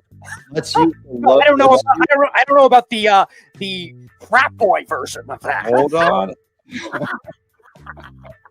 Well, let's use the context clues we've gathered Or, from.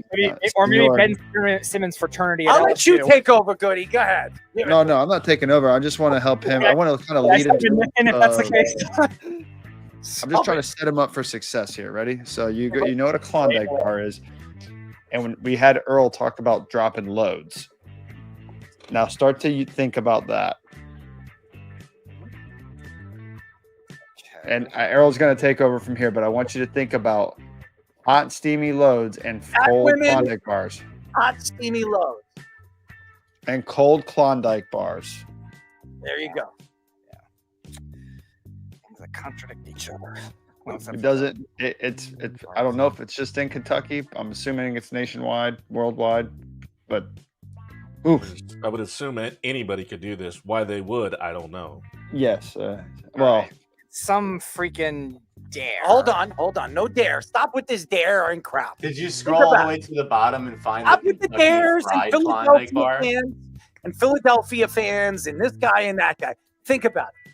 Klondike bar. All right? Fat chick. Ass.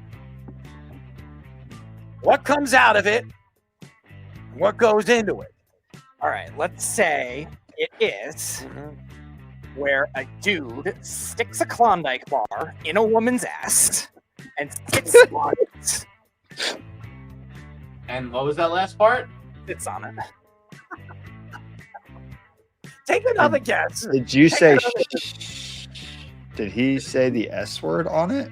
Oh, Yeah, I didn't but use category, but no. But think about Speedy, it you're again. technically a lot closer than I thought you were going to be right now. Why don't you try to workshop this a little bit with Errol? Okay, so instead of sitting on it, you some kind of action. There has to be some kind of other action. No, it doesn't seem like something you would kick into somebody. How about like a tackling move, like coming down on? Pulled it out of my ass. That woman's ass. Think about what Joba said. Pulled it out of my ass. You stick the Klondike bar in the ass, like tackle, like do like a tackling or like a coming down on motion and then pulling it back out. Can you pantomime the coming down on motion, like what you mean? I don't really understand what you mean. Whatever the, I guess, closest thing to like a swooping, just jumping tackle. I don't know. A swooping jumping tackle. Jumping tackle. So like something George Pickens would do after a play is what you're saying? Sure. Some kind of crazy celebration. All right, think about it. It's a guy, fat chick. There's a lot of shit involved with it. Okay? Literal. A lot of things going inside and coming out.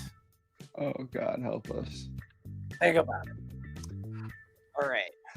So maybe it's more of an equivalent, let's say, of don't want to say a cannonball, but some other type of jumping motion like that. And then you try to hop the Klondike bar out of her ass. You're right. Yep. What? Tonight's winner is Errol Marks. Congratulations, Errol. Marks, dial it up. Speedy, come on. All right, it's here. All right, guys. We'll finish this in a very calm, collective way. Speedy, what does a guy have? A lot of things. What does he have in his private area? Okay. All right, what is that? Penis. Okay. All right. And what comes out of it? Urine. No. What else comes out of it? Gross crap. Gross crap's good. All right. So think about it. So a guy, all right, he's putting it in a fat chick's what? Two? What is that?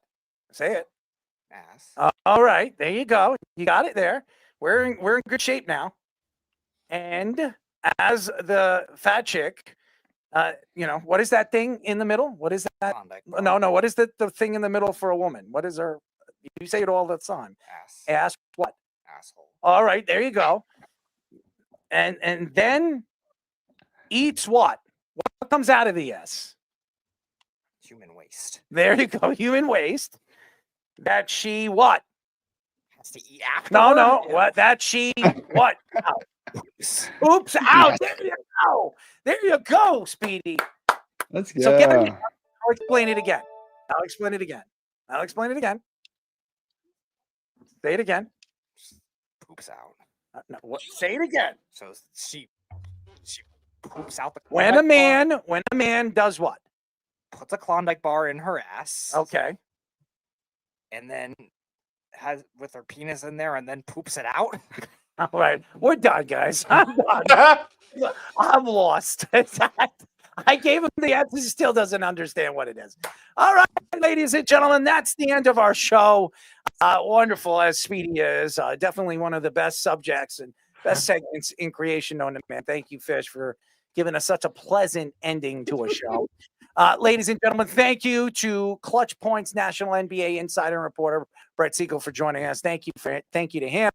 No, obviously, Moneyline Mania tonight. Wes did send some pics over. I did mention it in the private. Oh, let's parlay. I'm sorry. I did mention it in the comments section for YouTube, but he also did send for more pics for the audio feed. He's got the Grizzlies covering 5.5 tomorrow and beating the Mavericks. Atlanta. You just made my nipples hard. Against the Hawks, he's covering +1. Those are both tomorrow. And then Saturday, he's got the Clippers covering +2.5 and some action on the money line against the Nuggets in game 1 of that series. And the Lakers covering -4 against the Timberwolves. There you go. There you go. You got your picks.